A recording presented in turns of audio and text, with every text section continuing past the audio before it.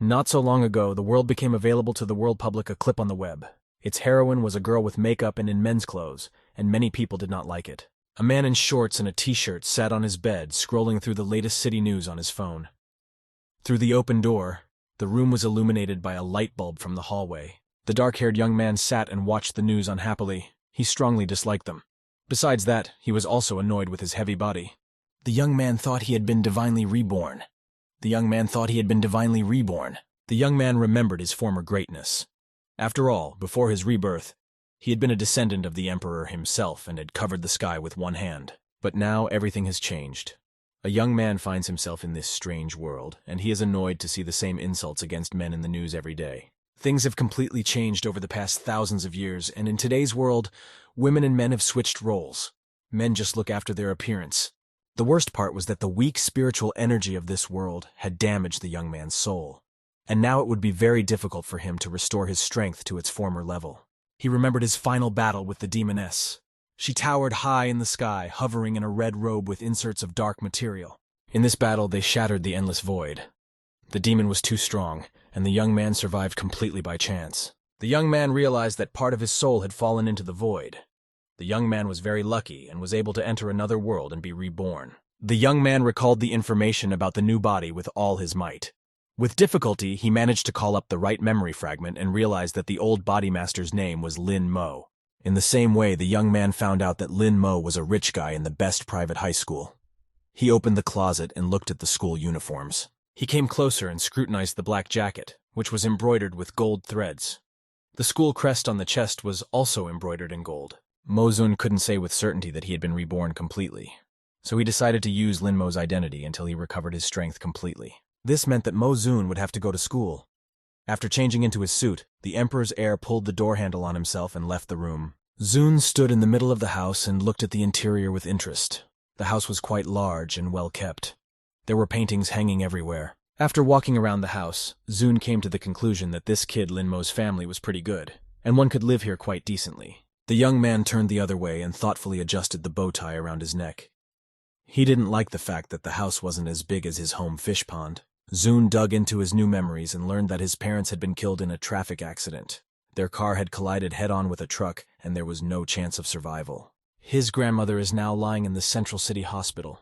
She sleeps most of the time and doesn't recognize anyone.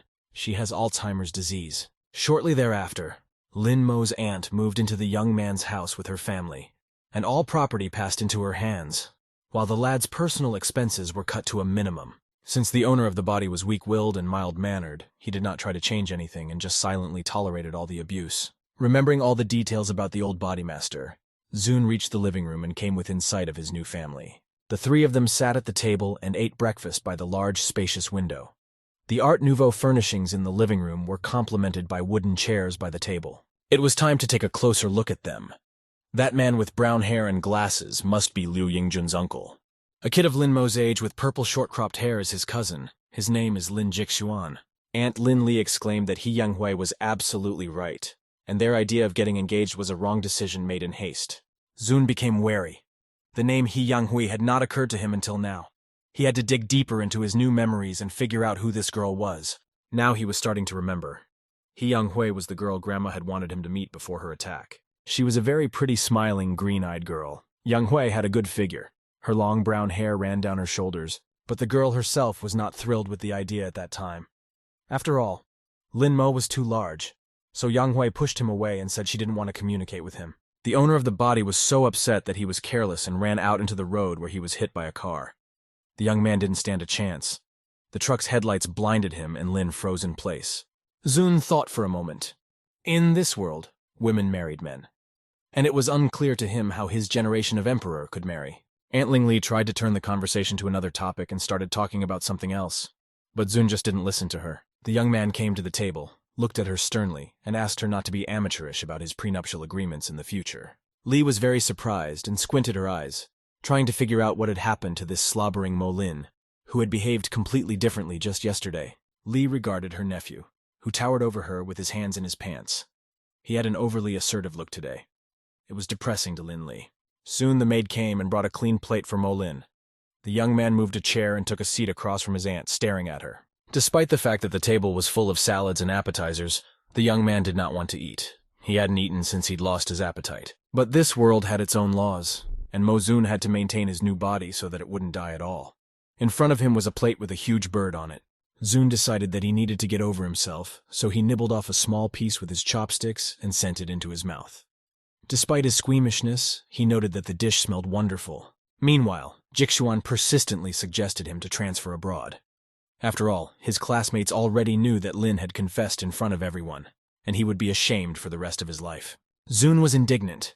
In the 10,000 years of the Emperor's reign, he had never been interested in other people's opinions, but unfortunately in this world, he is forced to play the role of an ordinary guy. After putting another portion of meat in his mouth, Zun closed his eyes and said that he was happy with this school. He was not going to leave the school. The cousin laughed and spread his hands apart, gesticulating desperately. He said that it didn't matter at all where you studied, as long as you got your grades. This jerk was just interfering with the enjoyment of the meal with his stupid chatter. Zun irritably thought that it would be nice if his cousin would stop talking for a while. Meanwhile, time passed inexorably, and an hour after Jun sat down at the table, it was time to get ready for school. The brothers were picked up by a personal driver in a large silver car. The young men did not wait long and took their seats in the spacious back seat. Soon, a red-haired young male driver pulled up outside the school, woke Jun up, and reported that they had already arrived at the place. Jixuan gave an embittered look at his stupid and fat cousin and admonished him to get out of the car right behind him. To the young man's great surprise, the mild-mannered Mo-Lin looked at him with a glare. It was not the usual hunted look. This scared the hell out of Jixuan. He had never seen his brother like this before. Mo-Lin had always tolerated everything that was done to him and never resisted. Ling Jixuan left the car and stepped out with a brand new black leather briefcase. He looked at the car incredulously. It was not like his brother. After waiting for his cousin to pass a little while, Mo-Jun opened the car door and leisurely dangled his feet. He had to figure out what was going on. Jun got out of the car, holding the exact same black briefcase with a gold border around the edge. The building of their private school loomed in front of him. The path to the school was paved with cobblestones. Jun walked along it, looking around. He recognized that the architecture here was quite modern. Nevertheless, the young man could not look calmly at modern youth fashion. He noticed that all school children flaunt their white legs in shorts. And the girls were all right. The schoolgirls walked around in blue pleat skirts and school jackets. They looked normal. Staring at one of the girls, Jun was too thoughtful, and only came to his senses when the girl beside him asked her girlfriend to look at his cousin's legs. They were laughing merrily, and the first girl's girlfriend said they were gorgeous. The first laughed and asked her girlfriend not to stare so obviously. Jun almost threw up. He put his hands on his head, finding it very obscene. The young man lamented that the whole world had gone mad, and it would be very hard for him in this dimension. However, the problem was not the school at all. Jun was sure that the demon would come to this world for him as soon as he was strong enough. Jun walked leisurely through the schoolyard, looking at all the signs. Almost all the students he saw were without socks, another tribute to modern fashion. When he came to another sign, the young man stopped. He realized it was a sign leading to his class and headed straight ahead. One of the girls greeted him happily and exclaimed that Lin Mo himself was here. She laughed and asked Yang Hui to look at her boyfriend. Mo was uncomfortable. The second girl sat beside Yang Hui and pestered her to ask if Lin had really confessed his love to her. Yang Hui remained silent. She furrowed her eyebrows, folded her arms across her chest in protest, and leaned back against the desk. The last thing she wanted to do was talk about it. Jun silently looked at all three girls and didn't say a word. He lacked the vocabulary to describe how boring these mortals were. With his hands in his pants, he walked proudly past Yang Hui's desk, where the first girl was standing. Yang Hui looked at him with a puzzled look, but he didn't pay her any attention. Jun took his seat at the last desk. He was worried about how to recover his strength. After all, without divine power, even ordinary training was difficult. Suddenly, the young man felt someone clap him on the shoulder. His roommate remembered that she had warned Mo Lin that Yang Hui didn't like him, but he hadn't listened to her. The girl continued to reprimand him and informed him that Mo should have listened to her in time. Then, he wouldn't have made a fool of himself. Jun covered his eyes, concentrated his memory, and realized that this girl was his deskmate. Her name is Song Yunshu. She had beautiful brown eyes and light brown hair. She said confidently that no one could ever fall in love with a fat man like him. Realizing that she had said too much, the girl yanked her hand off Jun's shoulder. She felt awfully bad that she had talked too much. Yunshu smiled and said that even a fatty had a chance. She assured the young man that Yang Hui would definitely pay attention to him if he lost a little weight and dressed up. Mo Lin was tired of listening to all this. He realized that the girl had come to him for a reason. Without opening his eyes, he lazily asked Song Yunshu what she wanted from him. The girl opened her eyes in astonishment and asked Lin how he guessed. The young man calmly replied to Yunshu that she didn't care about all this before. The girl turned aside, hesitated a bit, and said that she wanted to ask Lin for a small favor. The young man immediately said that he couldn't help her. Yunshu explained that she needed Mo Lin for a little while to play, and then she would introduce him to a girl much better than He Young-hui as a sign of favor. The girl told him that they would go to Mount Uchu in the summer and offered to join them. She assured him that the young man would be sorry for the rest of his life if he refused now. Mo Lin remembered that Wuju Mountain was considered the highest and most beautiful place. There must be a large accumulation of energy there. Besides, it's a chance to lose weight. Jun reluctantly agreed, but warned the girl in advance that he was not a very good player. Yunshu was happy and stretched her hands up. She said that he had a pleasant voice. The girl said that she has only a goofy girl in her team who can't play, but the team captain said she would help with the players if they had a guy with them. Yunshu explained that Mo Lin's task was to talk more. As for the game itself, they could use the school equipment after school. After the school day was over, they came to the school computer club. Yunshu told me that she had purposely canceled the entire club session today. The computer room was indeed standing empty. You could take any seat you wanted. The girl said that no one would disturb them, and hastily added that she meant the game itself. Yunshu instantly logged into the network and impatiently asked Mo Ling to connect to it. She clarified whether the young man had an account. Jun replied that he already had an account and punched in a username and password. For greater security, each of them consisted of 12 characters. The system checked the login information and prompted the young man to continue. Mo Lin clicked the mouse and found himself in the game menu. A circle with posts was placed on the mountainous ground. A green glow was beaming from the ground in the center of the circle. This was the place for the hero's rebirth. Jun created a hero to match his own. He was a tall, white-haired young man with a sword in his hands. The menu prompted him to press a button and start the battle. Jun quickly drove his mouse over the computer mat and spelled out the attributes he wanted. He decided to name his character Little Momo. The young woman in the game appeared as a tall, thin girl in white clothes with a staff. She explained that their captain would be ahead and they only needed to follow her. Suddenly, an infectious laughter sounded nearby, and Jun perplexedly turned around. He didn't understand what was so funny. The team captain, with the nickname Homicidal Pussycat, was surprised that Yunshu had actually brought a guy and asked who he was. Lin replied that they were classmates. Upon learning that he was Yunshu's classmate, the team captain seemed to lose all interest in Lin Mo and said that she already knew from his voice that he was a high school student. Yunshu reported that she had started a 3-on-3 battle. Victory would depend on the number of enemies defeated. This pleased Kitty. She was the champion. She motioned for Momo and the girl to stay put and watch as she quickly blew away the enemies. Killer Puss flew at the enemies, holding the naginata in her right hand. In the meantime, Yunshu advised Baby to hide for now, just in case. She would take a look around and scout the situation herself. Jun thought that cultivators in this world were mythical beings. All these sword fights, spells, and healings reminded the young man of his own world. Mo Lin sat with headset earphones on his head and looked carefully at the monitor. He thought that he needed to be very careful. The spellcasters might as well be here.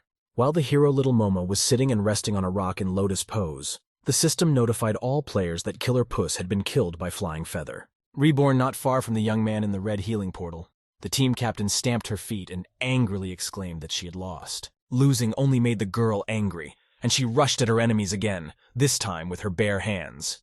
Kitty promised to take revenge on them, because you only learn from mistakes. A few minutes later, a new message appeared on the screen. It was no different from the previous one. The same girl with the nickname Flying Feather had won. Momo sat calmly on the rock and waited. Killer Puss reappeared in the revival portal. She was angry. She just didn't have the words to say. Kitty shouted that she was serious this time and rushed to attack. Yunshu said that the leader was obviously not far away and assured her that she would hurry to help. 2 new messages appeared one after the other. They said that the girl with the nickname Flying Feather had brutally killed both girls from Little Momo's team. Yunshu started yelling that she brought the guy in to boost the team's morale. She said that Flying Feather was probably one of the top 100 players on the server. Seeing the young man's rival on display, the girl screamed that Feather was coming straight for him and asked him not to die so quickly. Jun said that it would be fine. As soon as Jun sensed danger, he sought to avoid it. Besides, the Emperor couldn't be killed by a mortal even in a game. Therefore, he would simply run away from Feather. From the computer club, the girls could be heard exclaiming that the enemies had revived and could be surrounded. The captain was informed that the girl was in the second zone. In the center sat Yu Tang. The girl beside her was very happy that her captain was in the first 100 players. The second girl said that one player was running away and needed to hurry. Yu-Tang was confident in her movements. Few people could compete with her in this game. She assured her friends that that player would not run away. Little Momo ran across the playground through the forest and was surprised to notice that one of the girls kept trying to catch up with him. He expected that she would get bored or leave him alone. June realized that it was time for a dash and accelerated. Now he was running away from the girl with 7 steps. But the girl did not think of giving up. As he ran, the young man had time to think that he had never been hunted so thoroughly, not even when he was emperor. Choosing the right moment, he suddenly jumped towards the nearby ruins and took cover there. The girl was surprised at the speed with which he had escaped from her. Little Momo rushed forward. Jun realized that attacking in this game was just a test of stamina, and it would not be possible to win by using his body alone. An interesting thought occurred to the young man. He guessed that he could use spiritual power to temporarily strengthen his character. Flying Feather had tracked down the young man rather quickly and was pleased to note that this swordsman didn't even know how to hide. He was just new to the game. Feather flew quickly out of the bushes, being absolutely sure that the young man did not see her. The girl was wrong. Little Momo had calculated everything to the second. If only a little more, the hero's head would be ruined. But at the last moment, Molin's fingers were frantically running on the keyboard, setting the desired algorithm of actions. The fingers of her other hand rested on the computer mouse, impatiently stroking its keys. Jun was ready to fight back against the girl and just waited. The boy stared tensely at his monitor. He seemed to have become one with his hero. At the right moment, Jun realized that what he had planned had to be done now. The flying feather was indeed flying very fast. It was inexorably approaching, and no mortal would be able to dodge its attack. But not Jun. At the very last moment, Hero Lin, as if he realized that he was in danger, instantly turned around, straightened up, and threw his sword at the flying feather like a spear. Jun could now allow himself to relax. He looked at the startled girl with the defiant eyes of a winner. She realized that there was a new player in the arena. The opposing team was amazed. Yu-Tang was facing a professional player. They decided that Little Momo was the real champion. Yu-Tang herself was discouraged. Back when she had chased the young man through the forest, she had noted his extraordinary reaction. But this character death really surprised her. Yunshu was very satisfied with the fight she saw. She happily exclaimed that Lin Mo just had an extraordinary talent and they could accomplish a lot together. But Jun didn't answer the girl. His face was somehow joyless. He bowed his head on the computer desk as if he was as tired as his character. Only the young man knew that even the slightest use of the powers of a damaged soul could seriously weaken the physical body. The girls shouted to Yu-Tang that they had been defeated by the Pussycat team and asked that she go to them.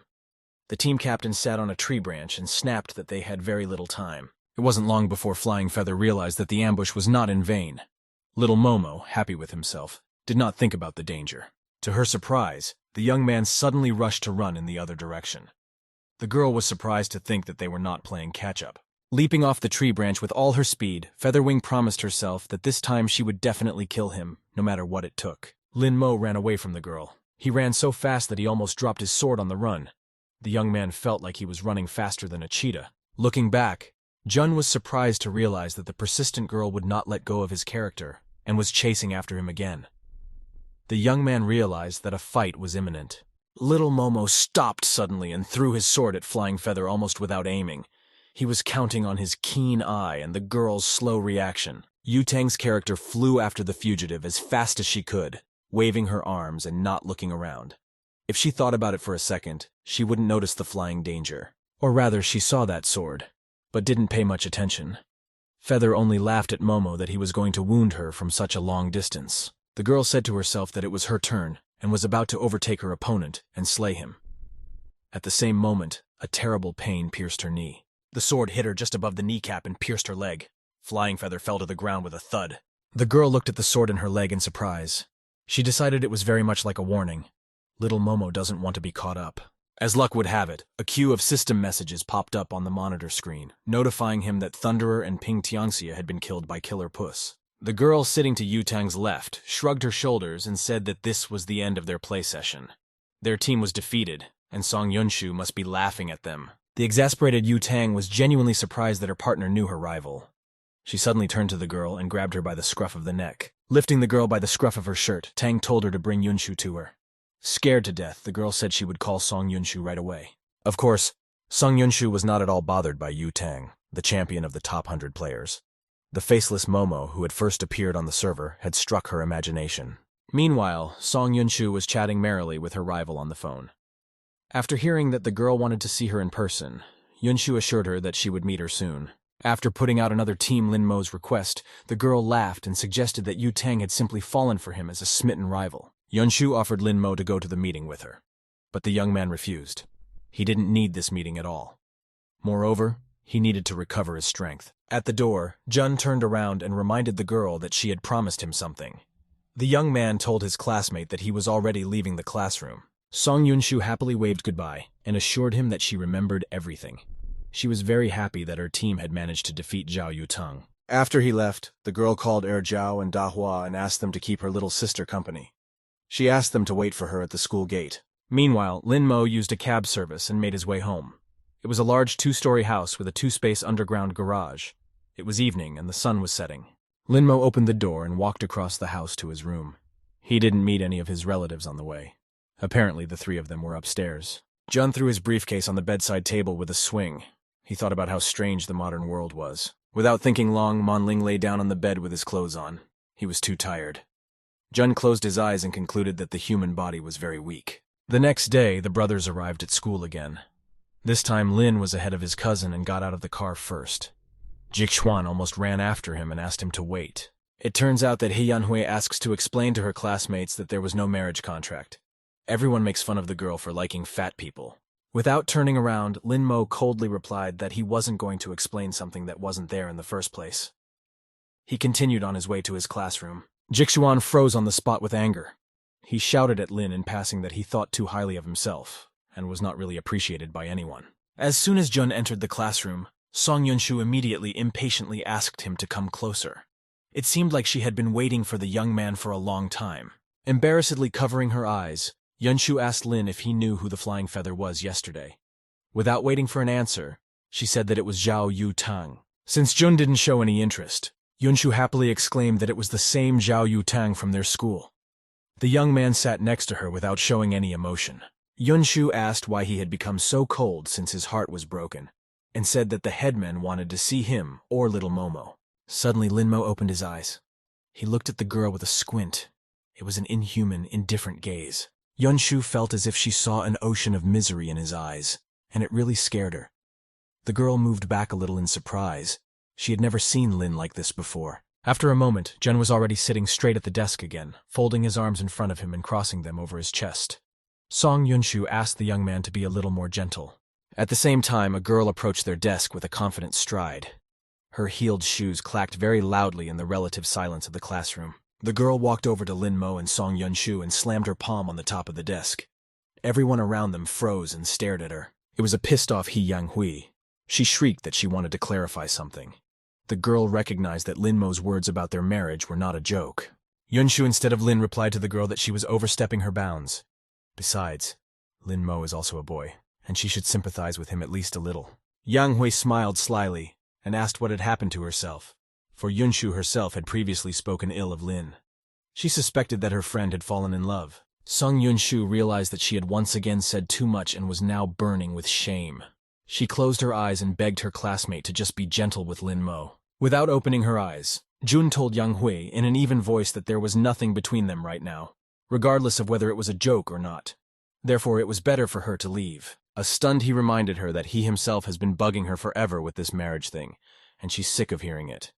But every time in their house, she only has eyes for Lin Jixuan. The classmates moved closer with interest and listened to the conversation. One whispered to the other that Mo hadn't even started crying. The other whispered back that he would have run away if he were Lin. Suddenly, the classroom door opened loudly. Another girl appeared on the threshold and began to look around, checking to see if she was in the right place. She was not alone. Seeing their target, the girls moved purposefully under the lustful gazes of their classmates to the last desk. It was Zhou Yutang. She decided to pay a personal visit with her entire team and see little Momo with her own eyes. One of the guys said that Tang is just a beauty. The other said that Zhao's little sister is rich, sarcastic, and unapproachable. Anyone who gets in her way will inevitably be kicked out of school. Zhao Yutang stopped at the desk, looked menacingly at the young man and girl, pointed her finger at them, and demanded that they come over to her immediately. Jun remained seated as if nothing had happened. The surprised Song Yunshu stood up from her seat and asked, pointing with her index finger what the headmen wanted from her. Yu-Tang was displeased that the couple appeared to be unintelligible and had to be blunt. She demanded that little Momo leave the classroom. Immediately afterward, the girl and her entourage left the classroom. She was used to having her every order obeyed at once. The classmates were surprised. No one knew who little Momo was. The astonished He Yanghui continued to stand by Lin Mo and Song Yunshu's desk. The deskmate tried to reason with the young man. He continued to sit with his eyes closed. He was actually very angry with himself, though he was able to carefully hide his aggression. The Emperor's great heir couldn't be little Momo, and now everyone knew it. The classmates started asking Lin Mo what his dealings with Yu-Tang were and why this girl was calling him little Momo. They both laughed loudly. Yunshu whispered in the guy's ear that Yu-Tang wanted to play a one-on-one game with him. She begged to play with Tang and said that she would then let him do whatever he wanted to Sung Yunshu herself. Jun could barely tolerate all these antics. He couldn't afford to do anything unnecessary. There were too many people in the classroom, and he only had to go outside to Yu-Tang. Zhao Yu-Tang waited impatiently for little Momo at the exit of the classroom and glanced at the young man as he walked closer to her and stopped beside her. The girl was surprised to think that she had been wrong all this time. Yu-Tang was sure that there was a girl hiding under the nickname Little Momo.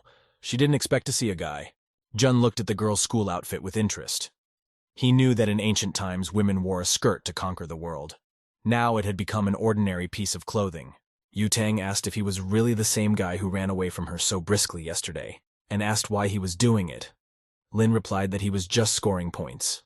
Zhao was outraged that Jun was just running away from her while scoring points, and warned that they would play a one-on-one format after class. The young man replied to Yu-Tang that he doesn't play games at all, and yesterday he managed to win by chance.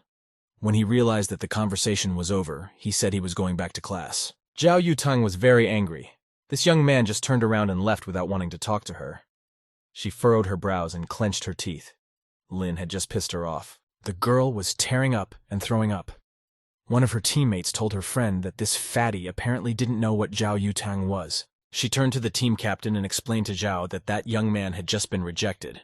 He was just worried, and that's why he was acting like he wasn't afraid of anyone. Yu-Tang had absolutely no interest in any kind of affair, and she commanded her to bring that guy to the computer room at noon. The girl assured that she would do it without any problem. As soon as Lin Mo returned to class, his classmates started pestering him with questions. One wanted to know what the girl had said to Lin. The other wanted to know what exactly Yu-Tang wanted. When Jun reached his seat, Song Yunshu whispered to the young man that he had already defeated Yu-Tang yesterday, so he might not try hard today, playing the one-on-one format. The girl clapped her palms together and folded them vertically. She assured that Zhou Wei would take him to Wuzhu Mountain with her, and they would pick up a couple of beauties for him. Jun opened his eyes and turned to the girl. He told Song Yunshu that he didn't need to pick up anyone.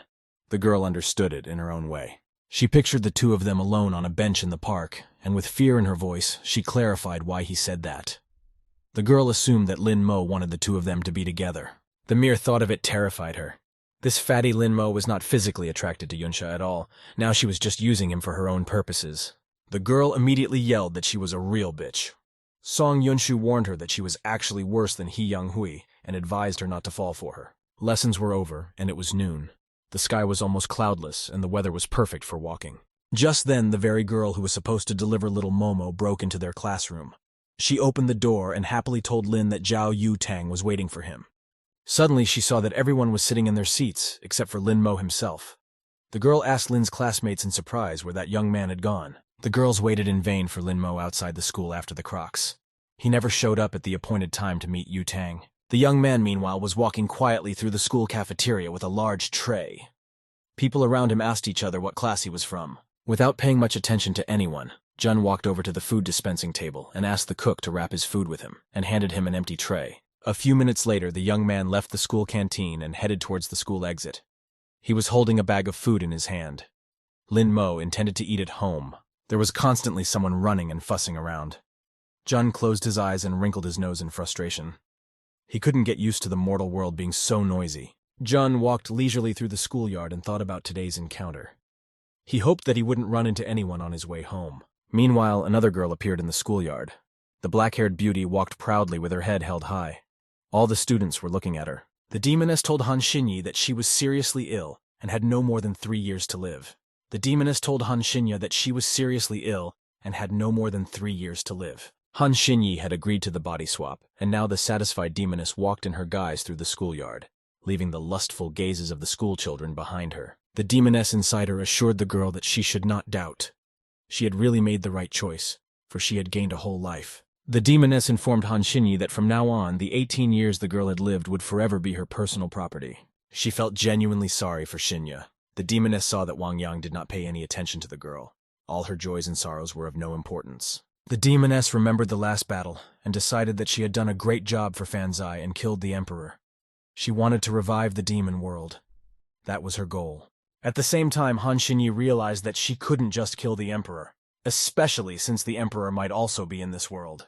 Therefore, one must be very careful. Noticing the amusingly dressed schoolgirls and schoolchildren, Xinyi couldn't hold back a smile and noted that this world was indeed quite interesting. In her home world, she failed to get her father's approval despite her best efforts. And that's only because she was born a girl. Han Xinyi remembered the multiple attempts of men to possess her body in that world. All of them looked down on the girl. She was worthless to them. However, it didn't last long. One day, Han Xinyi put on an evil spirit mask and killed them all. From that day on, her name became the personification of terror. After looking around the schoolyard, Xinyi concluded that men have no privileges in this world. The culture was not bad, but the spiritual energy was simply absent. She knew she was too beautiful for this world, and there was no shortage of guys. Xinya was getting bored with the fat guy who kept following her. She decided she smelled good for him. Han Xinyi decided to end the young man's molestation once and for all. She suddenly stopped on the spot and waited until Lin Mo was on par with her, then quickly turned around to the young man and faced him. Xinyi examined him carefully. An ordinary fat man who would have nothing to gain in this world. Jun was half a head taller than the girl and was now looking at the living obstacle with bewilderment. He didn't understand what this pretty girl was up to. Han Xinyi glared angrily at the fat man. You see, he doesn't get enough food at school, and now he's bringing it home. The girl had no intention of hiding her dislike for the young man. She was even a little embarrassed by Lin looking at her so unceremoniously. The girl folded her arms across her chest and asked her not to follow her. Nothing would happen between them. Instead, Lin Mo simply walked around the girl and went on his way. Han Xinyi was very surprised, as she thought that the fatty had followed her. But that wasn't the end of it. After moving some distance away, Lin muttered to himself that that girl was just crazy. Xinyi blushed even more. She clenched her fists in anger and walked on her way, her face crimson with shame, determined to get the hell out of here as soon as she regained her strength. From further observation, Han Xinyi realized that it was inherent for the guys here to compete with each other. She decided that they just couldn't accept their nature. Han Xinyi stopped in the middle of the school alley, raised her head, and pondered for a while, looking at the clear sky. She decided that this option was fine for her. Jun was very surprised, turning around to see where that strange girl who thought he was purposely following her was. Lin Mo astonishedly noticed that that crazy woman had now turned around and was following him himself. The young man couldn't understand why such a beautiful woman would follow him. As it turned out later, the young man was now deluded in his views. The girl also wanted to get on the roof of the school building. She had struggled so hard to find a private place for herself. She needed to sit and think things over. Now she had to find another place to sit. Suddenly, an interesting thought occurred to Xinya. She decided that the rooftop was not the best place for students unless they wanted to end their fragile lives by suicide. But the girl didn't care at all if the fat man jumped off the roof of the building. Now she needed to find a private place for herself, and Xinya turned in the other direction. But something kept her from leaving the roof just like that. Xinya's heart was pounding very hard. She was worried about this stranger for some unknown reason. Han Xinyi remembered that the former owner's friend of this body had also jumped off the roof, committing suicide. She thought that the girl would definitely save the young man. Han Xinyi couldn't delay any longer. She flew up the steps leading to the roof with lightning speed. She had to fulfill the promise she had made to the girl who bore her name. Just before the door, Han Xinyi promised herself that she was saving a human in this world for the first and last time. She vowed to stay away from humans. Looks like Xinya ran to the roof of the school building just in time. That jerk had completely lived up to her expectations and was about to turn into a tortilla. Leaving the now unnecessary food bag in this mortal world, Lin Mo was now standing on the very edge of the roof with his hands in his pockets. He had the look of a doomed man. Running towards the young man with all her might, Han Xinyi squinted her eyes and extended her hand, conjuring the young man to move away from the edge of the roof. The young man continued to stand. The girl only now remembered that her skills didn't work in this world, and she wouldn't be able to pull him away with willpower alone. At this time, Lin Mo didn't even have a thought of jumping down. He was just enjoying the cool air. The young man expected to eat on the rooftop and then go downstairs. But that stupid girl ruined everything again. She broke the silence and the even flow of life, demanding to stop. Jun opened his eyes in surprise. That black-haired pretty girl was coming straight at him. It seemed impossible to hide from her. Everywhere the girl found Lin Mo. The girl breathed a sigh of relief. She had made it in time, after all. Shinyi ran up to the young man and wrapped both arms around him as hard as she could, trying to pull him off the roof ledge. This was something that Lin Mo could no longer understand. He angrily asked Han Shinya what she was doing and why she had come here in the first place. Not paying any attention to his words, the girl continued to pant and try to pull him off the edge of the roof. Jun shouted for her to leave him alone. At this point, Shinya still managed to accomplish what she had planned, but at the last moment she realized that her plan had a serious flaw. She simply wouldn't be able to hold such a body. Immediately, Han Shinyi fell on her back. She didn't have enough strength to stay on her feet. Lin Mo's heavy body landed on top of her, and it was very painful. As far as the girl could assess the situation, the underdog had broken a couple ribs in the fall on her, and she could barely breathe. Han Shinyi lay there and groaned in pain. Now it would take even more time to successfully recover her strength and get the hell out of this world.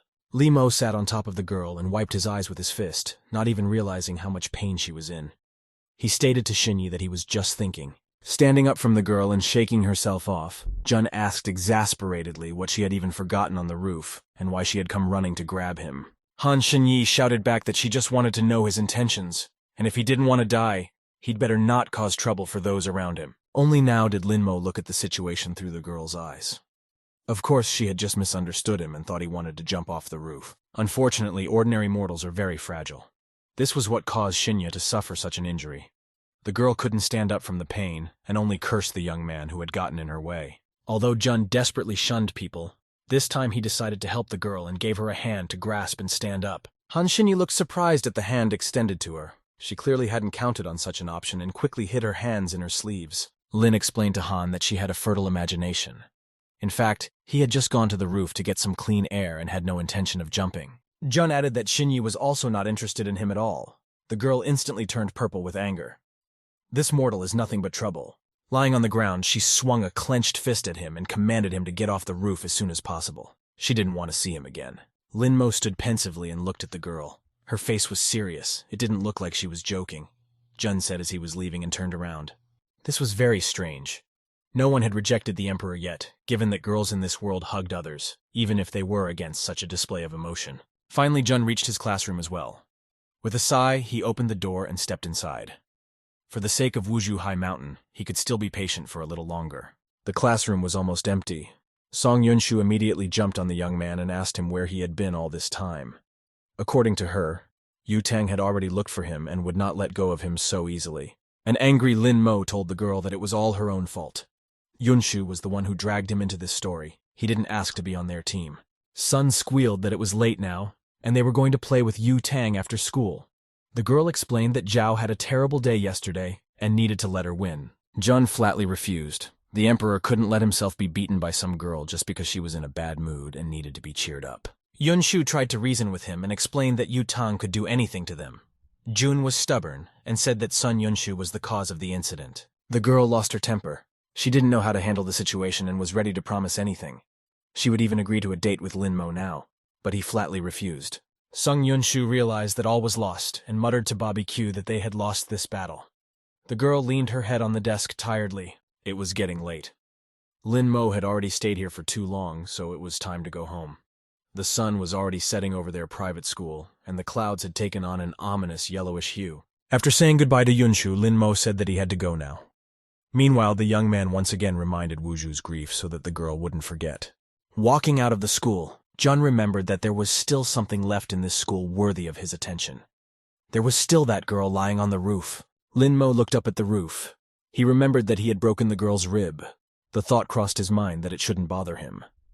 Then Lin hesitated. Still, she needed help. Jun continued to argue with himself. He had completely forgotten that mortals were very fragile creatures. It looked like she had indeed broken a rib, but there was no ambulance in sight. The young man's suspicious mind immediately painted him a picture of two pretty girls in police officer costumes handcuffing him. Jun thought with annoyance that in this world, people's lives had value. And if the girl's corpse on the rooftop was discovered by the police, he would be finished. The fear of being arrested overcame all other doubts, and Linmo rushed with all his might back to the school, to the roof of that building. Han Xinyi was still on the roof. Due to her injuries, she was unable to stand up on her own and only made attempts to move around. Leaning on her arms, the girl thought with annoyance that the body of a mere mortal was too weak to deal with such an injury. Besides, the sun had long since set, and it was windy and cold on the roof. The sun had long since set, and it was windy and cold. At first, the girl thought she could call out from the roof for help, and someone would help her anyway. But then Han Xinyi remembered that she was a demon and was forbidden to ask for help. Dying on the rooftop wasn't so shameful. The girl thought disappointedly that she hadn't expected such a thing at all. After all, there was only one emperor in this world who could kill her, but the injury was caused by some fat loser. Suddenly, Han Xinyi saw someone's legs in pants and shoes beside her. She thought she was dreaming at first, but when she raised her head, the vision had not disappeared at all. But when she looked up, the vision didn't disappear at all. As luck would have it, it was the same fat guy who started it all. For a girl lying on the ground, a guy with a briefcase in his hand seemed gigantic in stature. Xinyi wailed angrily that he had no business being here. She asked why Linmo had come back to the roof. Jun crouched down beside the girl, and she asked fearfully what he was going to do. Xinyi couldn't accept his help. Jun thought that the girl was actually not stupid at all. She didn't even call for help, preferring to suffer the pain alone. Linmo gently touched the girl's lower back to assess the extent of her injuries. Xinyi flinched in surprise. She turned her face crimson with shame and helplessness to him, and wailed that he had no right to touch her with his filthy hands. Jun stated that Xinyi really did have a broken rib. He advised her to exercise more. The girl irritably replied that she was practicing more than the person who broke her bone. Linmo crouched down beside the girl and started unbuttoning his jacket. Han Xinyi suspected something bad. The blushing girl indignantly asked what he was up to. Taking off his jacket, Lin covered the girl with it and calmly explained that it was already cold on the roof. She should put the jacket on and take it easy. Jun assured the girl that it was all due to a misunderstanding. He would call an ambulance for her now, and then they would be even. Han Xinyi accepted his help with great reluctance. She was terribly embarrassed to realize that a mere mortal was helping a demon, so she asked to take the jacket back. The young man understood her words and said that she just needed to be patient.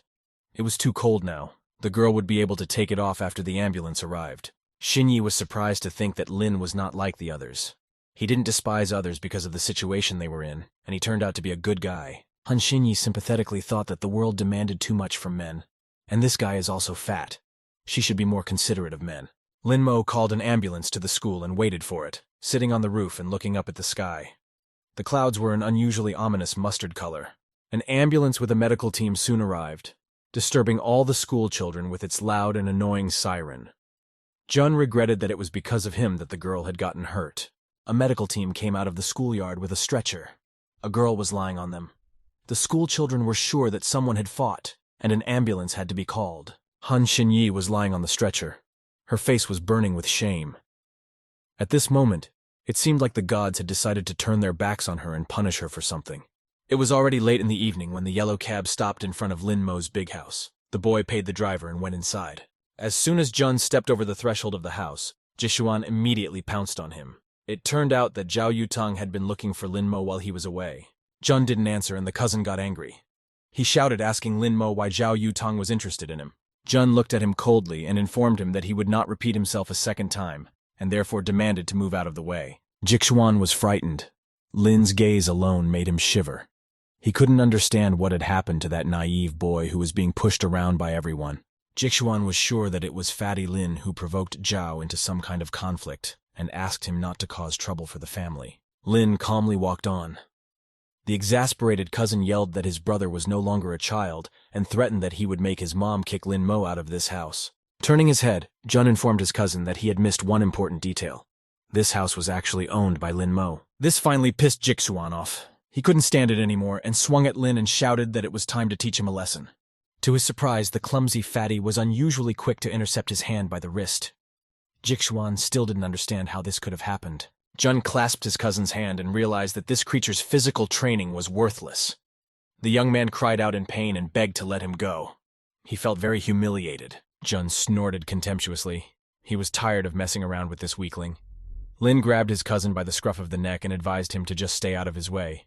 Collapsing from the homing kick to the floor, Jixuan roared even more at the insult he had received and screamed in pain. At the same minute, he ran upstairs and wailed, complaining to his father that Linmo dared to hit him. Jixuan naturally roared and smeared tears on his cheeks. Almost immediately, he triumphantly went downstairs, immediately hiding behind his father's back. Liu Yingjun came out wearing a yellow t-shirt and immediately shouted that Lin had no right to hit his cousin. As he approached his nephew, he also swung his hand at Lin Mo. Yingjun shouted that he was going to teach the brat a lesson. But to Lin Mo he posed no threat, and Jun easily grabbed his uncle's hand by the wrist as well. Liu Yingjun was very surprised. He didn't expect such boldness from his nephew. As soon as Jun started pawing his uncle's wrist, he immediately went backwards and fearfully shouted that he was surrendering and Lin Mo had won. Letting go of his hand, Jun looked at Yingjun sternly and informed him that he advised them all to just stay out of his way from now on. Jixuan turned pale when he saw that even his father couldn't handle his cousin. Yingjun himself wailed that Lin Mo was behaving disgustingly. Tears came to his eyes. Liu Yingjun called his wife for help and roared that Lin Mo would beat him and his son if Lin Li didn't come down immediately. Lin Li appeared immediately and squealed that she was fed up with all of this. She stared at all three of them, squinting her eyes and studying the surroundings. Jixuan and Liu Yingjun froze in surprise. They had expected that the mistress and keeper of the household would immediately throw the fat man out into the street. Lin Li and Lin Mo looked at each other. Aunt Lin had to admit that the boy's gaze had completely changed. He didn't hide his eyes when pressed. Lin Mo looked at her directly without taking his eyes off her, as if he felt like he was the master of the situation and commanded everyone here. This gaze was beginning to frighten Lin Li. If only a little more, she would be the first to avert her eyes. Under this kind of pressure, Li felt out of place. In any case, it was necessary to put the tomboy in his place. Lin Li said that in any case, Lin Mo was to blame for what happened, and should apologize to his uncle and cousin. Jun smirked sinisterly, and thought to himself that Lin Li is the first person to ask Ben Di to apologize to someone. The young man took another step and found himself even closer to Lin Li. Now they were staring at each other absent-mindedly. Neither force was willing to give in to the other. Jun looked at his aunt intently and said with pressure that it was up to the guilty to apologize. And in this situation, he was not guilty of anything. They were the first to start bullying him. Lin Mo walked past Lin Li, and she angrily shouted at the young man's back that he could forget about pocket money if he didn't apologize. Without turning around, the young man replied that it suited him just fine, and walked on with his hands in his pockets. The family looked at him in surprise. After reaching his room, Lin Mo only then let his feelings out, and slammed the door as hard as he could.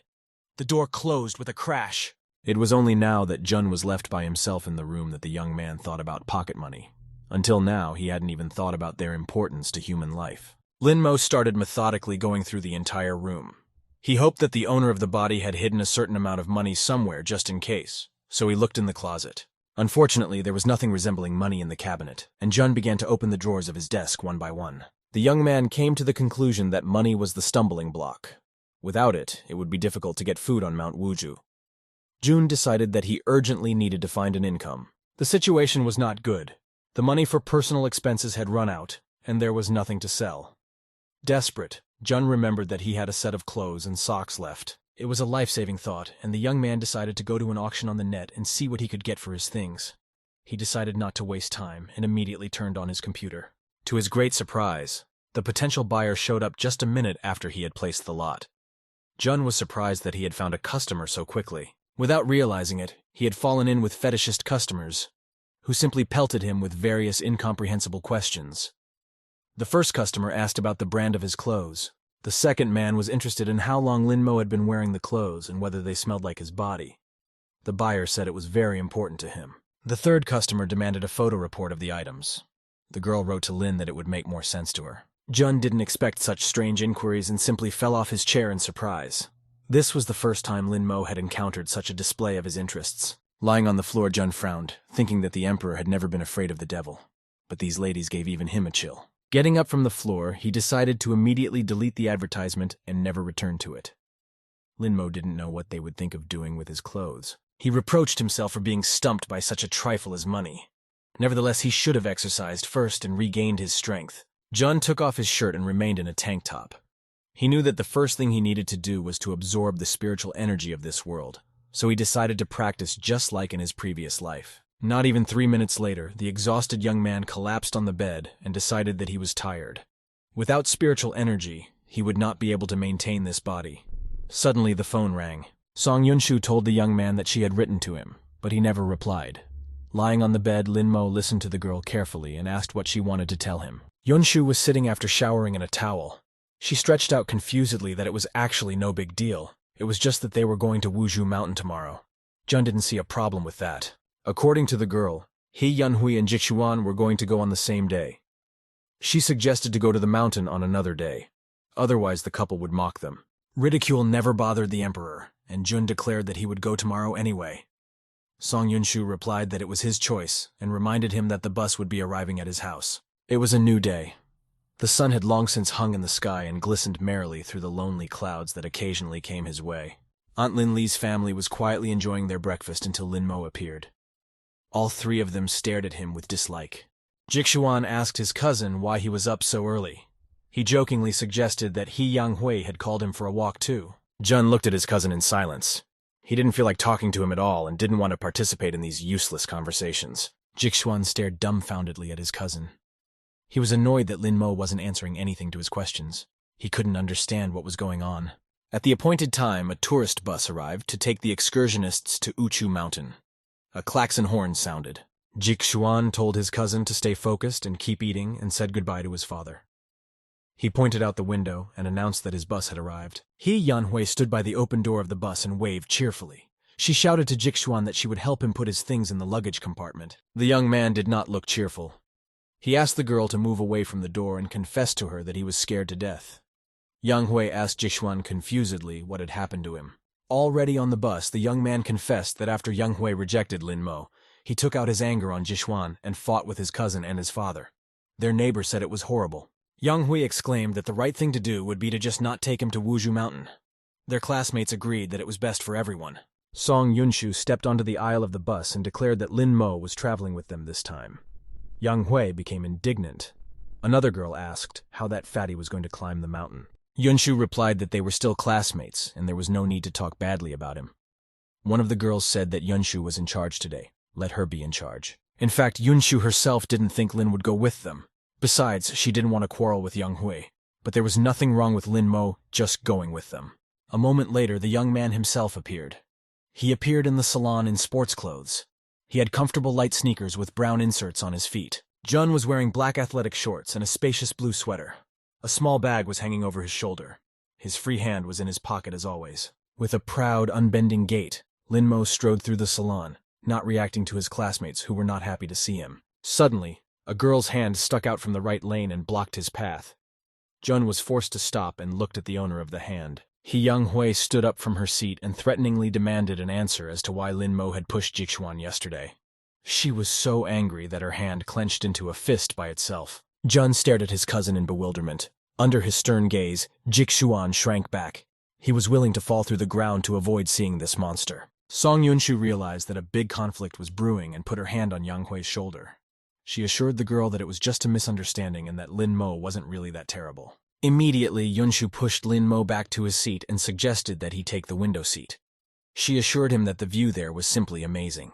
After somehow settling the situation, Song Yunshu immediately rushed to the driver and asked him to go to another place and pick up everyone else. That's all the bus driver wanted. Soon the tourist bus was rolling through the city streets, the yellow stripes of the road markings reflected in its tinted windows. Jun looked in front of him and thought about all these ridiculous human squabbles. If he turned his head to the window, he would have noticed a girl on a bike catching up with the bus. Lin Mo was immersed in his thoughts. He wanted to believe that at least today would be normal, and there would be no adventures. The girl on the motorcycle turned her head towards the bus as if she was looking for someone. Lin Mo was sure that she was looking for him. Immediately, the girl added speed and sped far ahead. Jun thought that he was just imagining it, and that the motorcyclist was just swiveling her head around. At full throttle, a girl on a motorcycle pulled slightly ahead and clipped the bus, flying right in front of it into the lane. The bus driver had to brake suddenly, and all the students bumped their heads into the backs of the seats in front of them. Disgruntled remarks were heard. The girl on the motorcycle had no intention of leaving. Putting the motorcycle on its stem, she leisurely got off her sport bike and headed for the bus. The driver leaned out of his window and shouted angrily that the girl didn't know how to drive at all and should learn the rules of the road. The girl entered the bus and got closer to the driver. She slowly pulled off her motorcycle helmet and mussed her hair. A tall girl with blonde hair and a black biker jacket turned toward the salon and scrutinized those present. Of course, everyone recognized her. The two classmates immediately blushed. This girl was simply out of their reach, just like the others on the bus. The queen of the school herself, Zhao Yutang, stopped their bus. No one dared to argue with her. The girl's family had a huge weight in the city. Sung Yunshu immediately realized what was going on and panicked a little. She refused to believe that some pathetic loss had caused the girl to stop the bus. Yunshu grabbed her head. The girl knew that only Lin Mo was the reason for Yutang's appearance, but still she didn't have it in her head. The classmates shouted happily. They were very happy to be traveling together with Yutang. Yunshu asked no one to worry. She would find out everything herself now. The girl approached Zhao Yutang and asked in astonishment what she was doing here. Zhao replied that she was here because of that fat man. Yutang walked over to Lin Mo and stared at him. She confessed that she would have long ago blanked out if it wasn't for his fat face. He Yanghui and Jishuan immediately started grabbing their stomachs, pointing their fingers at Lin and laughing. Yanghui said that her stomach was about to burst from laughing. Zhao asked Lin Mo not to go to the mountain. She offered to go to a cafe with her. Yutang assured that she would let his ex-girlfriend come back to him later. Yanghui immediately stopped laughing. To the surprise of everyone present, Jun behaved completely disrespectful. He leaned towards the window and didn't even look at Zhao. The young man asked not to pester him. This unexpected bus stop was getting more and more interesting. All the classmates were trying to look out into the aisle and see everything with their own eyes. Zhao started to get angry and shrieked that she wasn't bothering him at all. She thought she wouldn't have said a word to the fatty if he hadn't beaten her in the game. Yutang leaned closer to Lin Mo and menacingly asked if he wanted to compete with her or not. She demanded that he answer her clearly, but the young man didn't care about that. His eyes were fixed on the blue pendant hanging on the girl's chest, and Jun paid special attention to it. Lin thought that that amulet contained a great deal of aura. It was most likely very weak, but it clearly belonged to one of the cultivators. Jun examined it carefully and realized that it was made rather crudely. It didn't look like it had been created by a demon lord. Nevertheless, it was difficult to get it in this world. The green-eyed Yutang was losing her patience. She asked the young man to think a little faster and asked if he would fight her or not. Jun finally raised his eyes higher and looked at the girl. He said that he would go with her, but he needed to get to Mount Wuju first. Lin intended to find a cultivator with her help. Yunshu realized the problem and offered to go with them. She told Yutang that they would climb to the top of the mountain. The classmates supported her suggestion. Zhao Yutang looked at Lin Mo in surprise and asked if he could really climb to the top of Mount Wuju. From his appearance, the young man didn't look like a rock climber. One of the girls laughed loudly and offered Yutang to witness the miracle with them. No one believed that Jun could climb to the top of the mountain. Zhao had told Lin Mo that he was a very popular fatty. Now she was just curious. Yutang wanted to see Jun climb to the top of Wuju. One of Lin Mo's classmates said that there was an empty seat next to him and offered to sit next to her. He put his index fingers together as a sign of his affection for the girl. Yutang snorted disdainfully at the young man, and he immediately ran away to the other end of the salon. Zhao took out her phone and called Wang to take her bike home. To avoid wasting time, she sat down with Lin Mo and asked if he had any games on his phone. Yutang offered to play something with her. Jun looked at the girl carefully and said that he could play a game with her. But in case she lost, Yutang would have to promise him something. Lin Mo stared meaningfully at the girl's large chest, on which hung the blue amulet he so desperately needed, which could be used to acquire strength. Yutang said that it was very brave of him, and the young man had better prepare himself to lose and do her bidding. One of his classmates decided he could try his luck too, and suggested that Yutang play on the phone with him. The girl reluctantly turned in his direction and advised him to run far away. The little guy immediately disappeared. He obviously didn't want to anger Zhao Yutang. One of the young men turned to Jixuan and asked why Yutang was playing specifically with his cousin. The young man asked not to ask him about Lin Mo. In fact, Jixuan himself wouldn't mind finding out why Zhao was so interested in his cousin. It pissed him off terribly. Meanwhile, Lin Mo and Yutang had entered the game. Jun decided to run away from her in the same way, so that he could attack stealthily afterward. This was the right tactic. Both characters soared high into the air, and Flying Feather realized that little Momo had decided to run away again. She decided that this was the perfect solution. Just like last time, Lin Mo's character suddenly stopped and turned around. From his hands, something flew towards Feather. Flying Feather realized that little Momo was trying to reach her at high speed. Her eyes went wide with surprise. It was too late to maneuver, and the energy charge was inexorably approaching the girl's face. A moment later, she slumped to the ground. In the meantime, the screen showed the message of the kid's victory, and the character himself landed neatly on his feet. The final battle absolutely stunned Zhao Yutang. She still didn't understand how all this could have happened. The girl stared at the phone screen in surprise. Jun lazily turned to the girl and dispassionately informed Yu Tang that she had lost. The girl still couldn't get over her defeat. She began to question how he was able to do it. To her understanding, no other person in the world could control a character as quickly as she could. Jun explained that he thinks through every move in the game. With the right calculation, one can reach the goal and win even with a little luck. Yu Tang didn't understand what Lin meant. She decided that Lin Mo was just playing games better than her. Jun thought that the hardest part was channeling spiritual energy into the brain and adding some luck. Nevertheless, a deal is a deal, and Yu Tang remembered that. She said that Lin Mo had won and could now ask her for anything. After thinking for a while, Jun became sad and asked for 10,000 yuan to be transferred to his credit card. Right now, money was the most important thing to him. Yu Tang was surprised that he needed so little. She was willing to provide Lin with such an amount every month. Besides, it was in her power to force Yang Hui to return to the young man. Jun refused all the benefits provided and said that he only needed money. He thought that he needed this money for physical training. Jun tossed the phone into the girl's hands, and she deftly caught it with her right hand. She glanced at the young man unhappily. Frowning her eyebrows, Zhao Yutang started the transaction, looking tensely at both phones. The girl didn't like the fact that the fat man had beaten her again. Yutang tossed the phone to the owner and said that she had transferred the amount due to him and wrote down her number. The girl advised not to drop the call when she called. After thinking for a bit, Yutang added that she also forbids Lin Mo himself from calling her or giving that number to anyone else. She really surprised the young man. Jun thought that even he was not as arrogant as this girl, even though he was in the status of emperor. Suddenly, Yutang stood up from her seat and said that it was very cramped for her to be there. Jun looked at the girl in surprise. Meanwhile, Zhao walked over to He Yanghui and demanded her to move to another seat immediately. Yanghui pretended not to understand Yutang. Jixuan was surprised. Yanghui was very unhappy that she was finally able to sit next to Jixuan, and he just lets her sit next to her cousin. To her, it was disgusting. He Yanghui, who had turned purple with anger, stood up from her seat and pointed her fist meaningfully at Yutang, threatening her. Zhao arrogantly looked down at her. Yutang recommended to make room for her as soon as possible. She wasn't used to waiting, and the people who opposed her didn't like Yutang either. He Yanghui really disliked the fact that Zhao Yutang humiliated her in front of everyone. But, unfortunately for her, Yanghui couldn't do anything to Yutang. The family was too strong. Jixuan also nudged her and said that Lin Mo had something to say to her. This offended the girl even more. Even Jixuan didn't stand up for her. Justifying her act, Yanghui reluctantly went to Lin Mo and said that she had to clear something up with him. That marriage contract was actually a joke among the adults. Jixuan himself, however, was very pleased. He smiled, a little embarrassed by the neighborliness of such a girl. The young man was glad that he could finally chat with Yutang.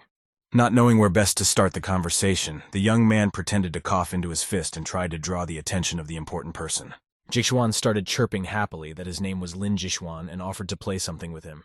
He was too small a pawn for Yutang, and she immediately blew the young man off. The girl thought irritably that she was not going to get quiet here, too. It would be better if she continued to sit with the fat man. At least there was something soft to lean on. After a while, their big tourist bus arrived at the bus stop. Some people were resting on hexagonal benches in the shade of the trees. The classmates got off the bus and began to look at Mount Uchu. One of them couldn't believe it was possible to climb such a peak. The other asked for sunscreen. The young man was already a little tired, so he asked his classmate worriedly if they were even halfway there. The girl laughed and assured him that she would help him when the time came. The girls decided among themselves that they would help the others when they were tired. That way, they could not only eat tofu together, but also become a little closer to each other. They laughed. Song Yunshu stopped at the foot of the stairs that led to the top of the mountain and raised her hand high up. She asked everyone to follow her and keep up. Half an hour later, the classmates climbed a little higher. The birds, frightened by the noise, immediately flew away in search of a quieter place. One of the classmates began to whine that his legs were very sore and he couldn't climb anymore. The other one told him that everyone was tired. Jun realized that they were weaker than him. Jun was very angry at the demons. If he had enough strength, he would suppress them for ages. But right now, he needed to move forward. Xiao Ming offered to help Linan carry her bag to the top as a joke. The girl laughed and replied that she could carry Ming herself on her back. Yunshu heard all these conversations and saw that no one offered to help Lin Mo. This was expected. Unfortunately, the girl couldn't help either. She didn't want unnecessary rumors. Another 20 minutes passed. Jun didn't speak to anyone and walked forward purposefully. He was already starting to pant, so he was at the tail end of the tour, holding onto the railing. Soon his classmates were high up. Jun realized that he had had enough, It was already clear that he was the weakest in terms of physical strength. Song Yunshu looked sadly at Lin Mo and realized that he was really exhausted. She decided that she couldn't leave him alone since she had started this all by herself. The girl quickly walked down to Lin Mo and asked if he needed any help. Jun proudly refused to help and suggested that she catch up with the group. Holding onto the railing and panting, the young man assured Yunshu that he was able to walk on his own. He was sweating profusely, a tremendous strain on his body. Jun angrily thought that fatigue was out of the question. After all, mortals couldn't even imagine what he had to go through before becoming the emperor. Walking up, Jun decided that he had started to bring his own pain when he saw Yang Hui and Jixuan together. Song Yunshu was pained to look at him. She didn't understand why Lin Mo would want to do this. Yunshu caught up with him at the next platform and asked him to rest for a while. She promised to pick up Lin Mo later if it was so hard for him to climb up. Jun snorted disdainfully. The girls sat on the bench and admired the view. They had walked more than half the distance to the top. One of them saw Lin Mo walking by and said that the fat man was still strong. Meanwhile, his classmates were nearly falling off their feet. One of them was sure he could go no further. The other said that he had run out of strength and suggested that he go back. Jun mockingly looked at these pathetic people. He firmly knew that he could have reached the top if he had been more persistent. At one of the sites, the classmates met. As it turned out, the boys gave up and decided to drive home without reaching the top. Yunshu asked them not to scatter after dinner. One of the classmates saw Lin Mo on the landing and was very surprised.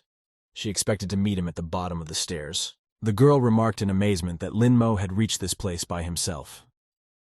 The second girl said that the others looked very exhausted and weak. Song Yunshu exclaimed that they had climbed high enough and everyone was tired. She suggested that everyone go to the restaurant and have some refreshment at her expense. Jun refused and said that they could go if they felt like it. He himself wants to go up higher and see the scenery from above. Song Yunshu squealed that Lin Mo didn't have enough strength and would fall off on the way. The classmates agreed that the fatty could climb higher if he wanted to. Another long 20 minutes passed. Exhausted, Jun finally crossed the last span and approached the platform at the top of Wuzhu Mountain. The view from the site was very beautiful indeed. A beautiful gazebo was erected for those who wished to take a break from the hustle and bustle. The gazebo was not empty. Zhao Yutang was quietly sipping her cocktail and was very surprised to see that the fatty had actually made it to the top. She looked thoughtfully at the young man. He was halfway behind his group and they had already managed to descend. Lin Mo would be teased all the way up the mountain by himself. Jun completely ignored the girl in the gazebo.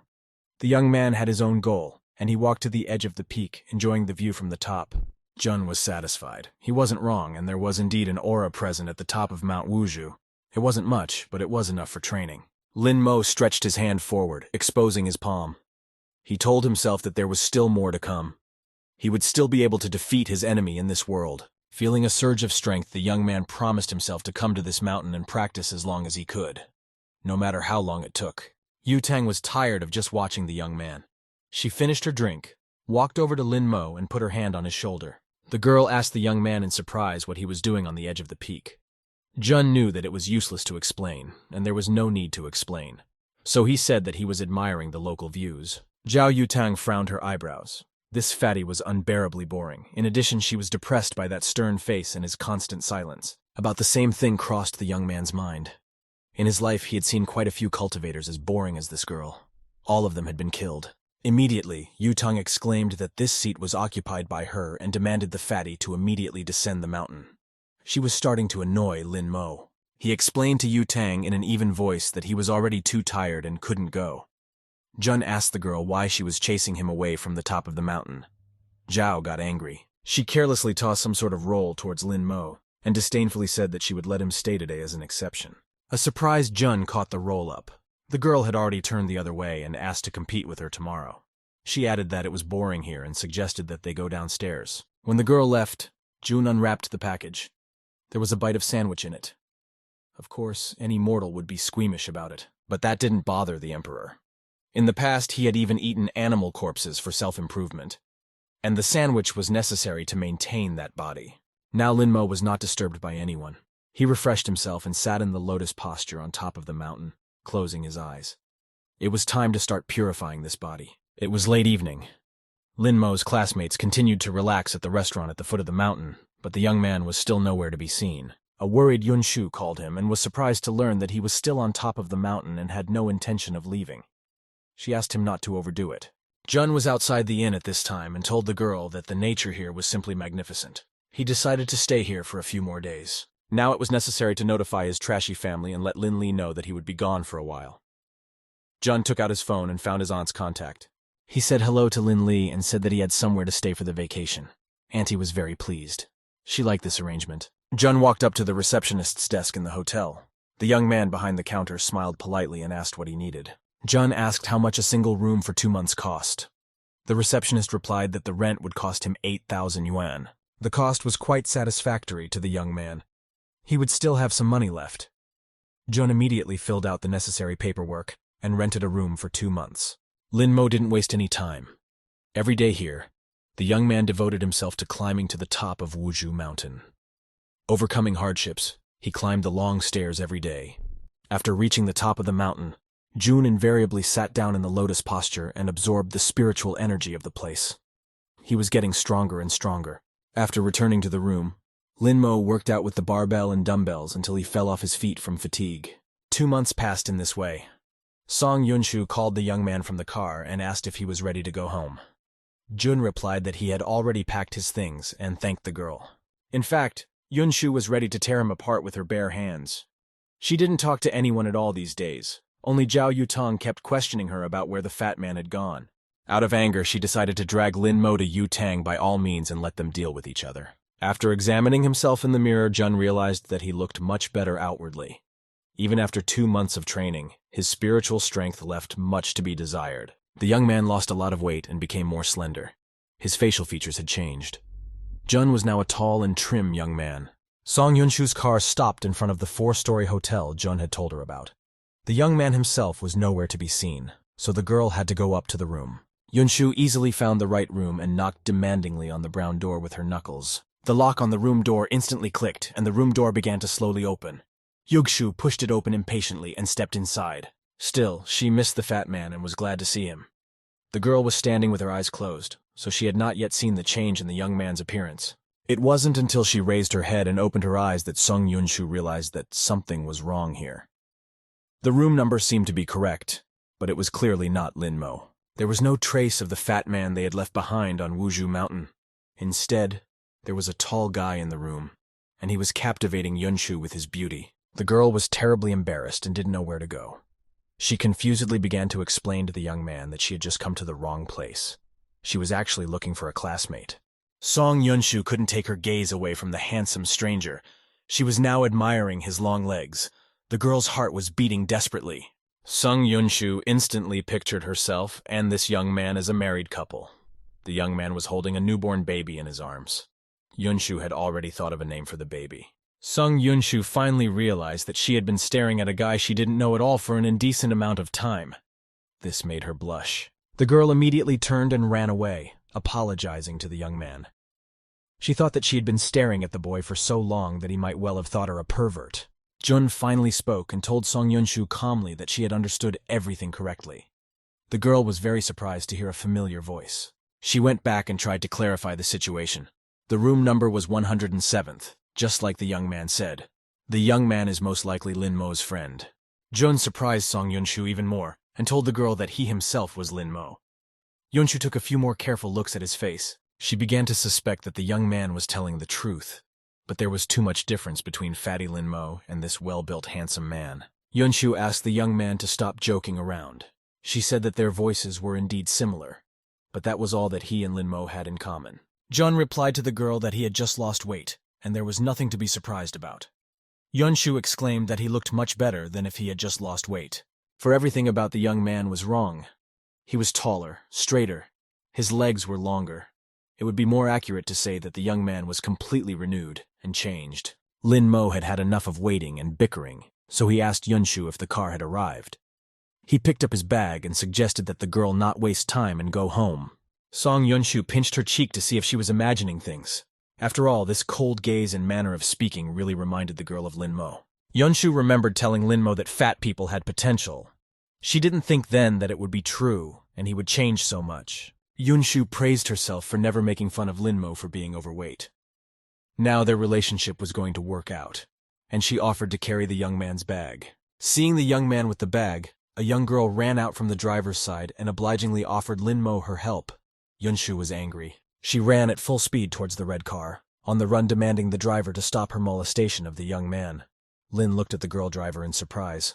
Running briskly to the car, Song Yunshu pushed the girl away and pulled the door handle herself, gallantly opening it for her new fiancé. Smiling sweetly at Lin Mo, Yunshu bowed to him and invited him to take the passenger seat in the back. Jun looked at the girl in surprise. Yunshu climbed into the young man's seat and questioned how he had managed to lose weight so quickly. She suggested that he couldn't have climbed the mountain every day. The girl happily kept chatting that it was impossible to lose so much in one vacation. She said that Jun just looked amazing and his chest was great. Yunshu was praised by Lin Mo and said that he had done a great job. Young Hui would be wagging her tail at him right now. You shouldn't pay attention to people like that. They're nothing but trouble. The girl couldn't calm down and kept chattering about how handsome Lin had become and how many girls would want to be with him. The young man got tired of it and asked the girl to be quiet. Song Yunshu immediately had a change in her face and wrote off this irritation to the fact that everyone had hated and ignored Lin Mo before. She again pictured herself together with Lin Mo by her side. This time they were wearing snow-white wedding suits. Lin held a huge bouquet of flowers in his hands. Blushing at such thoughts, Yunshu thought that Lin Mo would definitely fall in love with her if she was a little kinder to him. She imagined another picture from the future. This time she was on the air of Central Television and was talking about herself. Be that as it may, it was Song Yunshu who was closest to Lin Mo, which meant that she had a better chance at this handsome man compared to the others. Unable to stand it, the girl started sucking up again and offered the young man a good rest. She would treat him to something delicious. Jun replied that he just needed to go home. Song Yunshu was very disappointed. She reluctantly agreed to drive the young man to the house. All her plans instantly collapsed. After a while, a red Volkswagen pulled up gently in front of Lin's house. Jun thanked the girl driver and got out of the car. He went straight to his home without even saying goodbye to Yunshu. She got out of the car and shouted back that they would see each other soon. Jun waved at her without turning around. Yunshu thoughtfully asked why Lin Mo had such a beautiful back. The driver reminded her that before the trip, Yunshu wanted Lin Mo and Yu Tong to meet. Smiling, the girl turned her head and said that they were on their way home now. She couldn't afford to send Lin Mo sheepishly straight into the mouth of Zhao Yutong's she-wolf. Jun opened the front door and found himself on the doorstep of his house. He attracted everyone's attention, and the whole family turned to look at him. All three of them were clearly hostile. No one had expected Lin Mo to appear here, especially since no one recognized the young man. Glittering her eyes from under her glasses, Aunt Lin Li immediately menacingly asked the young man who he was and how he managed to get into the house. Taking a seat at the table, Jun took the chopsticks and nonchalantly announced that he was Lin Mo. He had just lost weight during the vacation. Jixuan didn't believe him. He started yelling that Lin Mo couldn't be like him even if he lost weight. The cousin asked who he was and why Lin Mo was pretending to be him. Looking at Lin Mo's face, Aunt Lin Li saw familiar features, and so she asked her son to stop yelling. It was necessary to clear things up. She shifted her gaze to her nephew and examined him meticulously once more. Lin Li assumed that Lin Mo had had plastic surgery. Jun replied that all his money is in her custody and he would not be able to do that. Lin asked if he would get pocket money this semester. His aunt assured him that she would give him some money and help him with his school uniform. But if he did something bad, Lin Li would take all the money away. After finishing his conversation, Jun got up from the table. He said that he was already full and went to his room. Lin Li thought that it was really Lin Mo. The next day, as if nothing had happened, the cousins drove to school in a big gray car. The girl driver was in no hurry. Jixuan couldn't stand it and rebuked the girl for driving too slowly today. The driver reluctantly replied that she would go faster. She wanted to take a closer look at the young man. She couldn't tear herself away from the rearview mirror and kept looking at the back seat. The girl couldn't believe that young Mr. Lin Mo was so handsome. Even though the girl was driving and needed to keep her eyes on the road, her eyes turned to the mirror on their own and looked at the young man. After a while, a gray car pulled up in front of a private school. The girl smiled happily at Lin Mo and reported that they had arrived. Jun got out of the car and straightened up. He now seemed very tall to everyone. Jixuan froze on the other side of the car. Lin Mo instilled fear in him. Lin Mo was walking in the schoolyard, and all of the school children's gazes were fixed only on him. No one had seen this young man before. All the girls who met him on the way were astonished by his dazzling beauty. Schoolgirls blushed at the sight of his sweet face. Jun was approaching a couple of girls, and they were animatedly discussing his long legs. One of the girls asked the other if she knew the young man. Now no one simply didn't notice Jixuan. His cousin simply outshone everyone with his beauty. The young man was angry at the whole world and thought that they were all just having an abnormal reaction to Lin Mo. Even in the school corridor, there were flocks of girls following Lin Mo. One of them admired the young man's back and told the others that she would take a picture of it. Jun walked into his classroom. He was clearly unrecognizable, and everyone looked at him indifferently, as if he had wandered in by accident. As Lin Mo walked between the rows to his desk, a classmate turned her head towards him. She also thought he was very handsome. The girl thought that the young man had transferred to them. Jun took his seat at the last desk. He didn't have as good an opinion of himself as the people around him. It seemed to Lin that after losing weight, he looked a little better than the others. The young man frowned and looked straight in front of him. Contrary to everything Lin Mo had seen around him, he didn't think he was so handsome anymore. The schoolgirls crowded around the classroom window. They swarmed around him like flies, taking turns looking at the divine beauty sitting alone on the last desk.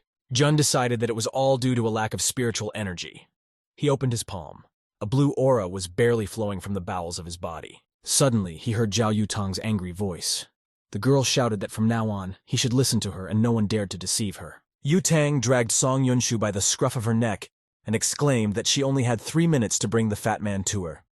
Yunshu, in tears, tried to say that Lin Mo was no longer fat. Yutang was very unhappy that Song Yunshu was lying to her and cried that she would only stop crying when she saw the coffin lid in front of her. Yunshu wanted to tell her the truth.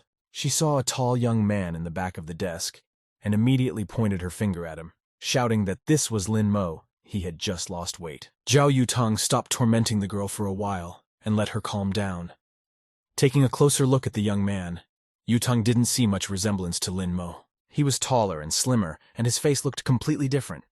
No, this young man definitely didn't look like the fat guy she wanted. Song Yunshu kept trying to prove that this young man was Lin Mo.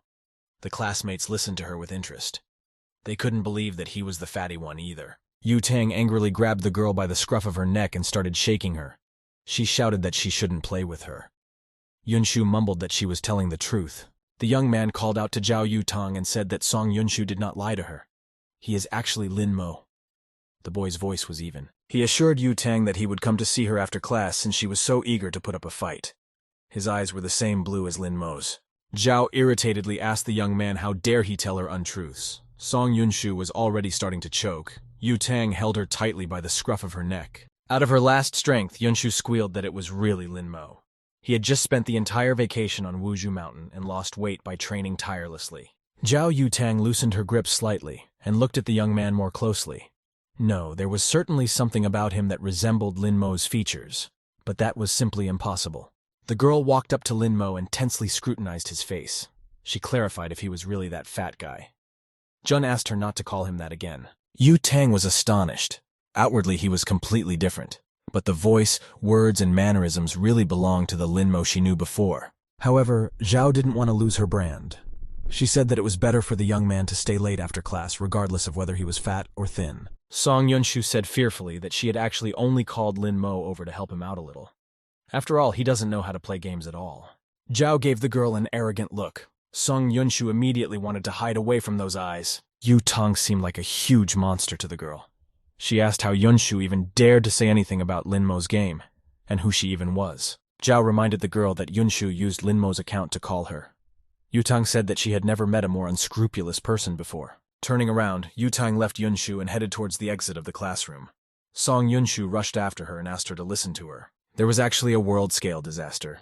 Yunshu was really deceived by Zhao Yutang for Lin Mo's sake. The girl was immediately approached by her twin sisters and started asking Yunsha how she knew that that handsome young man was actually Lin Mo. Another girl said that Lin couldn't look that good even if he lost weight. A second one suggested that he had plastic surgery. At that moment, a teacher in a strict suit walked into the classroom. Her hair was dyed purple. The teacher asked everyone to get ready for the lesson. Not knowing how best to start the first lesson of the semester, the teacher smiled and said she had no idea how their vacation had gone. Immediately, her smile waned. She saw a very strange student. He was a head taller than the rest of the class, and he was clearly not from this class. The teacher asked what class the one at the last desk was from and what he was doing here. Lin Mo was surprised. It sounded quite rude. Song Yunshu immediately threw her hand up in the air and cried out that it was Lin Mo. It was just that he had gotten into shape during the vacation. The teacher smiled. She did not immediately recognize the young man and said that it must have been very hard for him. The teacher asked if he wanted to change places this semester. Without letting him say a word, Song Yunshu immediately shouted to the whole class that Lin Mo didn't want to change his place. He was fine where he was. He Young-hui realized that this was her only chance and shouted that she and Yunshu would like to switch places. An annoyed Yunshu shouted that she didn't want to switch with her. Wang Lu also had her eye on the young man and told the teacher that she had grown older over the vacation, and so she should sit in the back. Yunshu shouted at her to calm down too. The angry girl was now like an aggressive sword warrior. She was willing to hold on to her position with all her might, because she was the only one supporting Lin Mo. The teacher was fed up with the bickering, so she asked everyone to calm down and then demanded that Song Yunshu get up from her seat. The girl was indignant. Holding onto her desk, she sobbed and yelled to the whole class that she didn't want to switch places with anyone. So the two girls forcibly pulled her away by her arms, dragging her around the classroom. Jixuan's neighbor suggested that Lin Mo had had plastic surgery. The young man himself wanted to know how his cousin had managed to become like that. The teacher smiled and said that it was time to settle down. She seated the students by swapping the even numbers, and thus Lin Mo got Li Jian as a roommate. Yunshu was still in disbelief and asked if she should sit in Li Jian's seat. The other girl reassured her and said that now she wouldn't have to eat alone. Jun was pleased with his new neighbor. Li Jian was fat and calm, and the young man was confident that John wouldn't bother him. Song Yunshu moved to her new seat and immediately laid her head on the desk. She sobbed inconsolably and lamented that Lin Mo had been taken away from her. Her deskmate tried to comfort her. The bell rang for recess. The teacher gave the students their homework and said goodbye to them. It was time for recess. Jun stood up from his desk, intending to leave the classroom. He wanted to finally have some peace and quiet. The classmates immediately approached Lin Mo, not hiding their admiration. One of the girls said that he had done a great job. Wang Lu asked for some advice for her brother. Song Yunshu did not hide her disdain and said that they were all hypocrites. She said that they were all hypocrites, because before no one wanted to look at Lin Mo, but now no one wanted to look at him. Yunshu tried to make her way to Lin Mo and said that she had not disliked Mo from the beginning.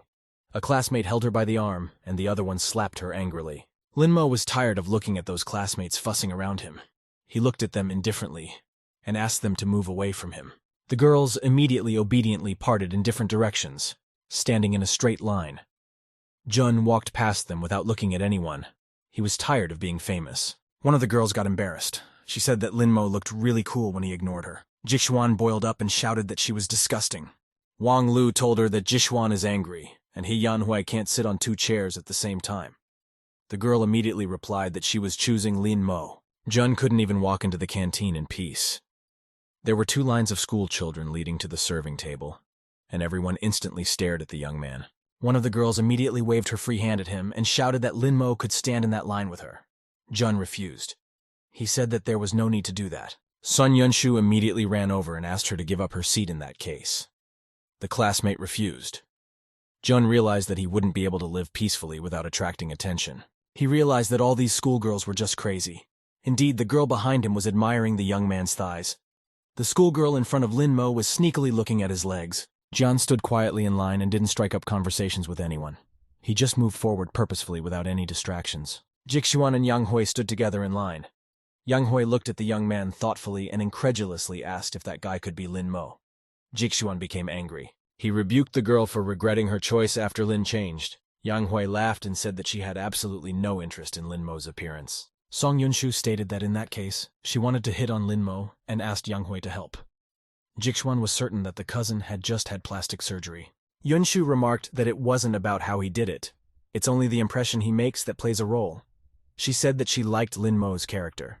Yang Hui accused her of hypocrisy. Yunshu didn't care. She wished her legs were as long as Lin Mo's. The girl was even willing to have artificial legs. Yang Hui stood and stared at her opponent expectantly with her hands at her sides. Song Yunshu turned around and exclaimed her determination. Meanwhile, Lin Mo himself decidedly didn't care about any of this. He had waited his turn, took the food with him, and was now leaving the dining hall. Suddenly, he was forced to stop. A girl appeared and stood in his path. Jun looked at her carefully. It was his recent date, Yang Hui, who had contemptuously rejected him in front of everyone and made a fool of him. Jun asked what she wanted. The girl was embarrassed and said she wanted to apologize to him for all the things she had done. She tried to justify that she was very busy with her studies. Lin Mo snorted disdainfully and simply walked past the girl. Yang Hui clearly didn't expect this. She wanted to start a new relationship with a clean slate. When she saw Lin Mo leaving, Yang Hui immediately turned around and called out to the young man, trying to delay him for a while. The young man turned around unhappily and asked what else she wanted. Yang Hui made another attempt and asked to simply apologize. The girl admitted that all the things she had said back then were too hasty. Jun hummed. He wasn't interested at all. He turned around and headed for the exit. The girl said his name quietly in his wake. She couldn't understand why he was so cold to her. Yang Hui was angry with herself. She took it to mean that Lin Mo had changed because of her, so he wouldn't change his mind. The girl came to the conclusion that Lin Mo had not forgiven her. Jun walked out to the deserted schoolyard. He hoped that at least there would be no one on the roof of the school, and he would be alone for a while. Suddenly, he saw a suspiciously familiar silhouette and recognized the girl he had broken a rib to and then called an ambulance. Jun realized that the girl was also heading to the roof of the building. It looked childish, but it turned out that she was once again outsmarting the Emperor. The young man added a step, waving his arms. The bag of food dangled in different directions and rustled. The girl noticed that a man was following her. Turning around, Han Xinyi immediately remembered that fatty on the rooftop, who had prevented her from having so much privacy on the rooftop, and had also hurt her on top of that. But this guy looked so much better than him. He was so handsome that he made the girl blush. Meanwhile, Jun swiftly overtook the girl, waving his arms so violently that the bag almost flew out of his hand. The embarrassed Shinya's heart was relieved. She was glad that the guy hadn't meant to do anything wrong and had just overtaken her. Seeing that he was heading to the same building as Han Xinyi, the girl suspected that he had the same intentions and was going to go to the roof of the building. Han Xinyi immediately ran after the young man. It looked like she was not mistaken. The young man was indeed climbing higher and higher, climbing up and up. Now it was her time to act, and the girl overtook Lin Mo on one of the flights, waving her arms vigorously. Jun looked at her with a puzzled expression. The young man understood. The reason that girl had accelerated so much was that she wanted to squeeze his rightful place on the roof. Therefore, it was necessary to regain balance. Jun added a step and calmly overtook Han Xinyi on the next span. She looked at him angrily. The girl was just angry that this boy was preventing her from going up to the roof. Lin Mo frowned. He wasn't going to give up and give this girl his place on the roof. The guy and the girl understood the situation perfectly correctly, and so they simultaneously broke away from their seats and ran up the stairs. They ran virtually in step, neither of them able to give way to the other, otherwise it threatened to lose the deserted roof space. Lin Mo was starting to piss the girl off. Han Xinyi thought that guys should be more reserved. This one just looked like a crazy young man. Xinyi couldn't understand why Lin Mo was running so fast. She couldn't give in to him. If she lost, it would be an embarrassment to all the girls. The boy and the girl continued to rush down the stairs, going up and down one flight at a time. They squinted at each other with distaste. At one of the playgrounds, they met some girl, but they ran so fast that the girl, instead of the schoolchildren, saw only a column of dust, which they raised. Han Xinyi angrily asked the young man what was the matter and why he was running away. Waving his arms with all his might, Jun replied that she was doing the same thing. The girl shouted that she only ran because he himself started running. Lin Mo snapped back that she was sick, and his running had nothing to do with her. Han Xinyi became enraged. She angrily asked why the young man was calling her sick right now. She could barely restrain herself from tearing the mortal immediately. Jun lunged forward a bit, and Xinyi shouted back that a guy who was always fighting and arguing with girls was in danger of never getting married. Jun contemptuously thought that she didn't understand anything. After all, he is a tall man, and an emperor besides, and he simply can't afford to get married. The young man asked where she finds the strength to argue with him. The girl has no manners. At the same time, she tries to pick up strange guys. Having overcome the last span, the guy and the girl ran out to the finish line. Straight ahead was an open door leading to the roof. They both decided that there was no way they were going to lose. Seeing that Lin Mo had almost reached the roof, Han Xinyi grasped the riser of the door with her fingertips and blocked the passage with her last strength. In the same second, Joan blocked the girl's path, holding onto the door on the other side. Now neither of them could get out before the other. Han Xinyi jammed her elbow against the door, trying to push the young man's hand away. She demanded to give way to her. Lin Mo replied that it was his place, so she should step aside. There was no other way out. Jun decided that he would have to use brute force. He dodged and pushed the girl away, touching her chest with his elbow. Xinyi blushed and backed away. Making his way to the roof exit, the young man once again casually touched his hand, as the door to the roof was too narrow for two people. Han Xinyi indignantly wailed that Lin Mo was just a pervert. Her face was simply purple with shame. The worst part was that the girl had lost her advantage. Jun knew without her shouting that he had touched something soft, and he thought for a few seconds but still quickly returned to his goal. Taking advantage of the girl's confusion, Lin Mo unhinderedly ran out onto the roof of the building, securing a spot behind him. Jun turned to Han Xinyi and informed the girl that she had lost today. This was now his territory, and she could go wherever she wanted. The blushing girl indignantly exclaimed that Linmo was cocky and simply had no idea who he was dealing with. Han Xinyi added that this was not all. In addition, the young man had unceremoniously touched her breasts and insulted her. Jun couldn't bear the insolence and gave the girl a powerful slap. His left cheek was now burning with pain and resentment. The enraged Linmo also shouted that Xinyi herself had pressed her breasts against his arm and she was just a terrible liar. The girl's eyes opened wide in surprise. Xinyi had completely forgotten that men were very vulnerable in this world. If he was too calm, it would be suspicious. As it is, it's fine. He's a mere mortal. The girl clenched her fingers into a fist and lunged at the young man. Linmo was getting annoyed that the girl was still here and not going anywhere. He defiantly pulled out his phone and said that he would call the police now. Xinyi was indignant and shouted that she was just furious. If only a little more, she would really wring the neck of that damned mortal who dared to cross her path. Jun was already looking at the girl calmly and asked why she was still here. He assumed that Xinyi intended to do something. Han Xinyi blanched. She really was ready to slaughter this mortal here, or at least throw him down from the roof to crash. But the girl remembered in time that in this world, society despises women who beat men. Then she would not be allowed anywhere. Han Xinyi came to the conclusion that she couldn't stay in school even if she taught this young man a little lesson in politeness and beat him up. It was hard for her to control her emotions. It was obvious that Linmo was just provoking the girl. Xinyi really wanted to respond rudely to rudeness. Barely containing herself, the girl declared that she would spare Linmo this time. She warned that the next time they met would end badly for the young man. Turning around to leave, Han Xinyi said goodbye and proudly walked away, shouting one last time that men and bad men were very difficult to bring up. Jun looked at the exit from the roof with suspicion. He considered his job done. Unfortunately, this girl had caused him a lot of trouble. A notification came to his phone, and the young man realized that there was a continuation of the morning news bulletin. He immediately started scrolling through the news. The first reference caused Linmo to be seriously surprised. This was uncharacteristic of the world he was in now. The news reported a horrible virus that hit a local poultry farm. As a result, thousands of chickens died overnight. With only a glimpse of the photo to the news, Jun immediately realized what the matter was here. None of the local viruses could cause such evil in a short period of time. The young man suspected that the Demon Lord's sturdy sword was to blame. Anyone who touched it would instantly dry up their bones. Apparently, she was the one who had done the work. Jun recalled that in the last battle, the Demon Lord had been destroyed along with Void. His Emperor sword had also been destroyed. The Emperor had then been reborn in this world. The young man assumed that the Demon Lord was also alive.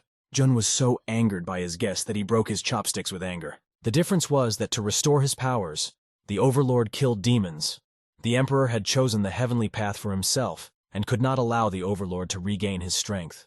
Linmo sat on the rooftop and leafed through the news further. One had to scroll through the feed to the end to see the situation for today in its entirety. The sun had already set when he came downstairs.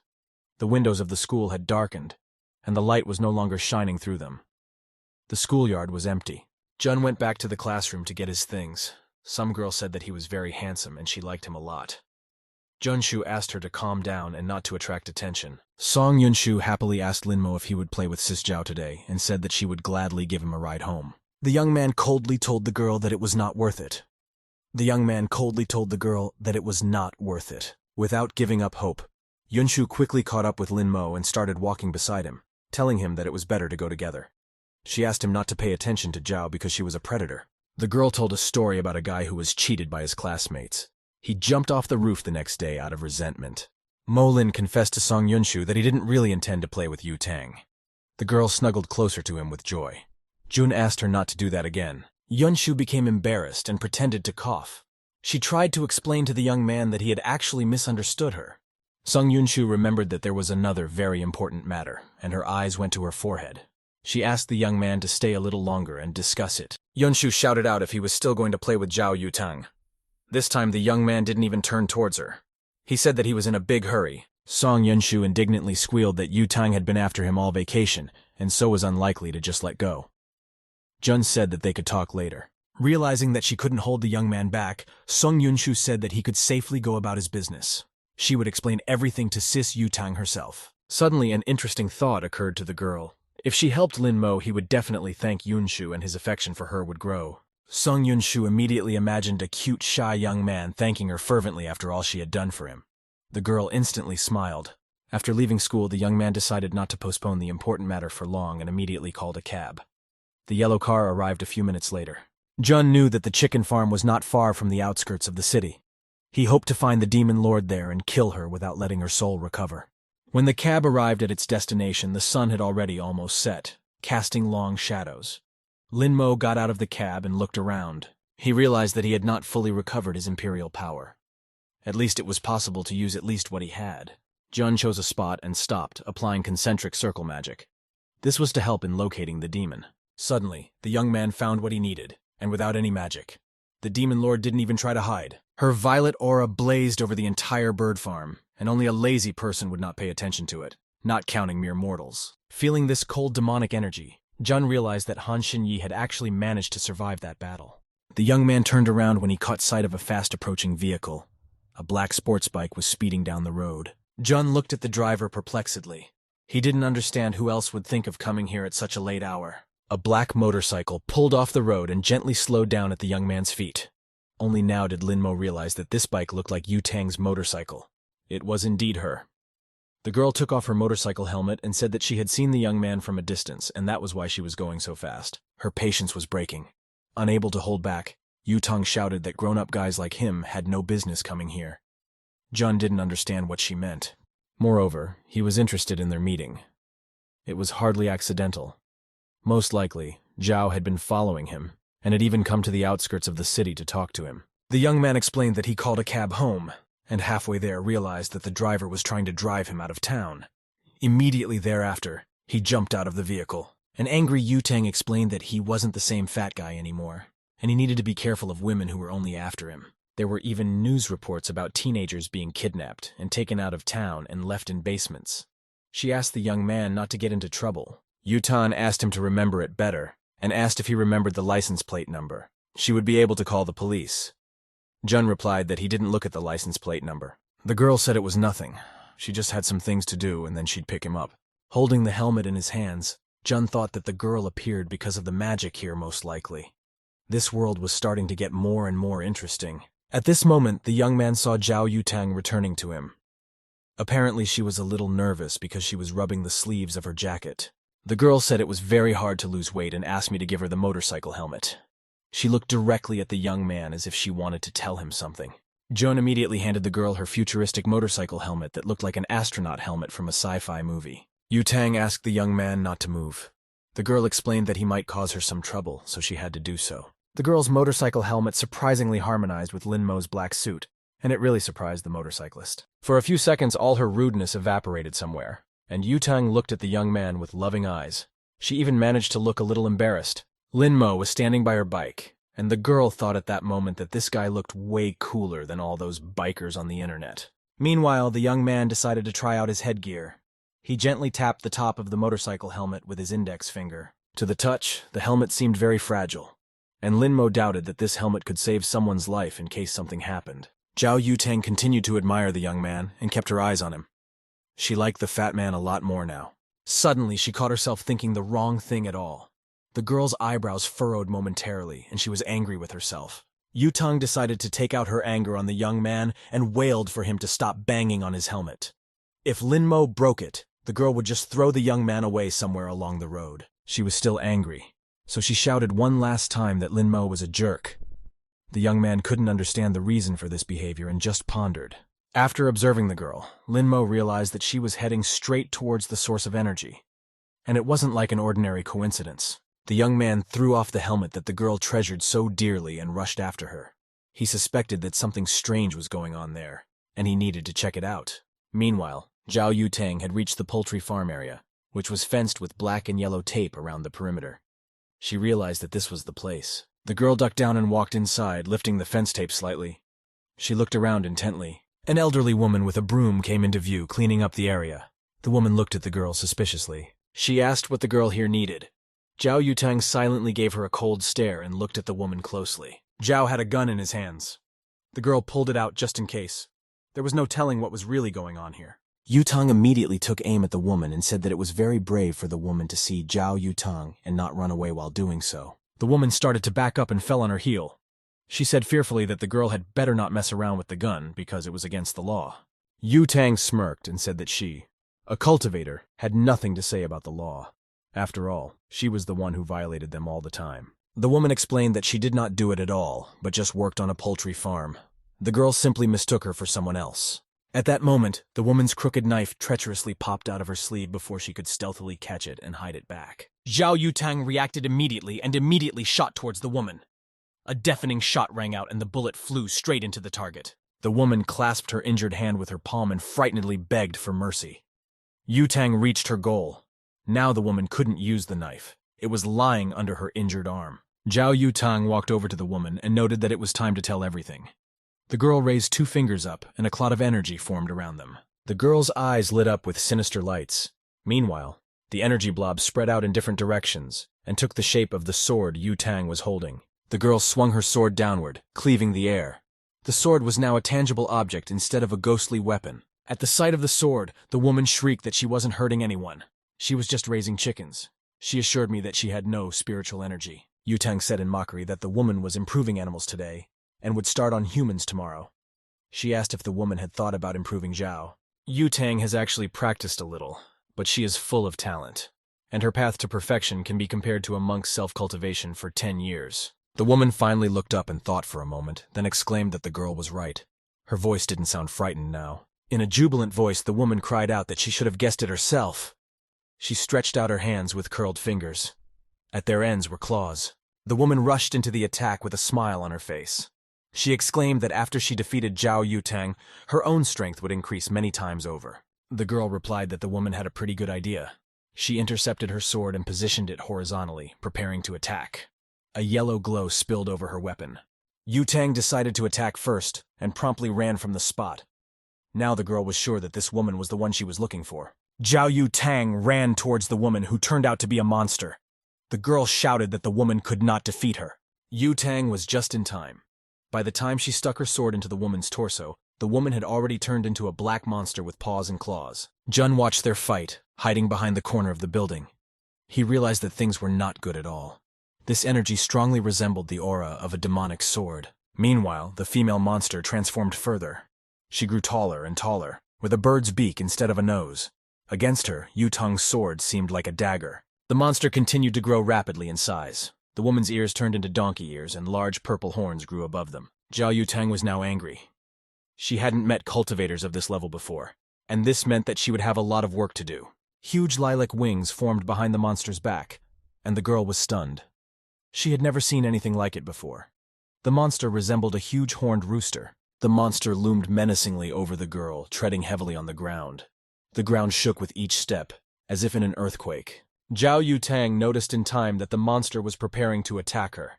Frowning her eyebrows, she stared at the monster with all her eyes, watching its movements carefully. During the attack, the girl dodged to the side in time, and it saved her life. Something barely perceptible to the human eye whizzed past. It was a powerful energy wave that could quietly demolish half of the building. Yutang watched the monster in surprise. She realized that a single blow of that strength would be enough for her. This made the girl very angry. She realized that she had only one option left. The monster had no time to think. He was advancing inexorably on the girl and had already swung his powerful paw into a huge fist. Zhao Yutang extended 2 fingers forward and materialized a spiritual sword talisman between them. No bigger than a business card, it shone dazzlingly like the sun. The girl made a lightning lunge towards the monster and ordered the spirit sword talisman to immediately attack the enemy. The monster obviously did not expect such a repulse, and so the talisman reached its goal, hitting it on the head. The demon roared in surprise and fell to the ground. Zhao Yutang cheered. Her maneuver had succeeded. She had defeated the monster, and now she could celebrate her victory. The girl was pleased with herself. Suddenly, she noticed that the defeated demon's eyelid began to twitch, and he opened his eye. Yutang was surprised. It shouldn't be like this. The enraged monster swung at the girl with redoubled force. The demon now had to avenge his humiliation. The monster approached too quickly, and Zhao Yutang had no time to do anything. In one leap, the demon reached its target and hit the girl with all its might. The impact was so powerful that Yutang flew into the brick wall of the building. The wall immediately cracked in different directions. The girl moaned in terrible pain. Her mouth was bleeding. Yutang couldn't believe that this could happen to her. Her eyes were slowly going out. Zhao Yutang could barely stay on her feet. To her regret, the girl had to admit that she was defeated on this groove. The demon was happy and continued to step on Yutang. Now he could afford to tread leisurely, The girl would no longer escape. Suddenly, Lin Mo was between the opponents. The girl was very surprised at his appearance, for it was akin to suicide. Jun looked confidently in front of him and was ready to fight the demon. Zhao Yutang easily recognized that mortal fatty in the young man, and this surprised her greatly. After all, even she was unable to do anything to this demon. The girl wailed exasperatedly that Lin Mo had absolutely nothing to do here, and needed to get the hell out of here as soon as possible if he wanted to live. Jun turned slightly in her direction and said that the girl should just trust him. Yutang shouted that he shouldn't look back. Lin Mo concentrated and summoned a yellow-colored magical glow around him. With each passing second, it grew brighter and brighter. Soon it was impossible to look at him without covering his eyes. The young man's aura was brighter than 1,000 suns. This picture made the powerful demon tremble with terror. His eyes reflected genuine fear. The monster realized who he was dealing with. Recognizing the great and terrible emperor as his opponent, the demon immediately stopped his attack and tried to slow down as quickly as possible. His eyes stared at the enemy with a hunted look. Zhao Yutang was even more surprised and asked the young man why the monster had stopped. It would never have occurred to her that Lin Mo was not here by chance. Jun continued to dazzle the demon with his sun-like aura and watched him very carefully, so he didn't answer the girl immediately. The young man shifted his gaze to the demon's clawed paw. It was tapping its claws on the ground impatiently and nervously. Its entire body was trembling. That was the way it was supposed to be. Lin Mo replied that the demon had stopped because of his presence. This was the truth. To the demon, the emperor now seemed like a mere giant compared to him. There was no way to escape. The young man's powerful golden aura was destroying the monster from within and made it suffer unbearably. He couldn't stand it and fell to the ground in agony. The last thing the dying demon saw was the emperor towering over him in his snow-white robes with gold inlays. That was the end of the demon's life. The strength left his body, and he closed his eyes forever. The enemy was too strong. The energy emanating from Lin Mo was so strong that even Zhao Yutang could barely cope. It was hard for her to breathe near the dazzling aura. The girl furrowed her eyebrows and stared at the young man. It was clear to her now that this fat man was not an ordinary young man. The demon simply melted before their eyes under the influence of the powerful imperial force. He turned into that woman and indignantly thought that the opponent was not easy. At the same time, in the Giyuan Temple in Laobei City, behind closed doors, monks were diligently comprehending spiritual science. The female devotees sat on special cushions in lotus posture. Their silhouettes were reflected in the mirrored marble of the floor. With her eyes closed, the mentor talked about the Taoists. She reminded us that within the temple walls, the top 3 most important things include promoting morality, correcting discipline, and attaining immortal karma. Suddenly, the Mother Superior's eyes opened wide. She heard a resounding sound, as if a bell were ringing nearby. All the novices stood up as well. One of them asked the master why the Yuandao bell was ringing. The other said that the bell only rings when something important happens. The massive bronze bell on the roof of the pagoda rang louder and louder. Now the master realized that the sound was coming from there, and there was no mistake. The prioress immediately knelt down and stood like that for a while, much to the surprise of her novices. She continued to mutter something to herself. The novices were frightened and immediately ran up to the abbess of the convent. One of the girls asked the master anxiously what was going on. The mentor couldn't get a word out for a long time. It was the woman from the farm. As if she had come to her senses, she told the novices that a great rebirth was taking place. Meanwhile, at the poultry farm, June looked around in surprise. The demon lord had disappeared somewhere without a trace, and the young man couldn't find her anywhere. Seeing the demon's body lying on the ground, Lin Mo thought that the monster had lost its spiritual strength too quickly. It was most likely just a fragment, but it didn't matter much at the moment. The young man held out his palm, and the fragment began to slowly flow into it, forming a lilac-colored crystal. Now all the power of the demon fragment belonged to the young man. All of its energy had left the man's body, making him a useless gray mass. After carefully examining the crystal, Jun realized that this could be a serious test for him. But the thing was, even such a fragment could benefit the young man. It was now necessary to figure out who Zhao Yutang really was.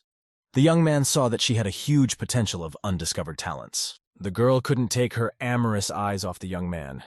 She embarrassedly clasped her hands between her knees and admired Lin Mo's ethereal beauty. Jun surrounded himself with a yellow aura that consisted of runic symbols and ordered the girl to forget absolutely everything she had seen today. The golden circle of runes was so bright that it was reflected even in Yutang's green eyes that were wide open with surprise.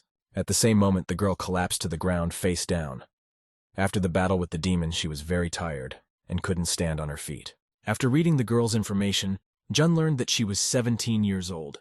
Even in the immortal world, she could be called a genius among cultivators. On the other hand, it indicated that Yu Tang had special abilities. But in this world, all of a person's talents don't matter. Suddenly, the young man felt the faint throbbing of his heart. The rhythm of his heartbeat was getting faster by the minute, and Lin Mo found it hard to breathe. A terrible pain pierced his body. His heart seemed to be beating so hard that it was about to explode inside his body. Jun immediately realized that it was because of the fragment he had put in his pocket.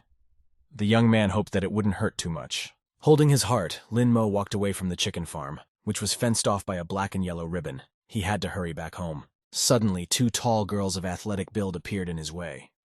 One of them told him that he was a very handsome boy.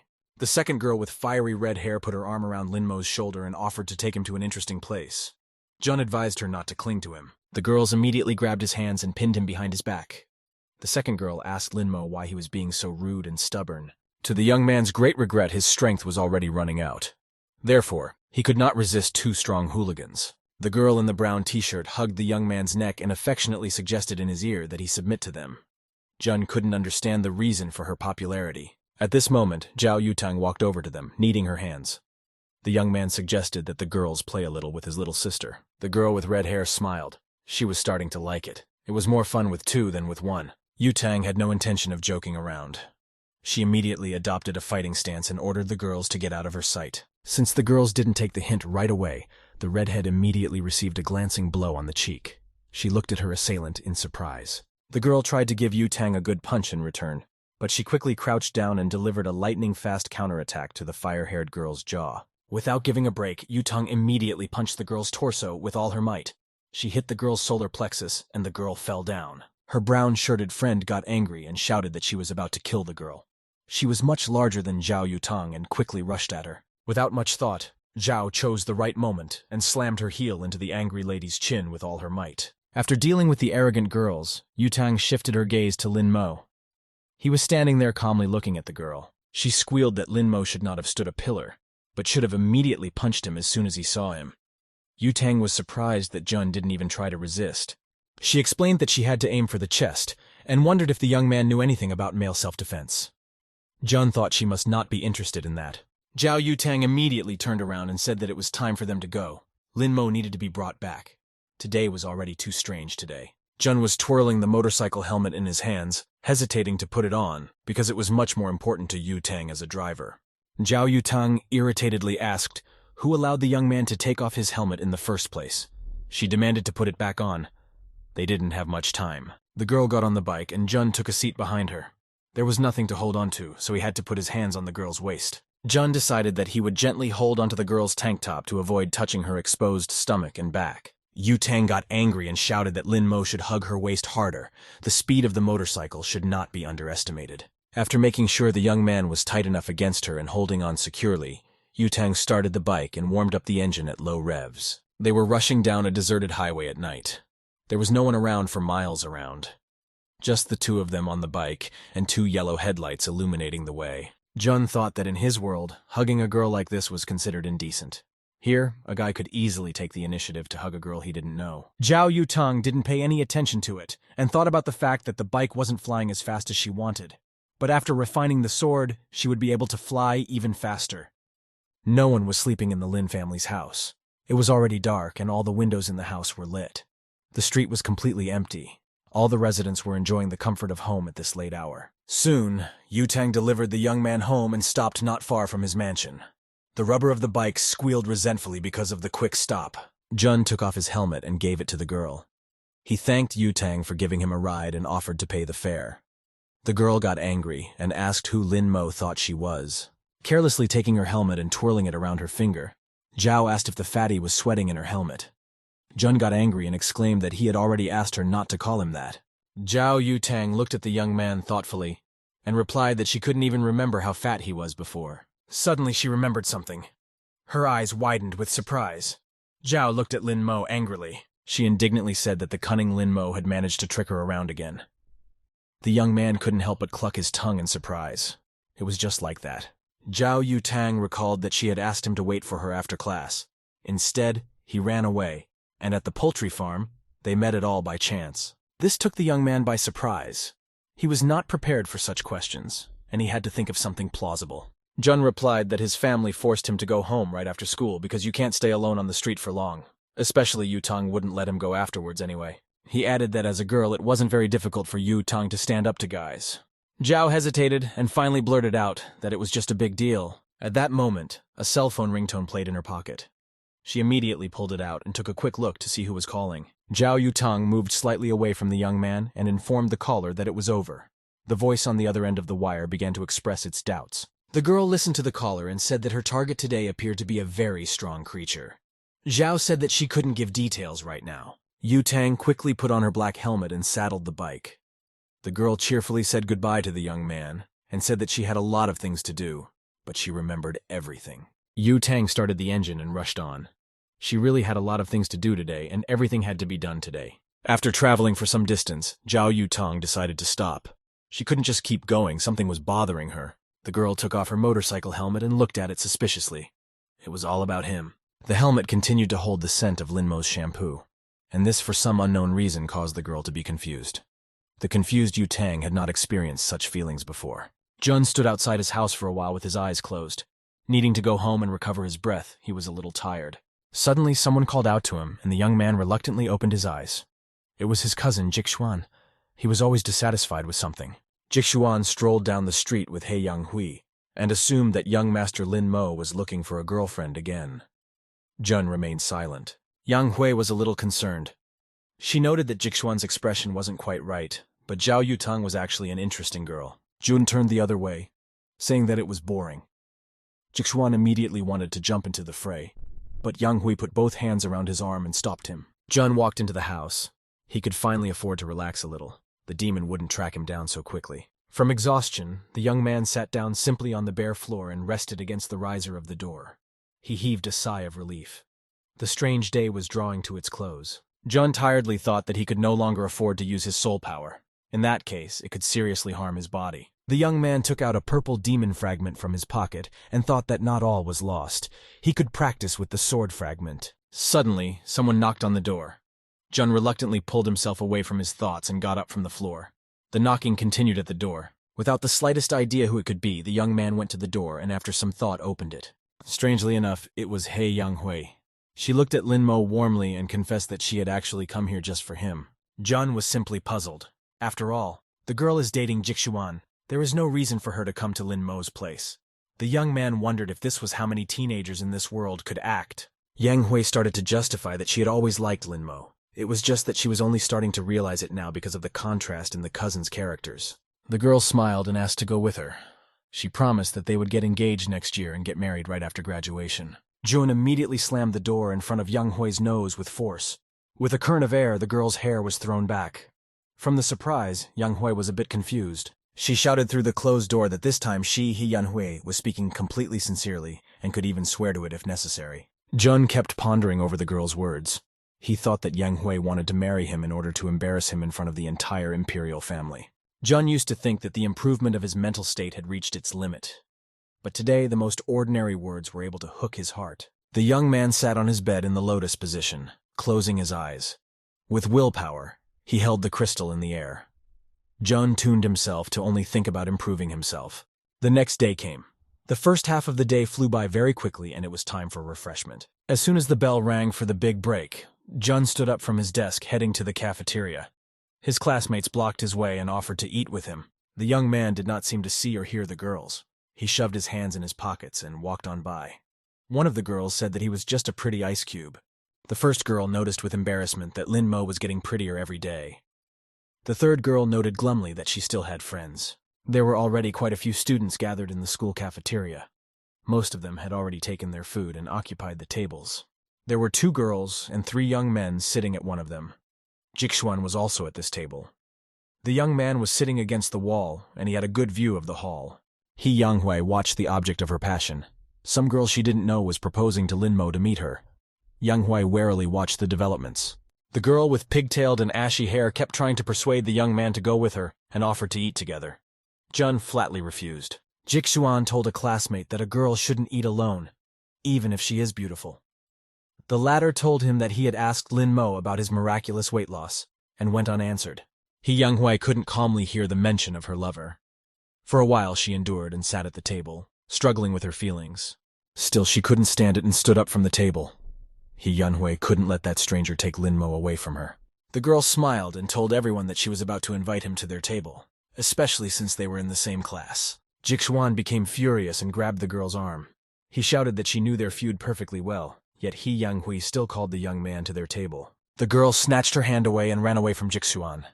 She was very worried that Linmo would see this scene and understand everything completely wrong. The exasperated young man shouted back to Younghui that she may not return to their table now that she was going after that guy. He Younghui didn't pay attention to all the shouting and screaming. She could already see herself in Linmo's arms. She was willing to sacrifice anything for this. He Younghui had walked over to Linmo and was now standing next to that stranger. Each of them was trying to get the young man's attention. Linmo was only annoyed by these annoying women. At that moment, another challenger appeared. She loudly called the fat man to her. Everyone present was familiar with that authoritative voice.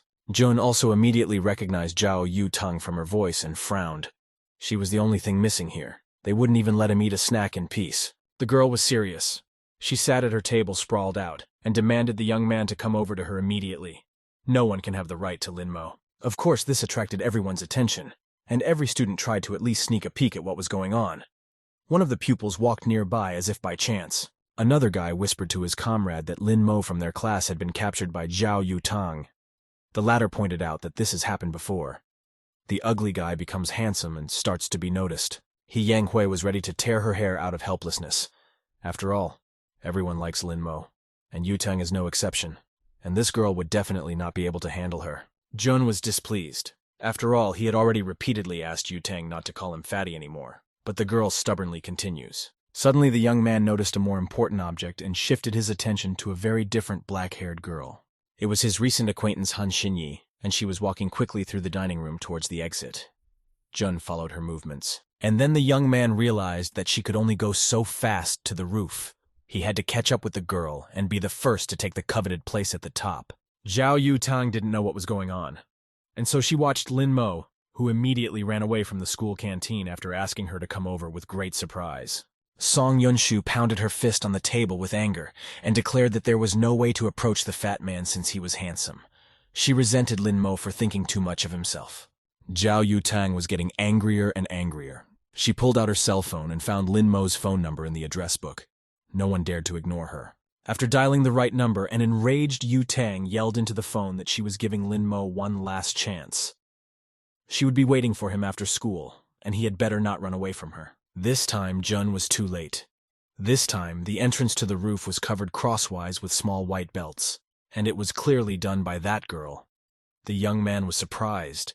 He removed both belts from the door and walked over to Han Xinyi. The girl was sitting on the rooftop enjoying her food as if nothing had happened. Xinyi had already laid out a small, square green mat.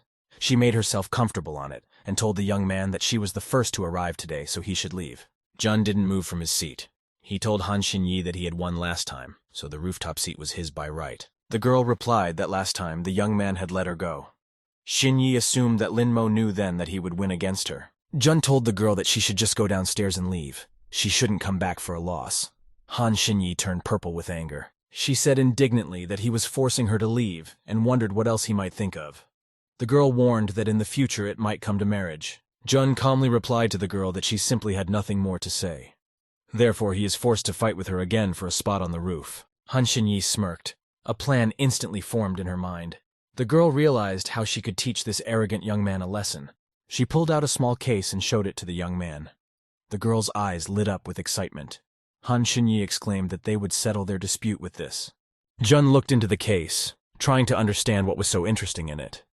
The girl herself looked suspiciously cheerful, as if she was sure of her victory beforehand. Han Xinyi's mood had actually changed. It seemed like her eyes were even smiling.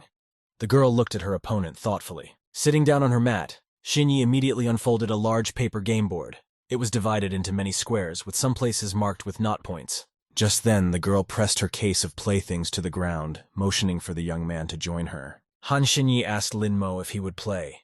The girl promised that if he won, she would leave the rooftop. In addition, Xinyi would fulfill one wish of his. Jun leisurely sat down opposite and placed his food next to him. He told the girl that she was simply unable to satisfy his desire.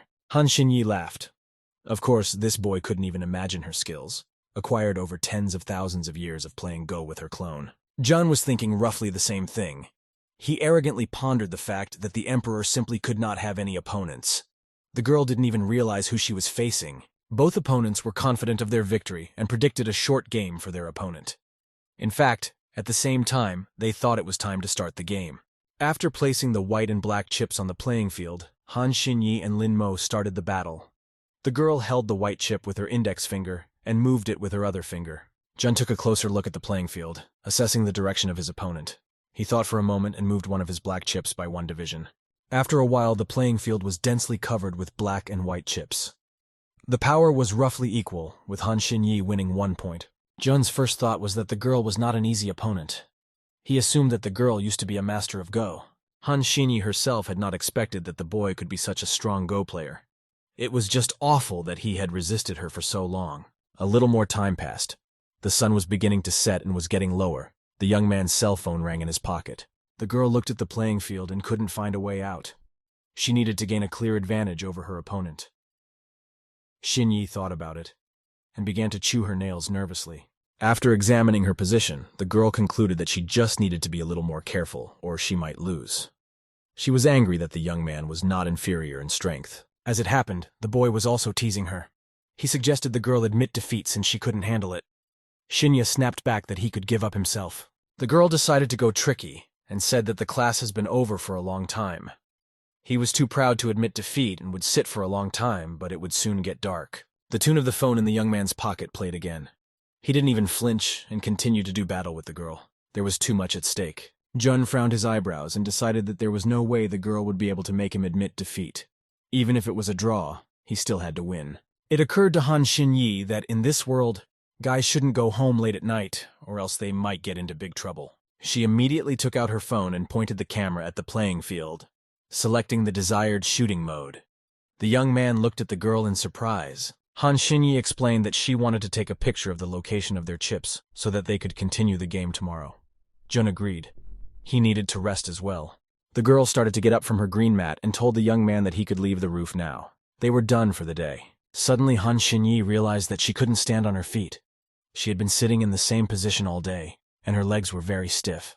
The girl's helplessness almost made her cry. It was not enough to fall here in front of that arrogant boy, and he would mock her again. At that very moment, her knees failed. Her legs gave out, and she began to fall right on top of the surprised young man. Han Xinyi jabbed her breasts right into the young man's nose. Lin Mo's eyes widened in amazement. It was too tempting. The touch was pleasant, but it didn't last long. Jun didn't even know what to compare it to. It occurred to the young man that it was most like a juicy, lush cake. Zhao Yutang tried unsuccessfully to call the young man.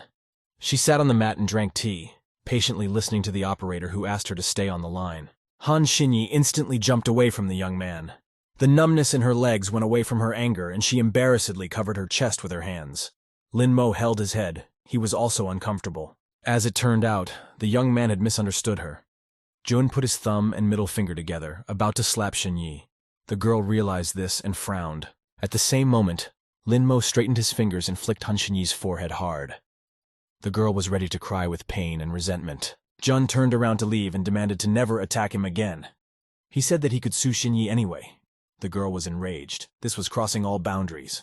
She rubbed the bruised spot and thought with annoyance that this was the second time she had lost her seat.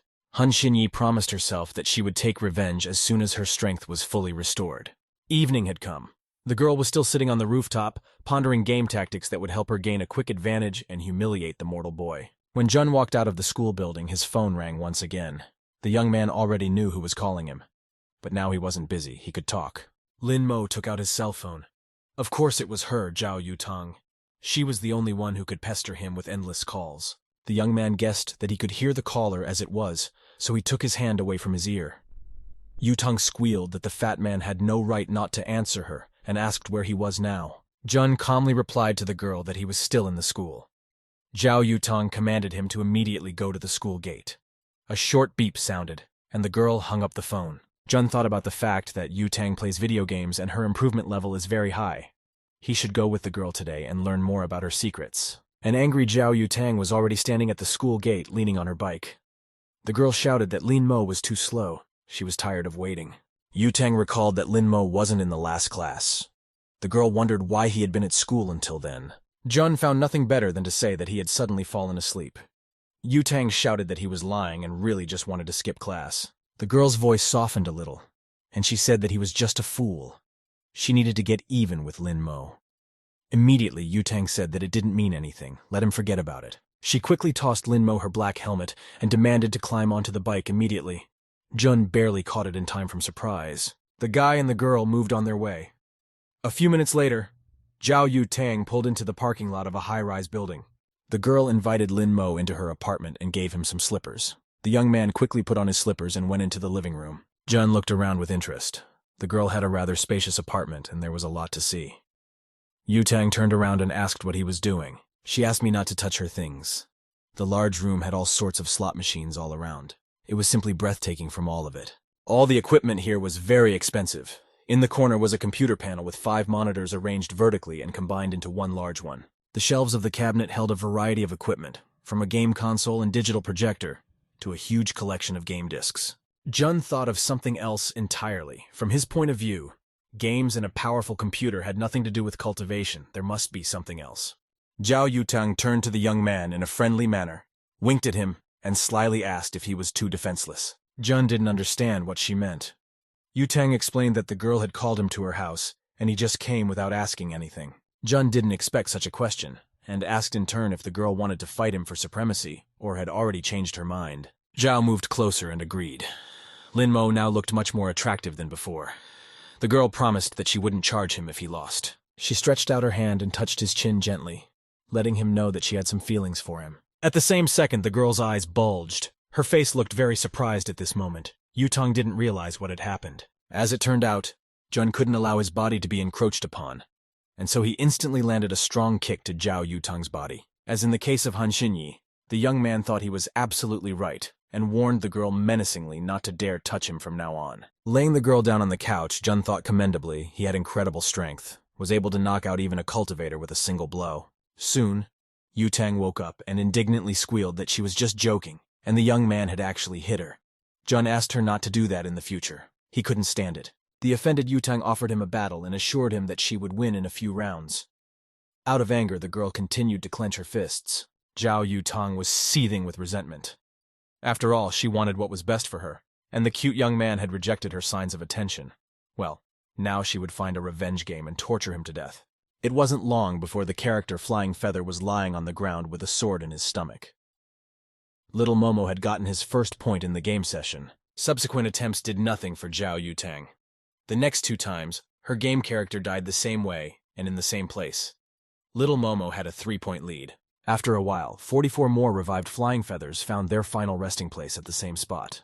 Little Momo was just yawning with boredom. Zhao Yutang stated that it was simply unbelievable. She had lost 47 times while never once defeating a young man. Jun pulled out a carved silhouette from his pocket and declared that he had had enough. It was time to go back home. The young man stuck the silhouette on the bottom of the computer panel. He hoped that it would help him find out all of Zhao Yutang's secrets. The girl jumped up from her seat and offered to play again. She said that she had figured out his tactics. Jun refused, saying that it was too late. Zhao Yutang offered him a ride home. Lin Mo started to resist and said he would call a cab for himself. At this time, the girl's silhouette, trailed by the young man, stopped clinging to the bottom of the computer panel's countertop. He immediately took off his seat and ran across the room after his master, as if he didn't want to stay here. It was late evening. The windows in He Yanghui's big 5-story house began to light up one by one. The girl herself sat pensively in a lilac dress at the table and kept thinking that Lin Mo had missed a lesson at school in the afternoon. He Yanghui couldn't figure out where he had gotten to. Suddenly the phone on the table rang. The girl grabbed it, hoping in her heart that it was Lin Mo, and he wanted to meet her. Unfortunately, it turned out to be only Sun Yunshu. She suggested the girl look at the group chat room. There was an interesting post posted there. Some classmates managed to capture Lin Mo and Yutang outside her house. The caption of the photos said that they were returning home. Yang Hui just freaked out.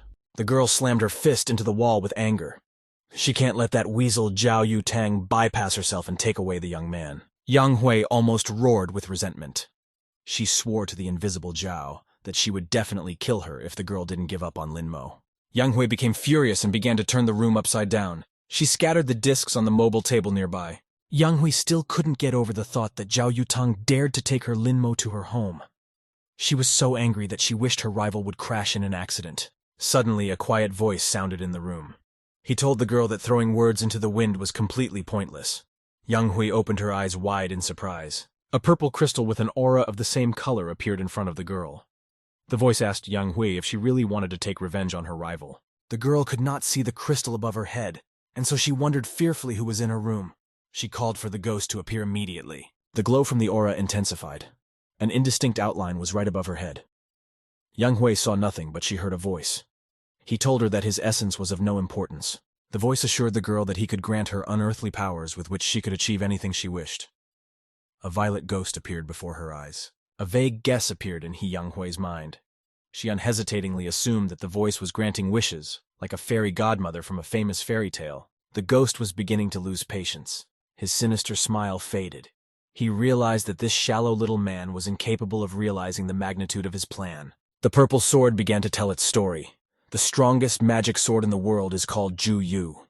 It was broken into small fragments after a fierce battle with the Emperor. Ju Yu wanted to regain his former strength, and in exchange for this favor he offered He Yanhui to make her immortal and elevate her above this world. The girl didn't have to beg long. If the ghost wasn't lying, this was an opportunity to take revenge on everyone. She immediately swore to Ju Yu to do whatever she had to do. Sword Fragment was very pleased that the girl had agreed to his proposal so quickly. He seemed to have come to the right place. Yang Hui's entire room was illuminated with a violet glow. It became extremely bright, and a powerful beam of light hit the girl's forehead. The crystal ended up at He Yanhui's forehead in the middle of his forehead, brightly illuminating his face.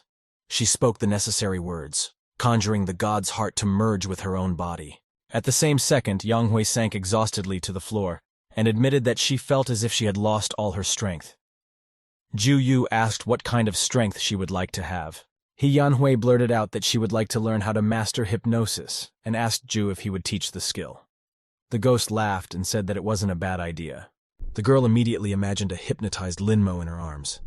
Hypnosis would definitely help her if the young man rejected her in everyday life. Ju Yu was looking at this obsessed maiden with pleasure.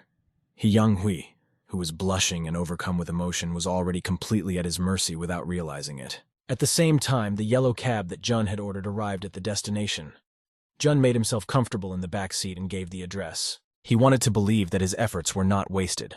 Jun summoned his strength and said that he wanted to see all the skeletons in Zhao Yutang's closets. The young man threw out the thumb and middle finger of his right hand, setting it in sync with the silhouette of Zhao Yutang that he had left in her room. The small gray figure responded obediently. It was ready to fulfill any of its master's wishes and immediately produced a picture. Zhao Yutang was still sitting at her computer and muttering to herself. She couldn't get it out of her head that Linmo had beaten her 40 times in a row. The small silhouette was surprised that the girl was still playing. It wasn't necessary at all, as she could recover even before the last stage of chi refining. Yutang reproached herself aloud that she had just embarrassed herself. She was setting herself up to learn how to play better so that she wouldn't lose to that jerk. The gray spy resented being called a jerk. He decided that he would definitely not let Yutang win now, even without a physical body. Zhao Yutang excitedly shrieked and clapped her hands.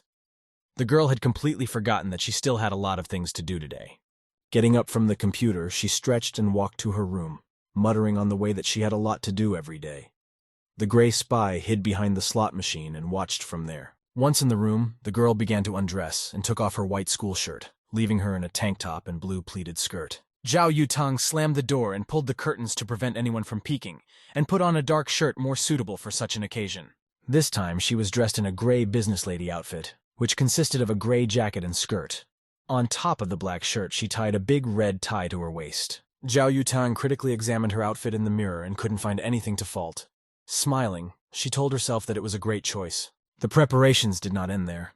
The girl walked over to the ivory corner cabinet and opened its large doors. There was an arsenal of firearms and ammunition. In addition, there were 2 swords and a dagger on the rack, as well as many grenades. The gray spy got closer to the armoire. His attention was drawn to a disc of yin and yang trigrams made of solid gold. Underneath the weapon was a warehouse of medicines. The gray spy contemptuously thought that these talismans were far from the best quality, but still rare. Staring at the vials and pills, the spy almost missed the girl who was about to leave, and rushed after her. The gray spy had to rush very fast. Zhao almost closed the door behind him. After accelerating, the spy pushed off the ground and flew upward. At the last moment, he managed to fly into the opening of the closing door and grab Zhao Yutang's skirt from behind with all his might. The gray spy was sure that the girl was keeping many secrets. Following her, he was sure to find out something. Soon, Zhao Yutang arrived at a large 4-story building. The sign on it said that it was a marriage palace. The girl took off her motorcycle helmet. The smell of Lin Mo's shampoo still lingered, and Yutang wondered with interest what kind of shampoo could smell so good. When she caught herself at that thought, the girl instantly boiled over. She was angry at herself for being nice to the boy, and for liking the smell. The palace was flooded with light, but there was almost no one in the foyer, only lonely people hanging around waiting for the ceremony to end. The girl strode resolutely toward the doors. Zhao Yutang slowly opened the right door leaf and peeked inside, peering into the hall. That's right. This was exactly the person she needed. The toastmaster with glasses smiled and exclaimed into the microphone that she was offering to raise her glasses and bless the new couple on this beautiful day. The toastmaster pointed to the young couple who stood in the center of the carpet. The girl solemnly proclaimed that the speech was given to the bride. The bride, wearing a black dress and gold crown, thanked all the friends and family who were able to attend her wedding to Changshu Shu despite her busy schedule. She added that she would like to thank her parents first of all. Zhao Yutang found a vacant chair nearby and sat on it, watching with interest. She was determined not to upset anyone before the time, and to do so, she had to wait until after the wedding ceremony. After a while, the toastmaster declared the wedding ceremony of Zhou Lingyu and Changshu Shu officially completed. There was a round of applause and everyone began to sit down at the table. The guests were making a merry noise. The toastmaster exclaimed that the celebration was starting. Only Zhao Yutang sat indifferently with her arms crossed over her chest. She was patiently waiting for her time. Finally, the girl had had enough. She straightened up and stood up from the chair. There was no sign of the gray spy on her skirt. The newlyweds were standing in the street. The bride asked if her hubby was tired. Changshu Shu replied that he felt a little lighter after making toasts. The front door creaked open. The husband and wife clearly heard the clomping of heels and turned to the sound at the same time. Changshu Shu perfectly understood what was about to happen and immediately turned pale with fear. But his newfound wife didn't know or suspect anything. They stood opposite each other like two rivals. At least that was how it seemed at that moment to Zhou Lingyu. Yutang looked at her with defiance. Changshu Shu couldn't move from fear. His eyes widened from the imminent reprisal. Zhao Yutang had seen all of this. It seemed like she was just playing with her future victim. Ling Yue was the first to not endure this oppressive silence and headed towards the girl, sternly asking who she was and what she wanted here. It was as if Zhao Yutang didn't see or hear the girl. She told Changshu Shu that she had granted his wish and it was time for them to go. In the same second, the groom began to transform. The costume began to burst at the seams, and his body grew larger and larger. Big animal ears appeared on his head instead of the usual human ears. When he turned to the girl, his face had already completely turned into a wolf's face. The werewolf asked how human desires could be satisfied so easily. The transformation into a werewolf continued. The man's fingers had animal claws, and his hands were turning into paws and fur. The monster's eyes lit up with unkind purple lights, and it lunged at the girl. Zhao Yutang was ready for it, and pulled out the spiritual sword talisman. In a split second, it transformed into a golden burning sword, and Yutang chopped off a piece of the werewolf's paw. The monster whimpered pitifully. He couldn't resist anymore and just delayed the inevitable. Zhao Yutang stood over him. The girl swung her sword from the back. Yutang delivered a chopping blow to the werewolf's muzzle. If it didn't close its eye, it would instantly lose it. The golden sword returned to its original position, making a full circle. The werewolf's blood slowly dripped from the blade. The monster could no longer get up and only waited for its end, praying for it to end quickly. Zhao Yutang delivered a slashing blow to the neck from behind. The werewolf felt his new wound incredulously with a clawed paw. He considered the result satisfactory and thanked the girl for putting him out of his misery. Yutang turned around thoughtfully. The werewolf would be dead any minute now, but it was time to end this matter. The girl walked over and slashed the werewolf's throat once more, just to be sure. The monster was still standing, but the wound was pouring out of his throat like a fountain. It was as if Zhou Yuling had only now realized what had happened. With tears in her eyes, she rushed towards what had recently been her husband, and screamed that this couldn't be happening. With fading eyes, the werewolf looked at his wife and mentally apologized to her. After all, if they took him away, the werewolf would never see Zhou Yuling. The life was leaving the werewolf. As it did, human features returned to him. The claws on his paws disappeared, and the fur began to fade, revealing human fingers. The werewolf looked at his hand, which was almost human in appearance. He was ashamed to die like that in front of his beloved. Yuling leaned over to her naked husband and shouted that Shu Shu just couldn't die like this. At the shout, a man ran out and shouted that there was a murder here. Zhou Yuling was choking back tears. She couldn't believe that one could just come to a wedding and kill a man like that. The man shouted for an ambulance and the police to be called. Zhao Yutong turned around and left. Her mission had been accomplished. Zhou Yuling shouted angrily without turning around that she would definitely find and kill the girl. Yutong replied that Yuling just doesn't know her husband. In fact, he absorbs women's energy, and so he seems like a good husband. Zhao Yutong added that Yuling might hate her. It was actually Yutong's fault, but soon the girl would forget everything and remember nothing. She held something between her fingers. Reaching her hand up with a small rectangular piece of paper, Yutong created a magical blue circle and commanded the girl to forget everything she had seen today. Zhou Yuling immediately felt that something was happening to her. The girl's consciousness blurred. Her eyes couldn't resist hypnosis for long. Losing control of her body, Yuling collapsed face down on the ground. Everything would be fine now. Tomorrow, she would wake up and wouldn't be able to remember anything. Zhao Yutong stepped back a little and dialed the caller. The conversation was not long. The girl informed that the work was done. We need to come over and clean up a bit. Zhao Yutong left the place. Her heels clattered resoundingly on the hall. The gray spy decided to finally unhook himself from the girl's skirt. He had seen enough already. The spy jogged toward the bodies of the recent husband and wife. It was necessary to thoroughly investigate the connection between the girl and the werewolf. The spy ran up to the werewolf. He came to the conclusion that Cheng Shushu could be of use to him. It would help him understand what Zhao Yutang was living. Jun tuned himself into maximum synchronization with the gray spy and redirected his powers and abilities to it. The spy turned golden. He concentrated and extended his hands towards the werewolf, sucking Shushu's breathless body of his spiritual energy. The entire space around Cheng Shushu's body was surrounded by a bright yellow glow.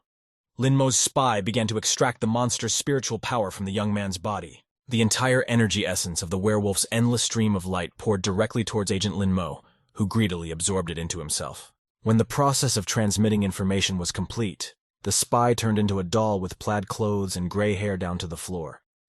Triangular ears poked through the hair. Barely waiting for his transformation, the agent immediately rushed to run, waving his arms vigorously. He wanted to get back to his master as quickly as possible. 20 minutes later, the agent deftly jumped onto his master's outstretched hand. He had a lot to tell Linmo. Jun stood outside the marriage palace with his eyes closed.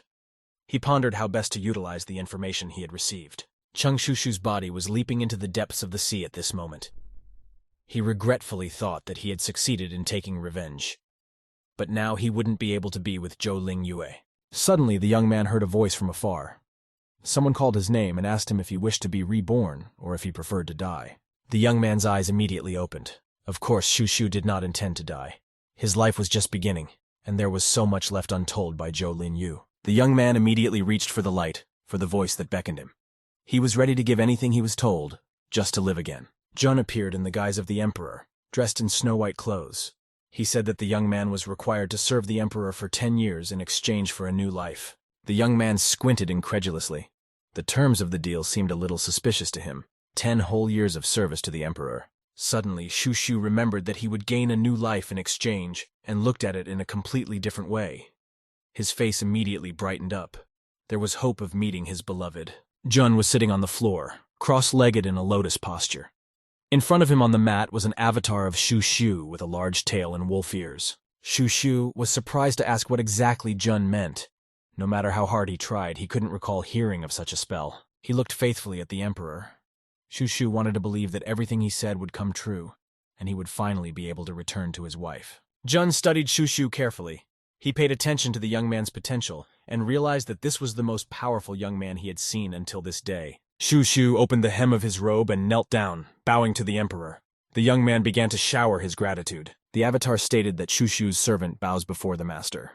He was grateful for the opportunity he had been given and was willing to do any work. Jun squinted his eyes and asked to start by telling him what Shushu knew about today's trainee. Not daring to tear his face off the mat, the young man replied that there was a lot to tell, and he didn't know where to start.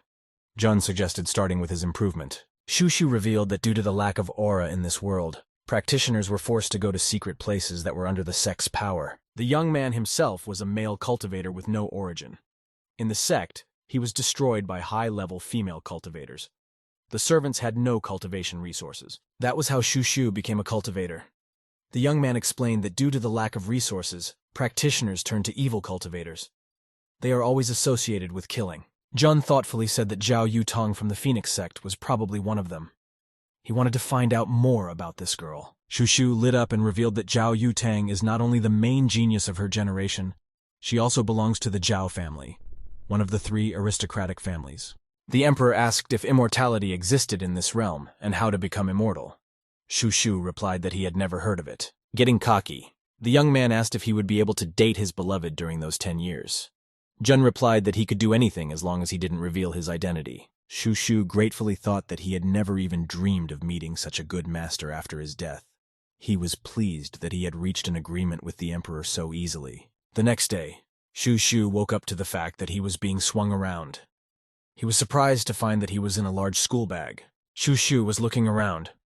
Jun had thoughtfully placed him in the briefcase so that the trainee's head remained outside. Shushu could not believe that his master was a high school student. He decided that there was no such thing, and Jun had just taken over the place. Seeing the girl's enthusiastic gazes, Shushu realized that his master was much more popular than he had imagined. All of them only had eyes for the emperor. The general mood was transmitted to Shushu. He was embarrassed to admit that Jun was a very handsome young man, and decided that he himself would have fallen for the emperor if he were a girl. Jun resented Shushu's thoughts. The ideal world he saw was one that was gender-neutral and did not depend on the gender of the person to communicate with. Jun walked into the empty classroom and made his way to his seat on the last desk. New images appeared on the blackboard that was attached to the back of the classroom.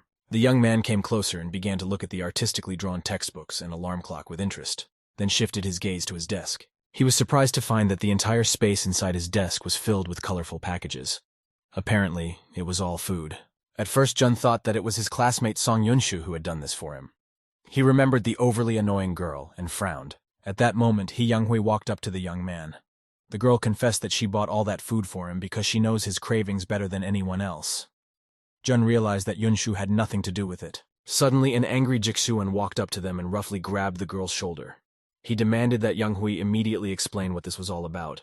Younghui assured Jixuan that Linmo was her fiancé, so it was perfectly normal to buy food for him.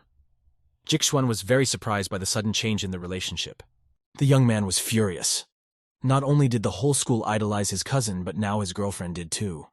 He called her rude names and swung at her. To his surprise, the punch did not reach its target. He Younghui intercepted his wrist with the same ease as his cousin and said that it was enough. Jun watched their conflict while standing at the math formula board. He calculated that the probability of Jixuan's punch hitting was 0%. He Younghui looked at Jixuan sternly and firmly said that he should stop bothering Lin Mo. Otherwise, she would not be responsible for herself. This only made Jixuan angry. He already knew that their relationship was hopelessly lost, but the girl had no right to threaten him. Jixuan realized that he had lost all the positions, so he hurriedly ran out of the classroom, wiping his tears as he walked. Today he had lost virtually everything. He Younghui leisurely walked over to Lin Mo and informed him that he should only tell her, and she would deal with anyone who harassed him in the future. A classmate asked his deskmate how come Lin Mo and He Yanhui are dating. He said that the change happened as soon as Lin Mo became prettier. The girl explained that Lin Mo actually has a good relationship with Zhao Yutong. That's why He Younghui is so clingy to him. The first half of the day passed quickly. The bell sounded for the big break. The pupils began to gather in the school canteen. The girl with blue hair asked Yutang if she had seen the group chat. According to her, everyone is just posting about He Younghui taking people away from Zhao Yutang. Yutang said with sadness in her eyes that she didn't like this fat man at all. He can do what he wants to do. The girl replied that Lin Mo had long since stopped being a fat man. Suddenly, Zhao Yutang noticed a girl who was walking towards their table with a leisurely proud gait, as if she was in charge here. This was Zhao Yutang's rival, He Younghui. But something had changed. She didn't look hunted now. Younghui didn't even pay attention to them and only smirked. Jun was standing in line at the checkout counter and suddenly heard his name. He recognized He Yanhui's voice and became wary. He didn't want to communicate with her. Younghui smiled happily at him and waved her hand. She offered him to have lunch together. Yutang watched the girl, barely restraining herself. The blue-haired girl began to swivel her head, looking at Yutang and Younghui back and forth. She was anticipating the battle and told Yutang that He Yanhui really hated her. Zhao Yutang couldn't stand it. She shouted for Lin Mo not to dare to even come close to He Younghui. Yutang promised to slap the young man if he wasn't more careful. Jun realized that it wasn't safe for him to be in the dining hall as long as the two rivals were around. He turned purple and shouted that they were both just idiots. Taking a bag of takeout food for himself, Jun headed towards the exit. He Younghui immediately headed after him. looking back at the angry Zhao Yutang. Jun regretfully thought that along with perfection, he had received such a curse. The young man concluded that he still lacked practice. Shu ventured out of the young man's pocket. He shared his observation that the master was the only person Zhao Yutang was jealous of. Zhao Yutang herself was sitting purple with anger. This Lin Mo dared to scold her in front of everyone. The girlfriend remarked that the young man would never get married if she were to slap him in public. At the same time, Yu Tang was more interested in He Young Hui. One would have to be too confident a girl to dare to cross Zhao Yutang's path. Being absolutely sure that no one was following him, Jun climbed up and went to the roof of the building. Han Xinyi was already here. As it turned out, she had already managed to reconstruct all the moves of their Go game yesterday. Shinya took a bite out of her sandwich and offered to continue their game. Jun saw that the girl represented anger. He decided that the girl held a grudge against him for everything, and therefore was extremely hostile towards him. Nevertheless, the young man himself wanted to end this argument once and for all. He took his seat, made himself comfortable, and made his move. Han Xinyi turned pale. The opponent had made an overly complicated move, and the girl hadn't counted on this at all. She stared angrily at the playing field. Moreover, Han Xinyi was also plotting a counterattack, and the young man's actions confused her a bit. She resolutely moved her stone. Jun realized that he had encountered extraordinary skills, and now he should think carefully before making his next move. Lin Mo's stomach suddenly rumbled, and the young man realized that it was time for a refreshment. After all, he hadn't eaten anything yet today because of those two girls. Jun nonchalantly took out a bag of food and placed it in front of him. Han Xinyi looked at him in surprise. She had expected to finish the game quickly. The young man unwrapped the white bag of food. The seafood was on top, so he put it to the other side and pulled out a salad. Then, he leisurely pulled out his chopsticks and examined them carefully, making sure they hadn't gotten dirty anywhere along the way. Han Xinyi angrily suggested that he was so bored playing Go with her. Jun smirked and informed her that it was simply time for some refreshment. The girl remained silent. Jun looked at her figure and thought that sooner or later he would get healthy again if he ate so much. Han Xinyi remembered that she had wanted to ask the young man something for a long time, so she asked him if he had met a fat schoolboy on the rooftop. Jun lowered his head down so as not to meet the girl's gaze. Pretending to be busy eating, the young man replied that he had never seen him. Han Xinyi was still angry at that guy. Her ribs ached even at the mere memory of that fat guy. Suddenly she came across something interesting while flipping through her phone out of boredom. The girl's eyes went wide with surprise. Without a doubt, it was him. A photo of her rival in the game had appeared in the school's group chat, and Han Xinyi scrolled through the feed with genuine interest. In the conversation, one of the students asked what this handsome man looked like before. They just sent her a picture in the chat room, and it was that fat guy. An enraged Han Xinyi exclaimed that she had asked the young man something recently. Jun didn't understand the reason for her anger. He wondered. The angry girl tried to smile as much as she could and showed the young man his own photo.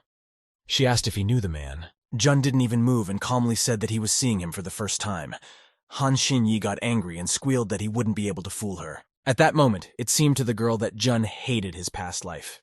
She said conciliatingly that she wasn't going to take revenge on the young man. Han Xinyi pulled her white bag closer to her and ran her hands into it. The girl pulled out the young man's jacket, which he had used to cover the girl on the rooftop. Han Xinyi assured him that she had washed his jacket. Looking at the young man, the girl said that the jacket would hardly fit him now. Shocked by the girl's speech and the sight of his clothes, Jun sat there unable to even say a word. He was clearly surprised that the girl wasn't even angry with him. The girl tossed the young man a neatly folded jacket.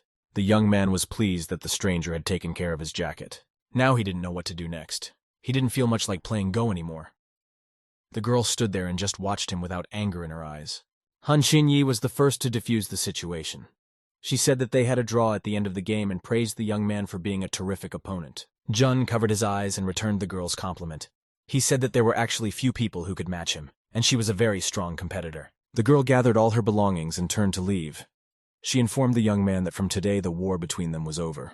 Jun hesitated and called out to the girl. After all, they hadn't completely sorted out their superiority yet, and it was necessary to clarify. Without turning around, Jun asked the girl if their pact was still in effect. After all, they had decided to play to 2 wins out of 3 as far as he could remember. The girl turned around embarrassed and said she did. 2 victories out of 3.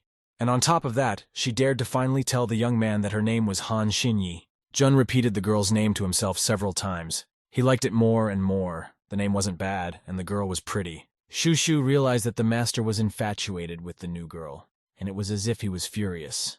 He felt resentful that he had not been so popular with women in his time. Shu jumped out of his pocket and began to envy that Jun was a very strong young man and all the beautiful girls were falling for him. Jun was completely unwilling to talk about it and turned the conversation to another topic. The young man asked where the evil cultivators got their resources from. Shu explained that there had been a network of secret doors in his world for tens of thousands of years, allowing him to obtain anything he wanted. He told us that cultivation resources are controlled by families. As long as people control them, sinful desires will be engendered. The secret door network has absolutely everything. And not only evil cultivators, but others can buy resources until the money runs out. Jun continued to ask his trainee how he usually earned money for himself. He felt that he had come to the right path. Shu revealed that he usually dealt with contract killings. He happily added, blushing, that the fastest way was to find an older woman. He told me passionately that the Lord didn't need to sell his body at all. The Emperor just needs to casually mention that he is short of money, and he will get it right away. Shu didn't have time to finish his sentence. Jun frowned and grabbed his trainee, slowly clenching it in his fist. Shu cried out in pain and admitted that he was wrong. Jun slipped it into his pocket. He needed to get home quickly and see if he had any materials to make talismans. The sun was already beginning to set over the horizon. The upper windows of the school darkened in an instant. The sun's rays had already fallen below and did not reflect off the school windows. Jun leisurely walked out of the school. To his surprise, Zhao Yutang was already waiting for him near the school gate, steadying herself on her bike. The girl impatiently called out to him. The young man instantly turned around in the other direction. Yutang rushed after him. The girl angrily shouted that he might not be pretending. She knows that Lin Mo has seen her. Yutang angrily said that Lin Mo's ex had openly mocked her and called her an idiot. Jun immediately protested that Yang Hui was not his ex. However, the girl had little interest in that. She explained that Jun had to go with her today. Yutang promised to give him a ride home afterwards. Jun didn't say a word. He was still hoping that Zhao Yutang would change his mind, and he could just take a cab and go home. The girl saw his confusion and smirked. She asked Lin Mo if he would get on the bike by himself, or if she would have to carry him in her arms. Jun realized that Zhao Yutang would not let go of him, so he obediently walked towards the motorcycle. The girl smiled and said that it was the right decision. They were not alone here. Yang Hui was hiding behind the corner of a building nearby, watching her rival. As it turned out, it was not for nothing. Yang Hui had an interesting thought in her head. After all, she could just hypnotize Lin Mo, and then all the problems would go away by themselves. Directing all her new strength towards the bike, an angry Yang Hui frowned and said loudly that she wanted Lin Mo to obey her completely. But it was too late.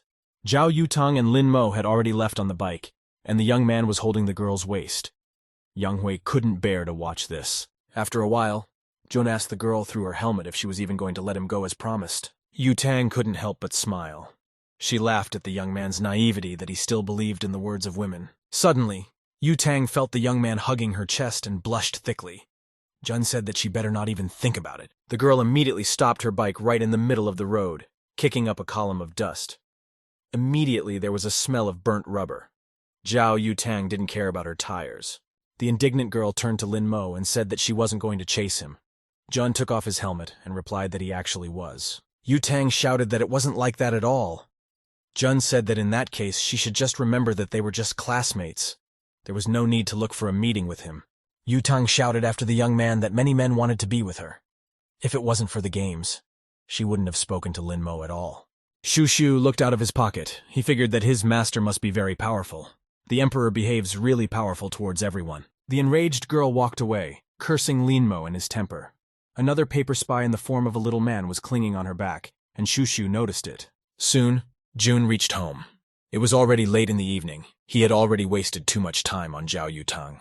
Lin Mo went into his room and closed the door tightly. Jun remembered that Shu had told him about the secret door network, which could be used to obtain absolutely everything. The young man walked over to the computer desk and called out to Chung Shu. It seemed like the latter was only waiting for this. He instantly jumped out of his pocket onto the desk. The young man assured me that he would arrange everything immediately if it was necessary to use the secret door network. He started typing lightning-fast combinations of keys on the keyboard. Not even a moment later, Shu pressed the last key and turned to the Emperor. He invited him to see the new features for himself. Jun pulled his chair up to the table and began to study the page that opened with interest. The secret door network did indeed offer a wide range of possibilities. The first illustration offered the services of the best long-legged beauty who was 82 years old. The second product had an image of a miracle drug attached to it. The seller guaranteed its quality and assured that it was a unique secret system. Jun turned to Shushu and clarified if this was definitely the magic site he was talking about. The young man said that Master just needed to go to the treasure page. The next page was densely dotted with amulets. The young man was surprised to realize that the lowest level weapons in the magical world were positioned here as first class. Jun looked at the prices and was surprised to tell his servant that the cheapest stone in ginseng cost 1 million. Shushu smiled and reminded him that he could always find rich families and go tricky if he was short of money. Jun turned purple and angrily said that he didn't care about money. Shushu hastily said that he was wrong. Of course, the master has great strength and will find another way. Jun demanded to give him all the money he had. Shushu indignantly said that he had no more than 30,000 left, and all of it was needed for Zhou Ling Yu. Jun irritably said that he could manage without him, and immediately went back to the secret door network. There was something to see. Seeing that the Emperor had stopped at the page with the various constituent magical elements, Shushu assumed that Master wanted to make the talisman himself. The young man warned that the price of the talisman is high, and it is difficult to make. The young man warned that the price of the talisman was high and difficult to make. Jun assured his trainee that he didn't have to worry about it. He would be fine with a low-quality talisman. He turned his back to Shushu. The latter was surprised to think that more materials were actually needed to make the talisman. The next morning, Jun came to meet a courier from the delivery service. So that no one would recognize him, the guy pulled on a hood, goggles, and a dust mask. After a while, a small gray van came toward him. After a few meters, the passenger rolled down his window and asked the young man if he was waiting for a delivery. The courier came out of the van with a large cube-shaped package. He thanked me for the purchase and asked me to give him the maximum 5-star rating on the service website. This was all new to the young man. He was amazed to tell his trainee that the process itself was simple. Shushu poked his head out of his pocket and reported that his observation was correct. The network of secret doors had spread everywhere in this world just like the aristocrats. After a while, everything was ready for the creation of the talisman. On the table in front of the Emperor were 2 rectangular sheets of yellow color. He took the brush in his hand and channeled spiritual power into it. The brush lit up with a yellow glow. Shushu assumed that the master had started painting. He thought about it and remembered that he had seen masters of magical talismans working with paper and ink many times before. The chance of success is no more than 30%. Jun didn't pay attention to his thoughts and memories. The Emperor was passionately waving his brush and creating his masterpiece. He knew what he was doing. On the yellow sheet of paper, symbols that only the initiates could understand appeared one after another. All of them belonged to the Emperor's world. Shushu sat here on the table and patiently watched. He was very surprised when he saw the sheet of paper light up and the image of a golden dragon appeared above it. Shushu began to turn his head in all directions. He noticed that before he could blink, the master had already created a second talisman. He himself began to think that he could feel the aura of the dragon. Ju softly asked Shushu not to make any noise or distract him from his work.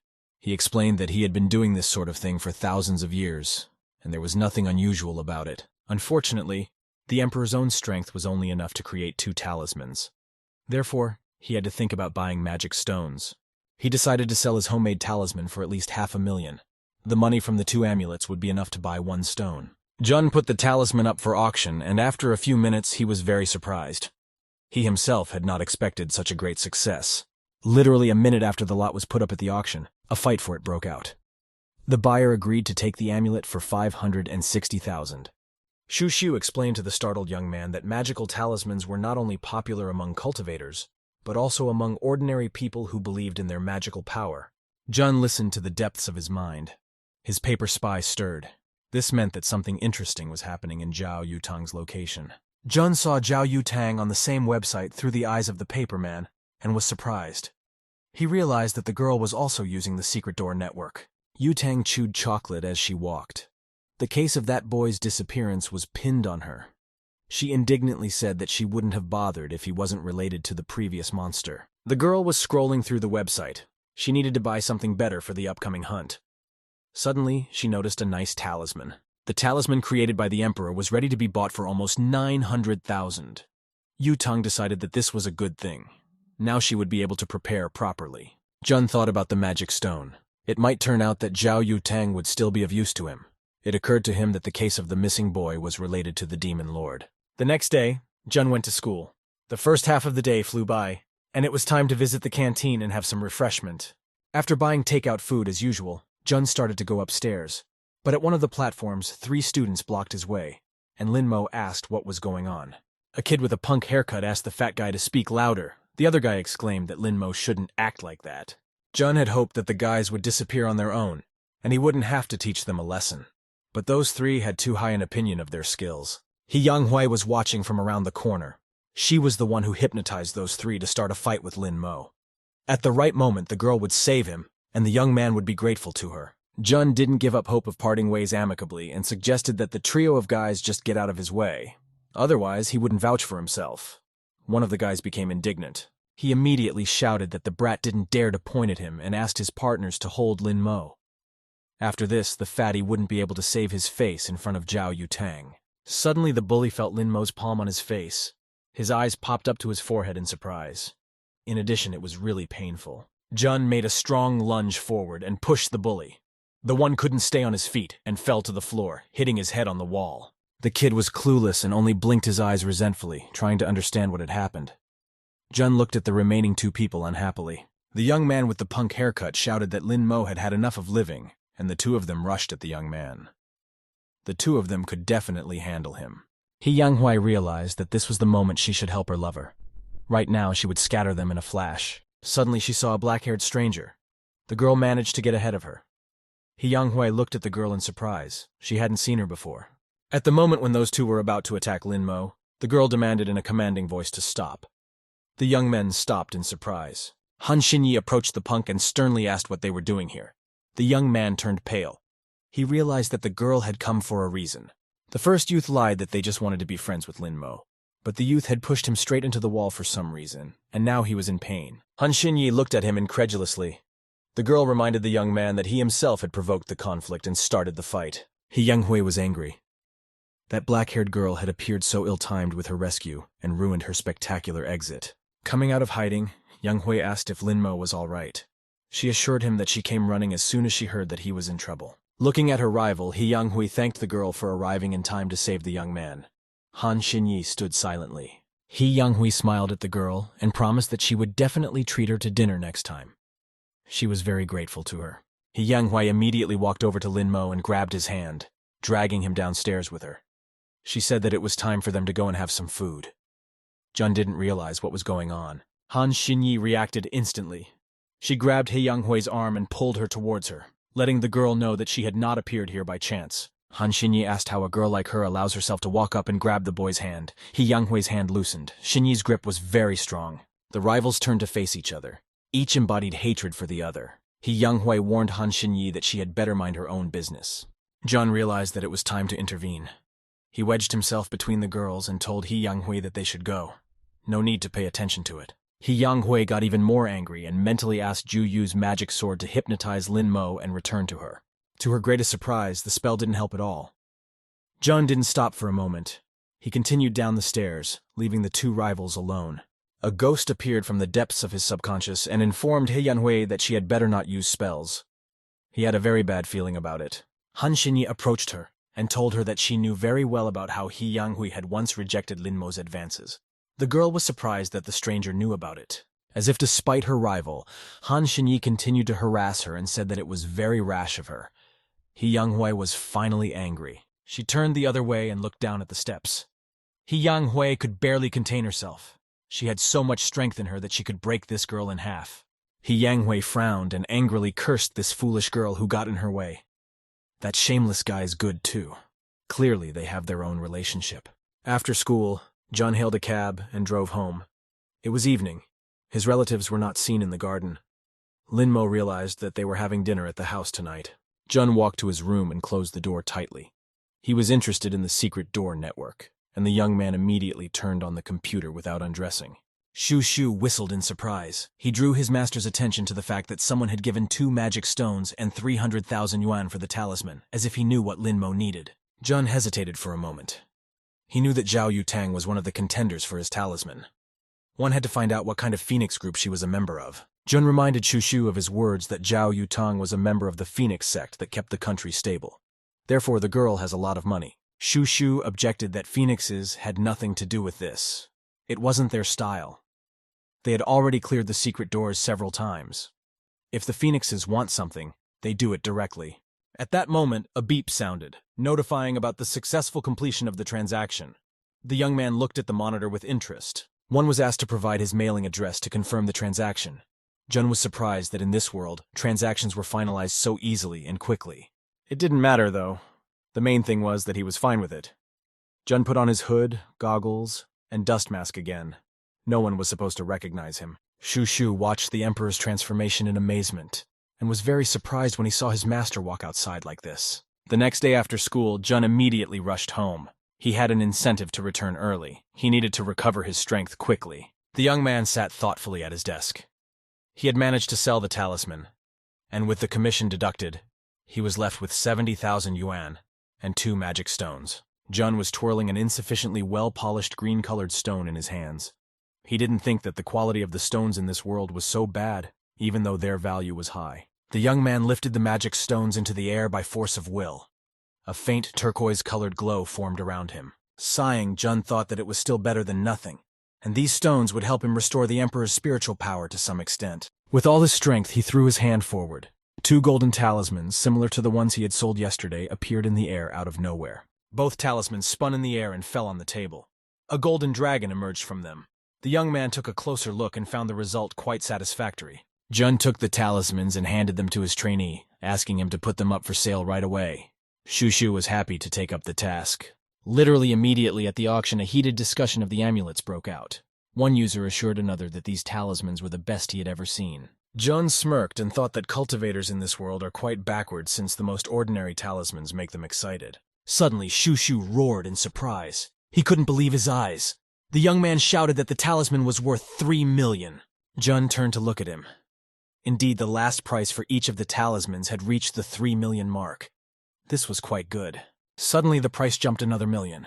Jun and Shu looked at each other in surprise. Even the simplest of stones could make a good profit. There were several monitors behind a large sector-shaped table. Behind the center monitor was a man wearing headphones. He resented the seller's price. In his opinion, the first category mascot was worth much more than 3 million.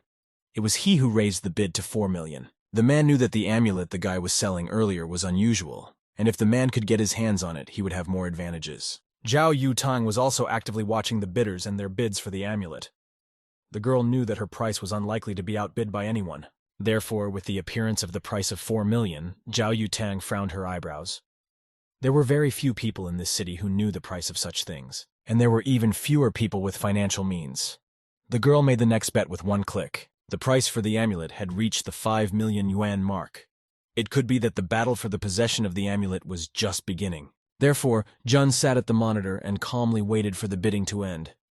He wondered who could lay out a fabulous sum of money for an amulet of poor quality. Shu could not calm down. He was running around the room, happy that his master was able to create a high-quality product that was in unprecedented demand. Meanwhile, a new price for the goods appeared on the screen. An unknown buyer was willing to buy one of the amulets for 15 million yuan. The auction attendees were chatting in a general chat room, and 2 of them arranged to meet. They were both interested in the identity of the seller. Jun realized that he would have to carefully avoid contact. Otherwise, the entire cultivator world would begin to seek him out for their own purposes. The young man was satisfied. Now it was possible to relax a little. Jun stretched and decided to see how Zhao Yutang was doing. It was late evening. The bike was parked near the house where the girl lived, and Jun realized that she was still busy. With the help of the paperman, the young man found out that Zhao Yutang was still investigating the case of the missing boy. She was still sitting at the computer. In addition, there were 2 puffy folders of dossiers on the girl's desk. Yutang knew that all of these people were related to Yuanyang's body and had something to do with the demon in one way or another. The girl started following one of the suspects in real time. The girl with purple hair was fidgeting and taking selfies. Zhao Yutang didn't know that the girl had such a habit. The girl, meanwhile, after another photo, said to herself that this hairstyle was amazing. Yutang was furious. She angrily threw her drink cup on the table and shouted that her hair was not really her fault. She looked terrible as it was. Finished with capturing herself on camera, the girl calmed down and sat down at her computer looking for photo tips. Zhao Yutang calmly and patiently waited while the girl learned basic photography skills. It would do her good. After a while, the girl started to just annoy her. She was looking for ways to make the photo prettier and how to apply photo filters better. The requests came in faster and faster. Now the girl was interested in cosmetologist's tips and how to make eyes of a different color in a photo. She also wanted to know how to make a thin face, Zhao turned purple with each new request. That girl was interested in the effects of a thin waist, long legs, and skinny neck. Zhao Yutang was simply sickened by the whole thing. She decidedly didn't understand why she had to make herself look better in a photo than she did in real life. She was also worried about that fat guy. She decided she wouldn't do it in private now. She had to find a completely different approach to him. The next day, he had to go to school again. At lunchtime, Jun had a hasty snack and immediately rushed to the roof of the school so that he wouldn't have to fight with anyone. The young man sat on the rooftop and thought intently about yesterday's surveillance. He couldn't understand what Zhao Yutang meant. Han Xinyi saw that Jun was distracted from the game and was thinking about something of his own. The girl called out to him loudly. Jun raised his head and looked at her. Han Xinyi offered to reschedule the game for next time if he wasn't in the mood. With nothing to do, she stretched out her hand and held the black stone on her finger. The forces remained equal. Neither opponent had a clear advantage. Jun was indeed very much immersed in himself and couldn't play. The young man opened his eyes, looked at Han Xinyi and replied that he was fine. However, the girl could see that Jun was worried about something. The young man slowly got to his feet. Han Xinyi realized that he wasn't going to admit defeat. At the same time, she did not feel any danger. Jun walked slowly for a bit and stopped at the roof barrier, shoving his hands into his pockets. Han Xinyi turned around with interest. Jun climbed onto the edge of the roof. He needed to create a formation to absorb Yuan Yang's power. Such a formation would only manifest in places with heavy yin energy. The young man spread his arms. He said it would be very nice to have some tea in there. It might help him. Han Xinyi also stood up from her mat and asked him not to fall down this time. Jun smirked. He remembered well the time he went out to get some fresh air on the roof. The young man immediately turned around to face the girl, as if teasing her. Han Xinyi was standing at the exit to the rooftop. She looked at Lin Mo patiently. He Yang-hui cautiously peeked out from behind the door. She wasn't going to give up so easily and give Lin Mo to this girl. Suddenly, she saw the young man standing on the very edge of the roof with a very sad face. Yang-hui immediately realized that there was only one reason. She immediately ran up to Lin Mo and angrily demanded that she stop and not do something stupid for her sake at least. Lin Mo didn't understand what He Yang-hui needed and why the girl had stopped him so suddenly. He Yang-hui was very angry. She gritted her teeth and didn't even know what to reply. At this time, Han Xinyi came out from behind Lin Mo and told him not to meddle with Lin Mo anymore. He Yang-hui was very angry. She didn't understand how this girl dared to touch her boyfriend. He Yang-hui angrily turned around and told Han Xinyi to wait for her. Lin Mo didn't realize when he became her boyfriend. At this time, the girl left the stairs. Meanwhile, in He Yan-hui's house, the lights were on. It was night, however. The girl was awake. She was sitting in a hot bath. The girl felt that she had really underestimated Lin Mo. He Yang-hui felt that they should have taken and locked up Lin Mo from the beginning, so that no one would get him. The girl climbed out of the bathtub. She believed she could do well now, with the help of her new powers. He Yan-hui was going to hypnotize Lin Mo today, and he would become her submissive dog. The girl laughed. He Yan-hui's hypnosis power was approaching Lin Mo's house. The girl wanted to put her plan into action. Lin Mo was sleeping peacefully in his bed at this time. The magical powers were getting closer and closer to him. At this moment, a protective barrier activated around Lin Mo, which stopped the hypnotic powers. Cheng Xiu woke up from these unusual powers he thought to wake up Lin Mo. The guy woke up. He didn't realize what it was, or what strange feeling was hovering around him.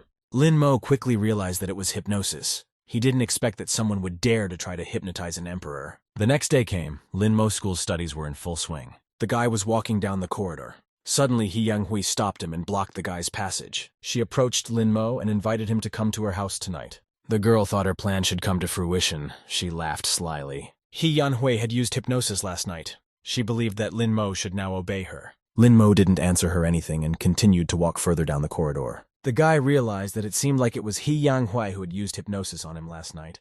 He was glad that he understood everything. Lin Mo realized that it was the girl who had disturbed his dream last night. The guy knew what to do next. Lin Mo introduced a paper man to He Yang-hui. He grabbed the girl's hair. Lessons at school were in full swing. The school day was in full swing. Lin Mo was sitting in the study as he suddenly felt something strange at some point.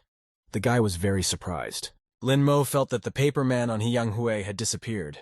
He didn't understand how this was possible. He Yang-hui actually grabbed Lin Mo's paper man and glared at him angrily.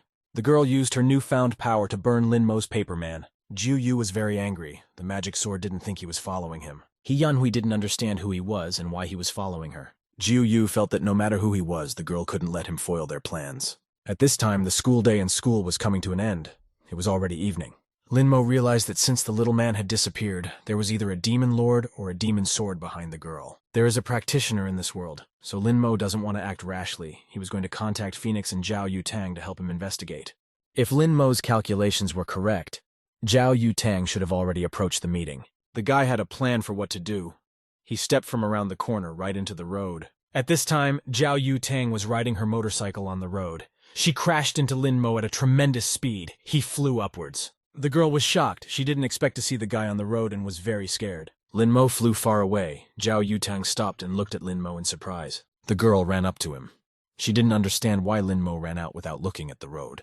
Zhao Yutang was worried about Lin Mo's condition. She was going to take the guy to the hospital. Zhao Yutang picked up Lin Mo's hand. She was surprised that the guy's jacket was made of woolen fabric. Lin Mo smiled slyly.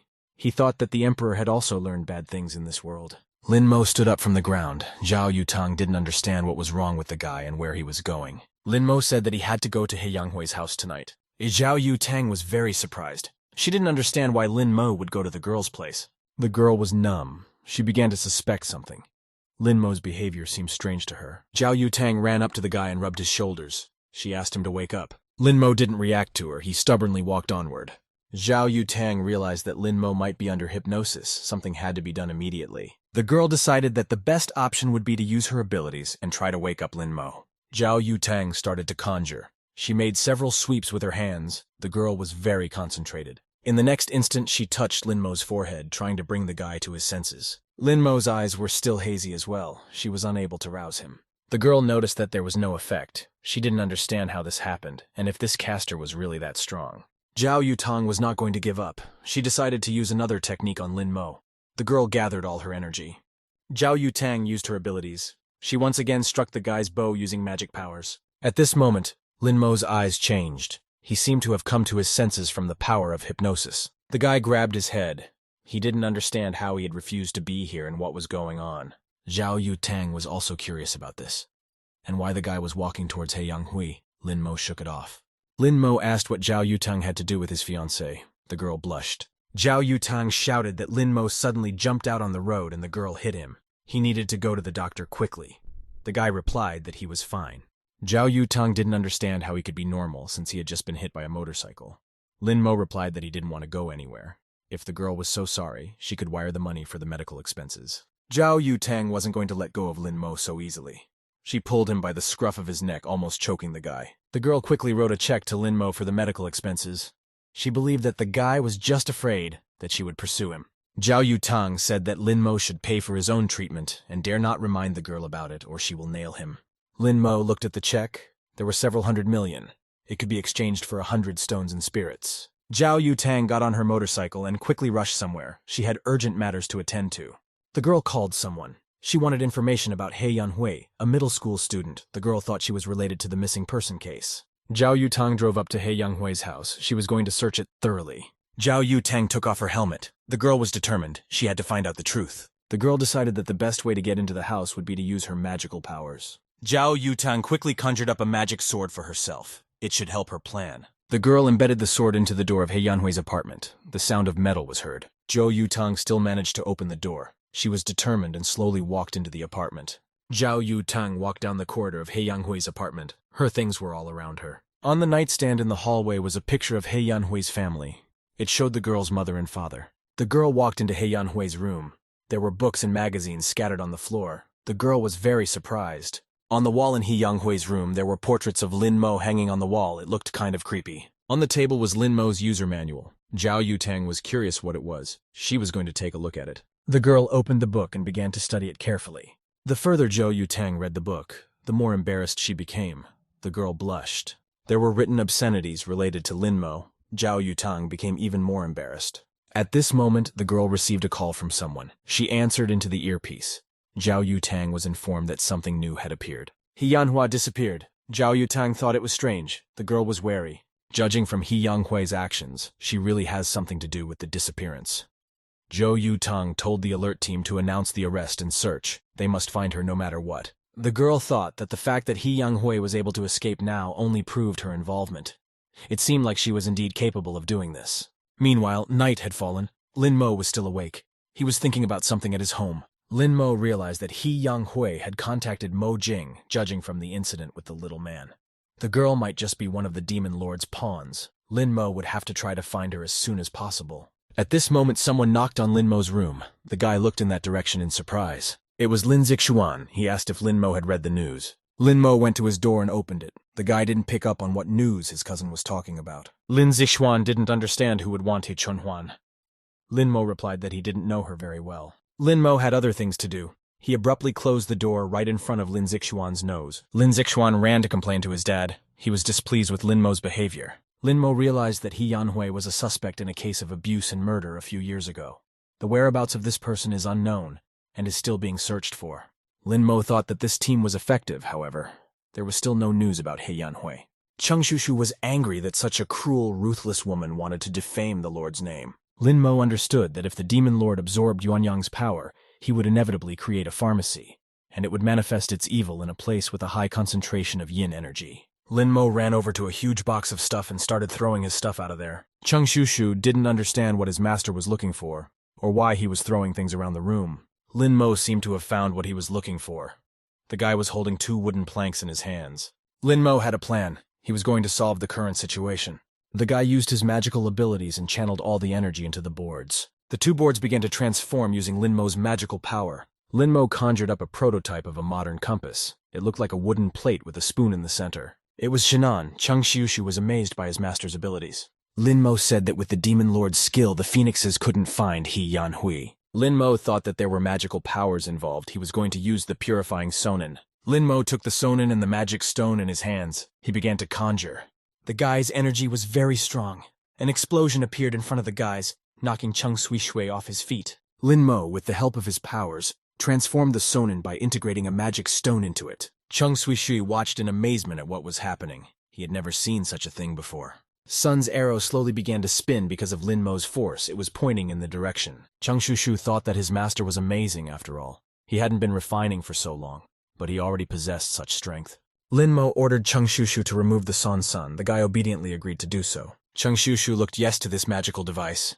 He didn't understand what the sonin was for. Lin Mot replied that it is used to find places with a lot of yin energy. At this moment, Lin Mo heard strange sounds. The guy became wary and looked in that direction. The guy told Cheng Shushu to hide. The guy understood him and jumped into the guy's pocket in a flash. Lin Mo looked at his window. That was where the strange sounds were coming from. Standing outside the window was Zhou Yu Tang. She walked towards Lin Mo and stared intently at the guy. The girl smiled and gestured for Lin Mo to come out and talk to her.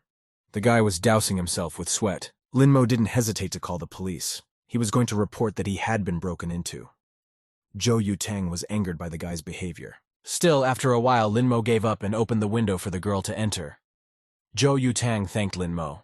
The guy asked what Zhou Yu Tang was doing at his house. The girl asked where Lin Mo was hitting today. Lin Mo thought that the girl suspected that he wasn't injured in that accident.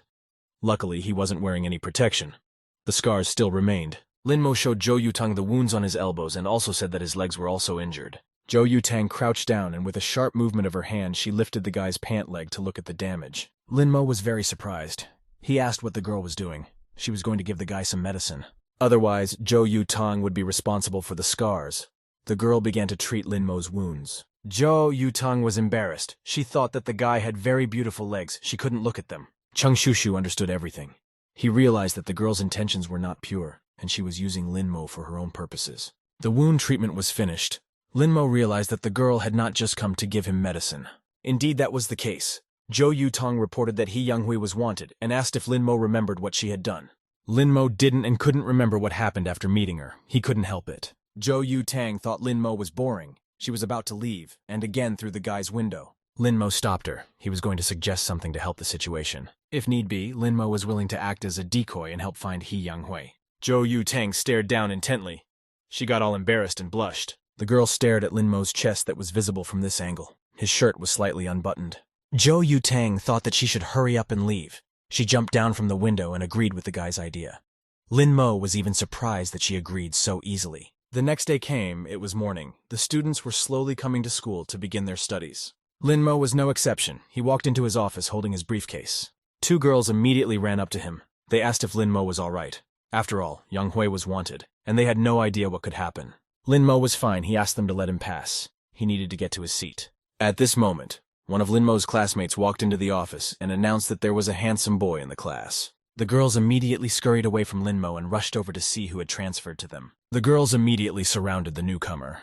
They began to ask him what his name was. He had green hair and wore glasses. The newcomer's name was Shenlaxian.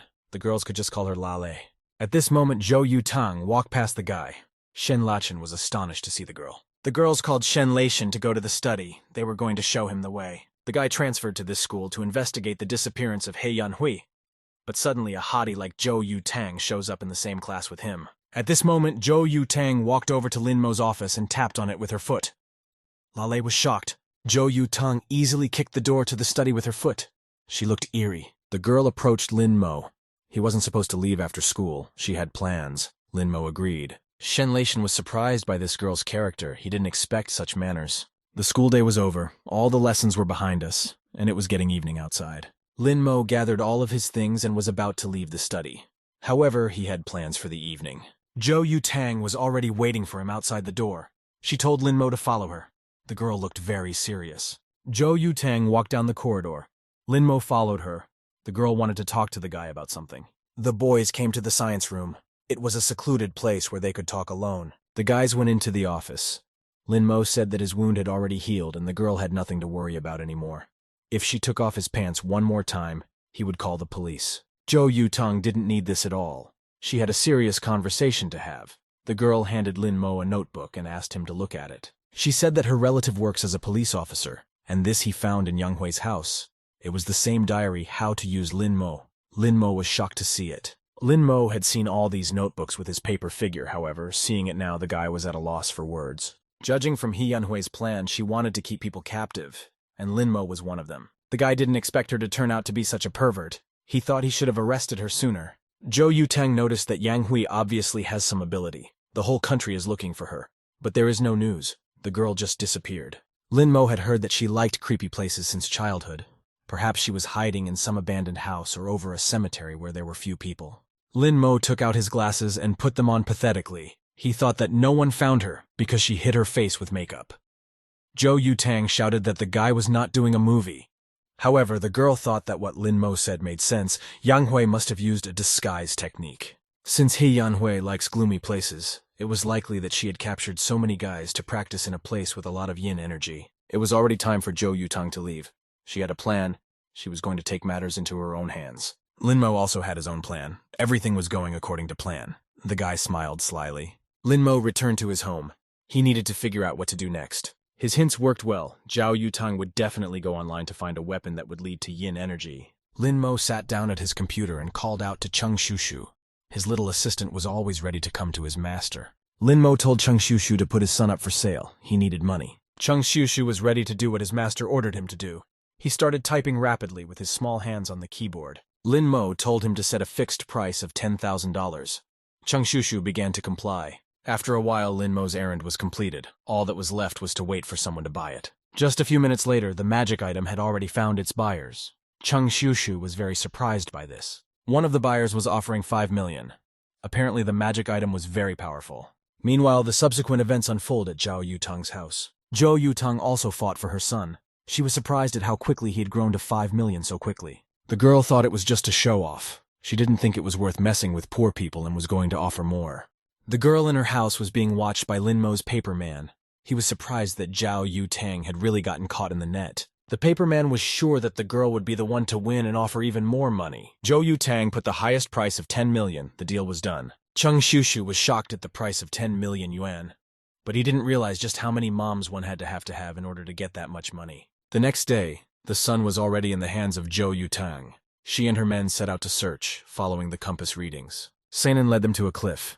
It looked like what the boys were looking for was here. One of the women remarked that this compass was a real treasure. It was able to pick up yin energy from 100 miles away. Mistress is a strong person invited by the team to help. Her praise is not easy to earn. It looks like the material really doesn't disappoint. It was the older woman who was going to go ahead and inspect the road. She told the rest of the guys to stand here. The woman pulled her sword out of its sheath. Unexpectedly at this moment, a huge green hand with long claws appeared in front of the woman. It was some kind of magical creature. The creature attacked the woman. She managed to set up her sword and fend off the attack. A magical field appeared around the guys. It didn't let them move. Everything was burning with green flames. Zhou Yutang realized that they were in a predicament. The girl wondered what they should do. At this moment, many small hands appeared in the flames. They were climbing up Zhou Yutang's leg. Those hands started pawing the girl. She was very surprised and didn't know what to do. Zhou Yutang gathered herself at some point. She was very angry and decided to act aggressively. At that moment, a huge explosion sounded at the place of their battle. It scattered parts of the creature around. Zhou Yutang was responsible for the explosion. She was holding a huge mortar. However, the battle wasn't over yet. The creature wasn't defeated. It was going to attack the girl once more with its huge arm. The hand kept coming closer and closer to Zhou Yutang. It wouldn't leave the guys alone. Zhou Yutang was determined to win. She once again took her mortar and aimed it directly at the creature's arm. Another loud explosion sounded in the air. It was that creature's hand that exploded. It looked like the girl had done well. The battle was watched from afar by Lin Mo's paperman. He was surprised by the girl's strength. Lin Mo was amazed at this way of breaking the field. After all, what she made from the ring was a modern weapon. Lin Mo really was interested in this. He was watching everything and his room. At this moment, the wall of Lin Mo's room was broken by a girl with one blow. She was very strong, holding someone's body in her hands. The girl was burning with yin energy. She threw the bound Lin Zixuan. The guy was unconscious. Cheng Shushu was scared. He noticed that she had beaten Lin Zixuan and was worried about the Lord's fate. Lin Mo understood everything. He was going to resolve this situation and fight the girl if need be. It seems this girl was under the hypnosis of He Younghui and wanted to tie up Lin Mo. This fight is like a fire. The girl does not waste her time to come on her own. That girl swung and tried to aim a punch at Lin Mo. She was very muscular. The yin energy that Zhao Yutang found is just a decoy, and He Yanghui herself is apparently hiding elsewhere. Lin Mo thought that in that case, it was necessary for this girl to tie him up and take him to He Yanghui's hideout. Lin Mo used spiritual defense to keep himself from being hit by this girl. The girl put bags over Lin Mo and his cousin's head and tied both of them up. She dragged them to the van. The girl threw Lin Mo's body into the van. It was a kidnapping. The van shifted and headed for He Yanhui's hideout. This was Lin Mo's plan. The van and the boys stopped outside a small abandoned building. Lin Mo's bag was finally taken off. The guy opened his eyes and looked around. He Chunhui was indeed there. This was her plan. She was happy that she had managed to kidnap Lin Mo. The girl walked up to Lin Mao and asked if he was surprised. She smirked slyly and was pleased with herself. Lin Mo couldn't tell if he was surprised. After all, he had expected such a development. He Younghui was very angry. Hearing the tone Lin Mo was addressing her with, she grabbed the guy by his shirt. The girl threw Lin Mo against the brick wall. She believed that the guy didn't learn from his mistakes. Lin Mo advised He Yanhui to stay away from him.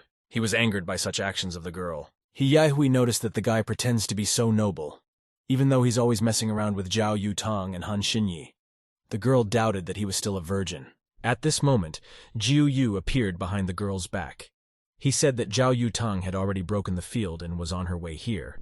She had to get down to business, and then she would have strength. He Chunhui turned around and said with an evil laugh that Di Zong was waiting for her. She told Lin Mo to sit here and be goody-goody. She would return to him after she tried the emperor. Lin Mo realized that the demon sword or demon lord was in her body. Lin Mo remained sitting in the cell where He Yanhui had imprisoned him. This place was very damp. Lin Jixuan still hadn't woken up. He sniffled as he lay in his cell. At some point, the guy came to his senses. He woke up terrified and begged me not to kill him. The guy was very scared. Lin Jixuan asked Lin Mo where they were. The guys were sitting in a small cage. They were arranged around a magic circle. At this moment, in the forest where Zhou Yutang was, the smoke from the explosion that the girl had created still hadn't dispersed. The guys approached the site of the explosion. There was a huge crater on the ground. Zhou Yutang understood that this was He Yanghui's doing.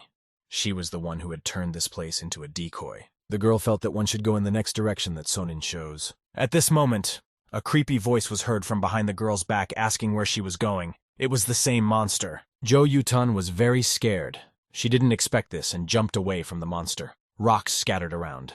The monster was huge. It wished all the guys dead, its head burning with green flames. Up to some point in the forest, where the guys came, everything was calm. Nothing portended trouble. The deer was quietly grazing in the clearing. He was leisurely chewing the grass. At some point, the animal heard unusual sounds. It perked up and was ready to run. At that moment, rays of light appeared from nowhere, destroying everything in their path. There was a fierce battle going on in the forest between the mysterious creature and the boys. The monster was huge and had 6 arms. He told the boys not to try to escape.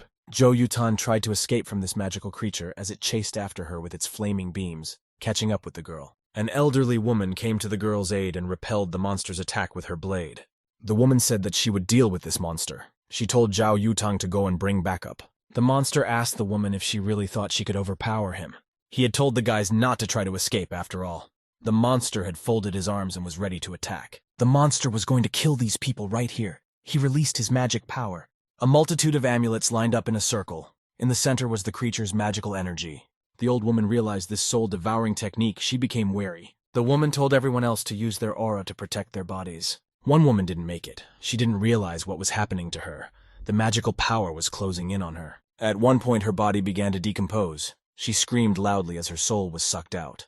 Zhou Yutang looked at this terrifying picture with pity. The girl was alarmed. Zhou Yutang was angry. She was going to deal with this monster herself and use her magical abilities. The girl conjured up her bow and arrow in a flash and aimed the weapons at the monster. Zhou Yutang was about to smash the monster. At this time, the monster directed its strength towards the girl.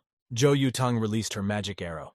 It went straight towards the creature's huge face. A huge explosion sounded, however it didn't seem like it had harmed the monster in any way. The creature was intact. It snidely asked if this was all the girl was capable of. The older woman said that almost half of their men were without strength, and that wasn't enough to hurt him at all. At this time, the monster was preparing its new attack. It sucked in a breath of air. The monster blew with all its might right at the guys. Gray smoke appeared around them. The guys noticed that the dead woman had started to turn into a zombie. The woman's body was very damaged, but she still got up and ran straight at the guys. The female zombie jumped up and was about to attack Zhou Yutang. The girl at this time used her magic ring to activate her power and conjured a weapon for herself. Zhou Yutang swung her magic sword and cut the zombie girl's body in half. However, the battle wasn't over yet. Zhou Yutang's other fallen comrades had also turned into zombies. They flew to attack the girl. The elderly woman was going to help Zhou Yutang resist the poisonous gas. At this time, the girl had to get rid of those zombies as fast as possible. The woman tried to explain that these people were infected, and they were no longer allies. So there was no need for pity. Zhou Yutang understood everything. She didn't waste any time. She swung her magic sword at the guys and slashed one of them's body. The girl was about to massacre the second guy as well, a zombie. She jumped up high. However, Zhou Yutang had stopped something. The girl couldn't hit this guy with her ball. One of her men started to say her name. He recognized the girl, causing Zhou Yutang to hesitate. However, it was a deceptive maneuver, the guy. A zombie attacked the girl and hurt her stomach. Zhou Yutang realized the mistake she had made. She was in a lot of pain, however. She held on with her last strength. Zhou Yutang clenched her magic sword in her hand and was about to strike with it. The girl hit this zombie guy several times. She managed to overpower her opponent. Blood easily gushed out from Zhou Yutang's abdomen. The girl tried to stop it with her hand, however, it didn't help. Zhou Yutang could no longer stand on her feet. She fell to the ground. At this time, it started to rain. The girl was lying in a pool of her own blood. She was gradually losing consciousness. Her condition was very serious. Lying on the ground, the girl thought it was strange that she was still ashamed of blood. It turns out only Zhou Yutang and Lao Luo were left alive. Everyone else was killed by this monster. If the girl knew this before, wouldn't have brought so many people. Above Zhou Yutang's head, her former comrades who had become zombies because of the poisonous gas were leaning over her head. They were going to finish the girl off. Lao Luo saw that the girl was in mortal danger. She was very worried about her and thought that something should be done. The woman began to use her magical powers. She was going to destroy the monster. The monster wondered how much longer the woman could hold out. She activated the protective barrier around her. At this moment, one of the zombie men swung a knife at Zhou Yutang. The girl thought that would she really drag Lao Luo away with her. The man's knife was getting closer and closer to the girl's head. She thought it was the end. At that moment, blood rushed from somewhere. It splattered all over the place. To Zhou Yutang's surprise, the man's knife landed right next to her head without causing any harm. The girl was surprised to see that the man's head had been severed by someone at the most opportune moment, blood gushing out of it. A girl came to Zhou Yutang's aid. She felt her strength disappearing and rushed to her aid. The girl's name was Zhao Honglin, and she was the group leader. The girl arrived just in time. At this time, one of the zombie men was still standing behind Zhou Yutang's back, however. The girl didn't care about him. This man's head was blown off in one blow, just like the previous man. Zhou Yutang realized that her grandmother had come to her rescue. At this time, the old woman was bravely fighting the main monster. Her strength was already running low. Lao Luo noticed as Zhao Honglin came in. The battle was very fierce. The monster asked if the older woman wanted to save them. He chuckled caustically and said it was a very noble act. Zhao Honglin didn't understand. Shouldn't this thing be dead by now? The monster wasn't afraid of the girl. He thought that she wouldn't be able to fight with this sword. The monster told him that the emperor would be there today. They was very cocky and decided to attack again. At this time, Zhao Honglin made a counterattack with her magic weapon on the monster. It pierced straight through its head. At the same moment his barrier began to dissipate, it seems like it was an absolute victory. Zhao Yutang woundedly sat on the ground. She was very surprised that the monster was able to be defeated. Zhao Honglin was very worried about her granddaughter, because she was so hurt. The girl thought it was good that her intestines didn't fall out. The girl held out a bottle of medicine to Zhao Yutang. She had brought it especially for her granddaughter. Zhao Yutang drank the medicine. She said that her classmate was missing and asked for help to find him. The girl explained that their opponent's target was Lin Mo, and he needed to be saved. Zhao Honglin understood everything. She told her granddaughter to rest. She will handle everything. Zhao Yutang was overjoyed. She could no longer keep her consciousness and began to slowly fall asleep. Zhao Honglin gave the task to Lao Luo. The woman was to help Lin Mo. The woman understood her mission. Zhao Honglin asked where the guy Zhao Yutang was talking about was. The woman said that this guy must be in a very dark place. The sun that Yutang was carrying should help them. Zhao Honglin said that there was no need for that. She summoned her huge sword. Zhao Honglin was going to get it herself. That was her mission from this point on. The girl was very small in stature. She was desperately trying to jump on her huge sword. However, she still couldn't make it, and she fell to the ground and hit herself painfully. Zhao Honglin told her to take her granddaughter to the headquarters to heal. The girl herself will go to this dark place to find out everything. Zhao Honglin sat down on her sword. She said goodbye to the woman and flew to help Lin Mo. At this time, Lin Mo was still also imprisoned in a small, dark building on the outskirts of the city. He sat in the cage while there was a magic circle in the center of the room. He, Yanhua, sat on it and conjured. Lin Mo watched what was happening. Cheng Shushu asked what this girl was doing. The guy explained that the price of Younghei's perfection was aging. She would age every time after absorbing the power. The girl aged in the blink of an eye. At this moment, He Yanghui noticed something strange. She stopped and heard strange sounds. The girl realized that someone had come to her hideout. She was going to see who it was. Zhao Honglin walked up to the door of this small building. She waited for the door to be opened for her. The door was opened by He Yanhua. She had a very angry look. The girl wasn't expecting anyone to visit her. When she opened the door, she saw a small cute child. The girl thought that Zhao Honglin was lost. Zhao Honglin really pretended to be a child. She said that the little stick was flying. He Yanhui didn't understand what the girl was saying. The girl tensed up and didn't know what to do. Cheng Shushu asked Lin Mo if it was normal to knock him out right after he woke up. It was about Lin Zixuan. Lin Mo hit him hard on the head. The guy was unconscious. Lin Mo replied that it was okay because he was a tough nut. At this moment, Lin Mo heard strange sounds of explosions. The guy was confused. Zhao Honglin's magic sword flew through the entire building. It destroyed the wall in its path. That huge sword dug straight into He Yanghui's abdomen. Scarlet blood spurted out from the girl's body. She didn't expect this. Zhao Honglin noticed that the girl was already crying, and after all, this was just the beginning. She was going to deal with her. Zhao Honglin sat down on her huge sword and asked what He Chunhui would do next. Zhao Honglin kept wishing that He Yanghui would at least try to confront her. The girl grabbed the sword that was sticking out from her stomach and tried to pull it out, but it wasn't so easy to do. She screamed furiously that she hated anyone who stood in her way, and she managed to pull the sword out of her body. He Yanghui raised a huge sword and pointed it at Zhao Honglin, who was floating in the air. The girl swung and threw that sword back at Zhao Honglin. It flew in the air at a tremendous speed. The sword landed. It had destructive power. An explosion was heard. He Yanghui was seriously injured. It was hard for her to stand on her feet. The girl crouched down. He Yanghui didn't realize what kind of brat had attacked her. The girl's mouth was bleeding. Zhao Honglin was safe and sound. She sat on her sword with a proud look and asked if this was all the girl was capable of. He Yanghui realized that she was no match for this girl. She turned to Jiu Yu for help.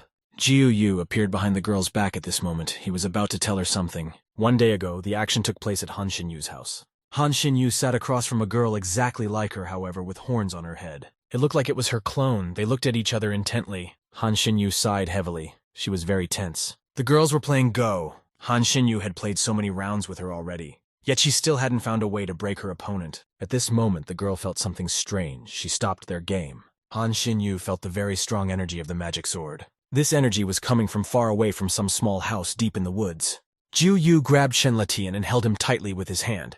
The guy told him to let him go. He was disgusted by this. Shen Letian asked if the demon sword knew who he was. Jiu Yu didn't know this. The guy was a member of the Tangmo sect. Shen Letian confidently stated this. Jiu Yu was very surprised. He wasn't really interested in this information. Jiu Yu didn't know about the existence of this sect, but looking at how snotty the guy was, he thought that destroying their sect would be easy. Shen Letian was very scared. He asked the aura to save him. The guy didn't know what to do. At this moment, the doors to Shen Letian's room opened. The demonic sword did not expect an uninvited guest to visit. The dust had risen in the room. It was impossible to see who had entered the guy's house. A girl's foot appeared out of the smoke. It looked like she had come to Shen Letian's rescue. The girl stepped confidently. She moved closer and closer to the demonic sword. Ju-yu felt an unusually strong energy that emanated from the girl. It was Han Xinyu who came in. She seemed to be displeased about something, an eerie aura spreading around her. The girl was the mistress of the demon ball. He recognized her and was very happy to see her after all this time. Han Xinyu told Ju-yu not to go crazy. She kicked the demonic sword with her foot. Han Xinyu finally realized that this thing that had teamed up with He Yang-hui was her own sword. The demon sword confirmed it. The girl continued to kick it with her foot. At this moment, Sheng Leishan turned to the girl. He asked her to help and save the guy. The boy explained that he was the son of the head of Tanmo, and he was willing to serve Han Xinyu. The Tanmo sect are demon cultivators, and their strength is not inferior to Feng Zhu. The girl noticed the guy. She slowly approached him. Han Xinyu sat on the demon sword and said that she didn't need humans, only a dog. The guy barked. Han Xinyu laughed at this. She decided to keep him. Sheng Laqian would become her doggy. The boy thanked his mistress for her mercy. He was very glad to be alive. Sheng Laqian said that from now on, the girl servant's house would belong to Han Xinyu. The boy's voice was getting quieter and quieter. Jiu Yu told the guy to stay awake while talking to the mistress. Han Xinyu took too much strength from him and he passed out. Jiu Yu started to talk about his plan. He's using He Yang-hui to recover his strength. The forest here and the smell are traps to prevent wanted people from reaching here. He and He Chun-hui are hiding in an abandoned factory. With this progress, the sword will be able to recover in 10 days. Han Xinyu thought it was a great plan and asked if He Yang-hui was completely under Jiu Yu's control. The sword thought the girl was too naive. It was easy to get her to do anything using Linmo. The girl thought that Yang Hui would do something dirty to the guy. The sword had to do anything to prevent that from happening. Han Xinyu remembered that she hadn't finished playing the game at her house. The girl couldn't just leave it at that. Jiu Yu hoped that his fragments would reassemble as quickly as possible because it was getting worse and worse. Han Xinyu told the ball not to hurry. After all, Dizong had also come to this world. The sword was shocked to hear this. Han Xinyu explained that the memories between the fragments are not connected, so Jiu Yu does not know. Recently, the girl felt the sword fragment near the farm. She wanted to approach, but the energy was completely different, destroyed by someone else's energy, and only Dizong had such a powerful aura. Jiu Yu's task was to use Yang Hui as bait and attract the emperor here. This time his mistress would deal with him. In turn, the sword told Yang Hui to kill Zhou Honglin. Yang Hui didn't understand how she would be able to handle the girl after all. She was much stronger than her. Yang Hui said that she had never even fought before and she didn't know how to do anything. At this time, Zhou Honglin was trying to use sword-wielding tactics. Many swords appeared in the air, heading towards He Yanhui. The girl didn't know what to do about it. The sword told Yang Hui to give her body to Jiu Yu's control. The girl thought that it really wasn't a bad idea. Jiu Yu instilled into He Yang-hui. The girl immediately became stronger. The sword thought that it was impossible to procrastinate. Jiu Yu in his new body laughed and attacked Zhou Honglin. He was determined to win. Zhou Honglin didn't give up either. She kept aiming her magic balls at He Yang-hui's body. However, Jiu Yu possessed great strength. He easily repelled the girl's attack with his foot. Jiu Yu intercepted Zhou Honglin's sword and pointed it against the girl. The demon sword angrily asked if his opponent liked flying wands. Jiu Yu launched his balls straight at Zhou Honglin. They flew at a tremendous speed. Zhou Honglin had created a protective barrier around herself in time. She was inside a sphere that nothing could penetrate. Jiu Yu wasn't going to stop. He conjured an energy sphere in his hands and was going to attack again. At this moment, a huge dragon appeared in the room due to Jiu Yu's magic. It was heading towards Zhou Honglin. The girl was surprised that the sword uses such old tricks. In fact, they are much weaker than described in the book. And it seems he can't do anything else. Zhou Honglin noticed that Jiu Yu's craziness game only benefited her. She was confident in herself. The girl started using a new technique. She said that the pear blossoms that cry all the time call for rain. Zhou Honglin thought that it was very shameful to die. She took her huge sword and flew to attack. Zhou Honglin struck at the huge dragon. She hit it right in the head. It was an accurate strike right on target. The girl's magical abilities had overwhelmed the huge creature. The dragon released a huge amount of energy from its mouth. It rose high up. The huge creature was defeated, the remnants of energy hovering in the room. A stream of energy from the dragon's mouth pierced the ceiling, and a huge hole was called out. From the rooftop, Han Xinyu was watching everything happening through the hole.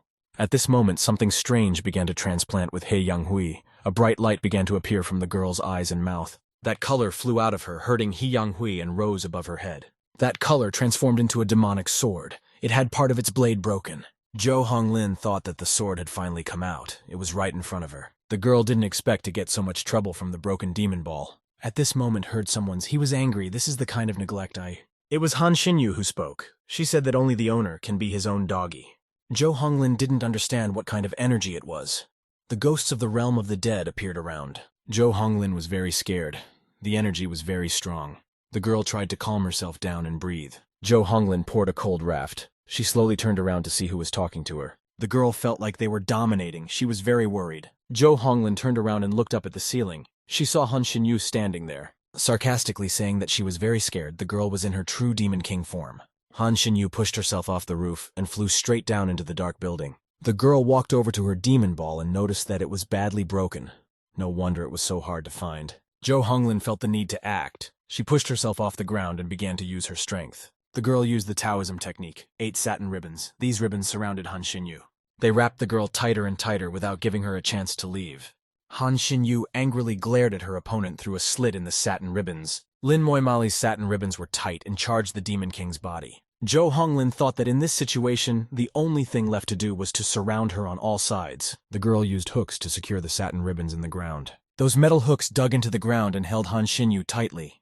Zhou Honglin offered her best efforts to overpower her opponent. It was very hard for her to do so. After that, the girl let the entrance of the magic amulet. She commanded it to her. Han Xinyu skinned a huge magic ball of various techniques to contain her. After that, Zhou Honglin used the falling flame technique. This was followed by the heavenly lotus sealing technique, heaven's ferociousness. A huge lotus flower appeared beside Han Xinyu and slammed its petals down to restrain the woman.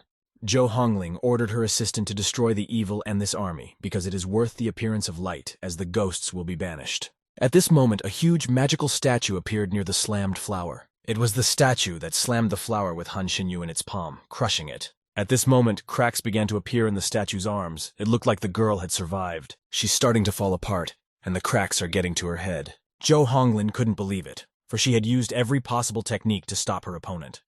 At this moment, a bright red light appeared right in front of the girl's eyes. It had incredible power. It was Han Xinyu. She had heard from her little dog that Zhou Honglin was the strongest in the Phoenix group. No one would be able to defeat her. She thought that this opinion was quite wrong. The girl was holding her demonic sword. She told Zhou Honglin that it was over. Zhou Honglin shouted that this wasn't the end. She wasn't going to give up and wanted to defeat the Demon King. Han Xinyu was quite surprised by the girl's words, for she was confident of her absolute victory. At this moment, Zhou Honglin noticed the wound from the demonic ball on her own abdomen. A dark energy was emanating from it. Han Xinyu repeated that it was over. At this, their battle came to an end. A sharp hand slashed the girl's stomach. Zhou Honglin was defeated. She fell to the ground, blood gushing out of her. The demon sword apologized to its mistress. He Younghui's body was too weak. She can't use 10% of her strength. Han Xinyu thought that the ball had already better try its best to make the emperor deign to appear. Zhou Honglin still had some remnants of her life force left in her. The girl was in a lot of pain. She raised her head. Zhou Honglin struggled to reach her weapon, which was stuck in the ground not far from her. Han Xinyu thought that after all these years, the emperor should have noticed. At this time, Zhou Honglin launched her sword at the girl. It seemed to Zhou Honglin this side that even if the emperor realized that she was alive, he still hadn't appeared. The girl didn't understand what the matter was. At this time, Zhou Honglin's sword was about to reach its target. However, Han Xinyu was very strong. She used her demonic sword to stop her opponent's weapon. The demonic sword easily sliced Zhou Honglin's weapon blades in half. Han Xinyu thought that perhaps the emperor wanted to use Zhou Honglin to find out everything. Han Xinyu remarked that how unfortunate it was that little Zhou Honglin was just trash, not going to reach out to the Demon King. Han Xinyu sighed. She was expecting a battle with a completely different opponent. At this moment, Han Xinyu loudly chanted Emperor. He was the one she was going to fight. The girl asked if they had not had enough drama for the emperor. Everything was already ready for their battle.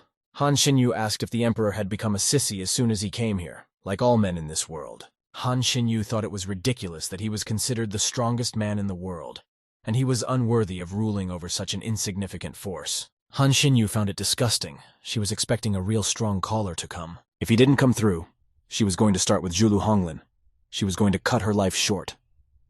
The girl was very angry. She was going to destroy everyone in this trap before and everyone in this world. Han Xinyu threatened to kill them all if the emperor didn't show up and stop her. Han Xinyu said she would count to 3, and after that, her plan together would begin.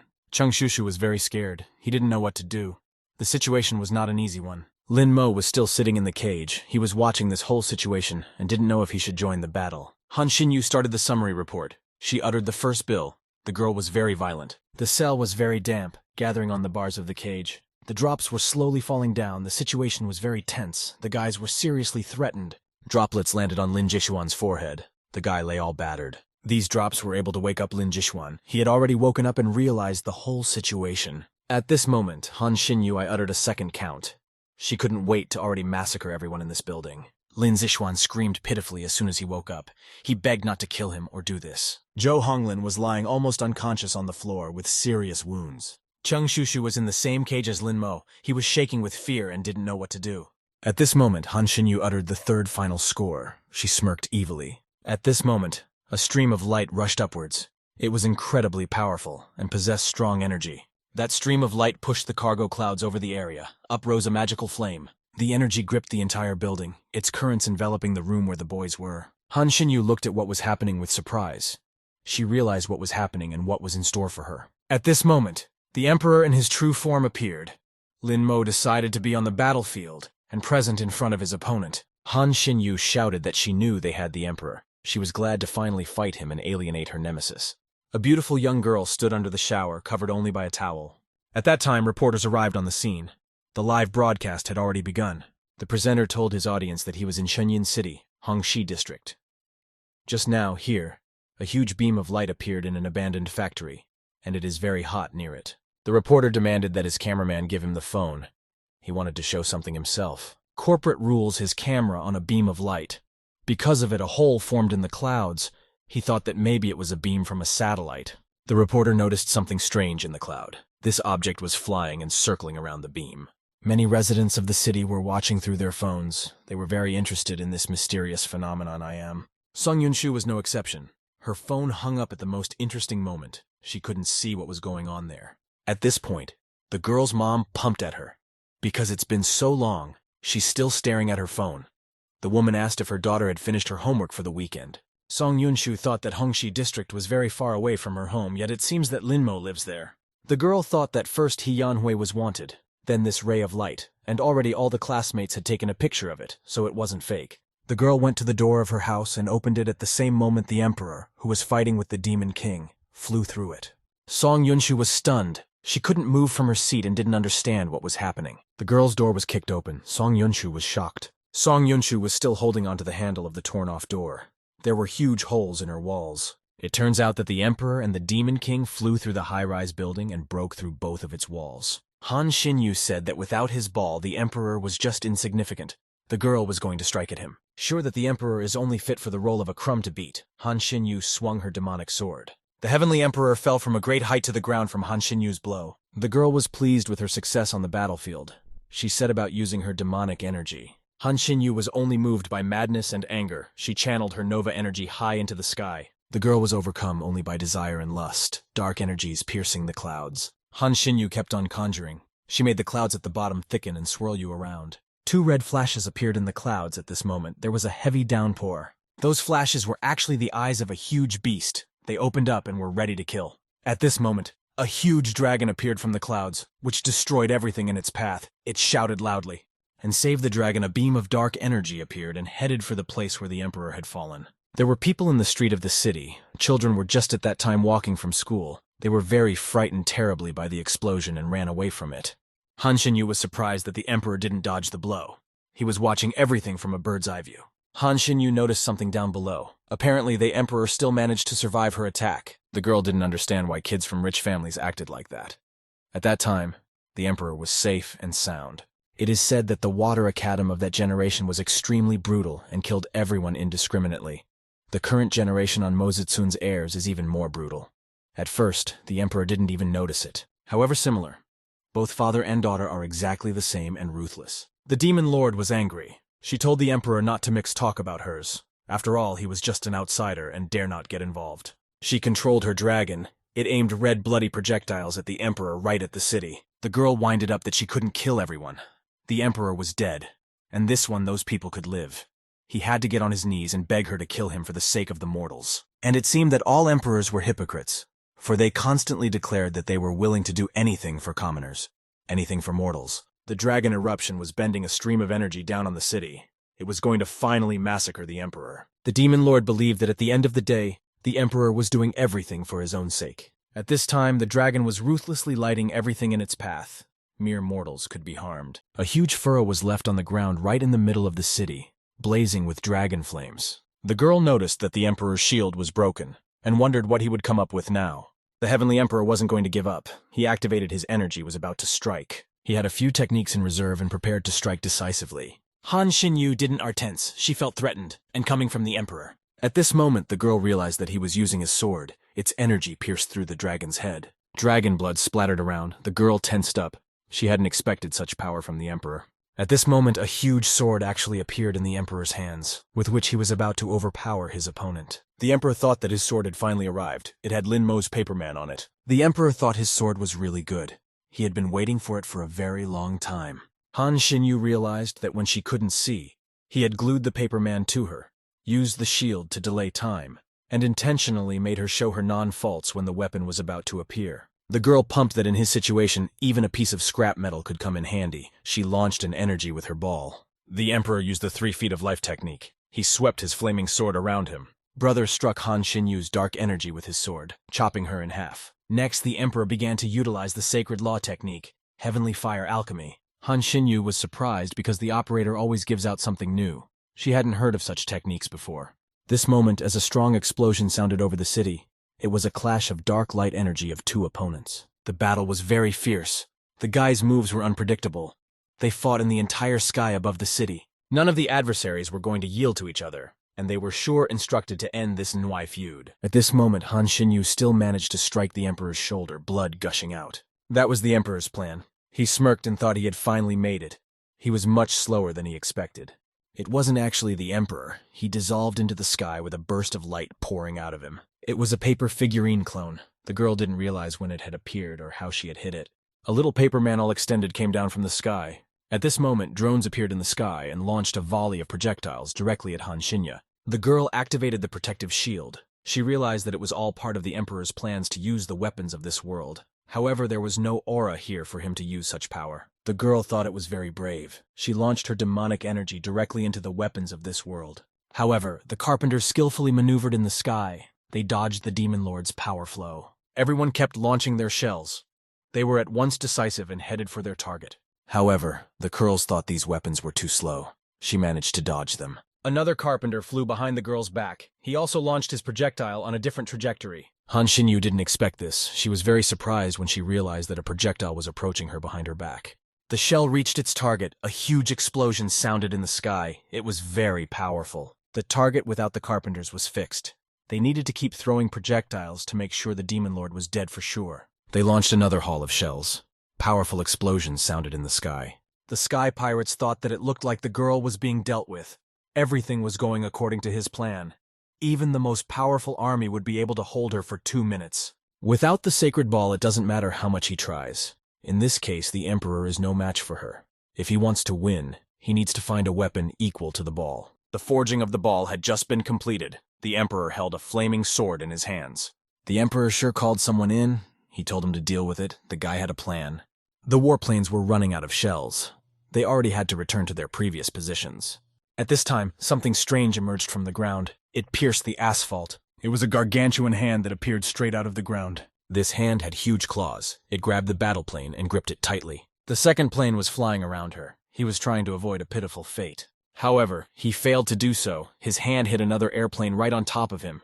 A huge explosion erupted in the sky. Following the hand and the ground came the remaining body of the monster. It was screaming loudly. It was huge in size and collapsed everything in its path. The demonic creature was extremely dangerous. It was the Demon Lord's shenanigans. She said if anyone interfered in this war, die, she would make them disappear. The demon sword behind noticed that this locust beast was moving towards the aura cluster. It would catch up with the operator, and the winner had already been determined. They believed that the Emperor was definitely up to something. They needed to find him as soon as possible. At this moment, the Demon Lord noticed something on the ground. She looked at it sadly. On the ground next to the destroyed building stood a little boy. He was crying for his daddy. The boy was very scared. He was desperately wiping his tears and hoping to find some adults. At that moment, the paw of a demon locust headed straight for the boy. He was going to grab the child.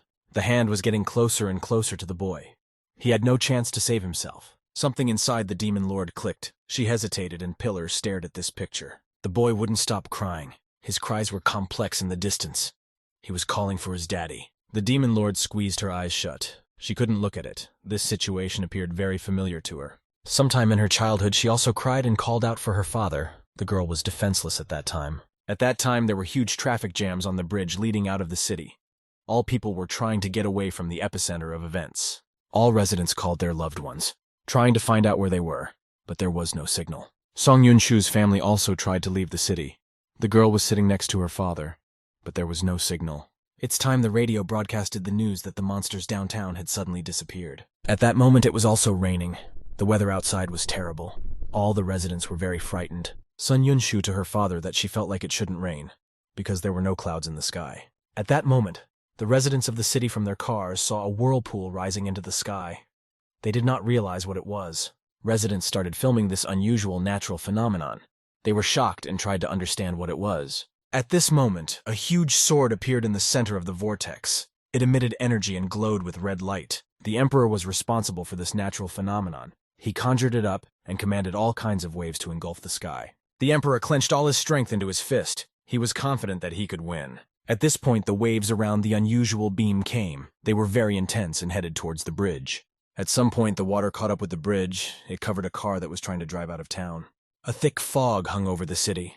It was unclear what had happened. All the people were terribly frightened. Sung Yun-shu got out of the car. Her father yelled at her that she was crazy and told the girl to quickly go back. Song Yun-shu walked to the edge of the bridge, and she looked down in surprise, unable to understand how this was possible. At one point, the entire river that surrounded the city and dried up.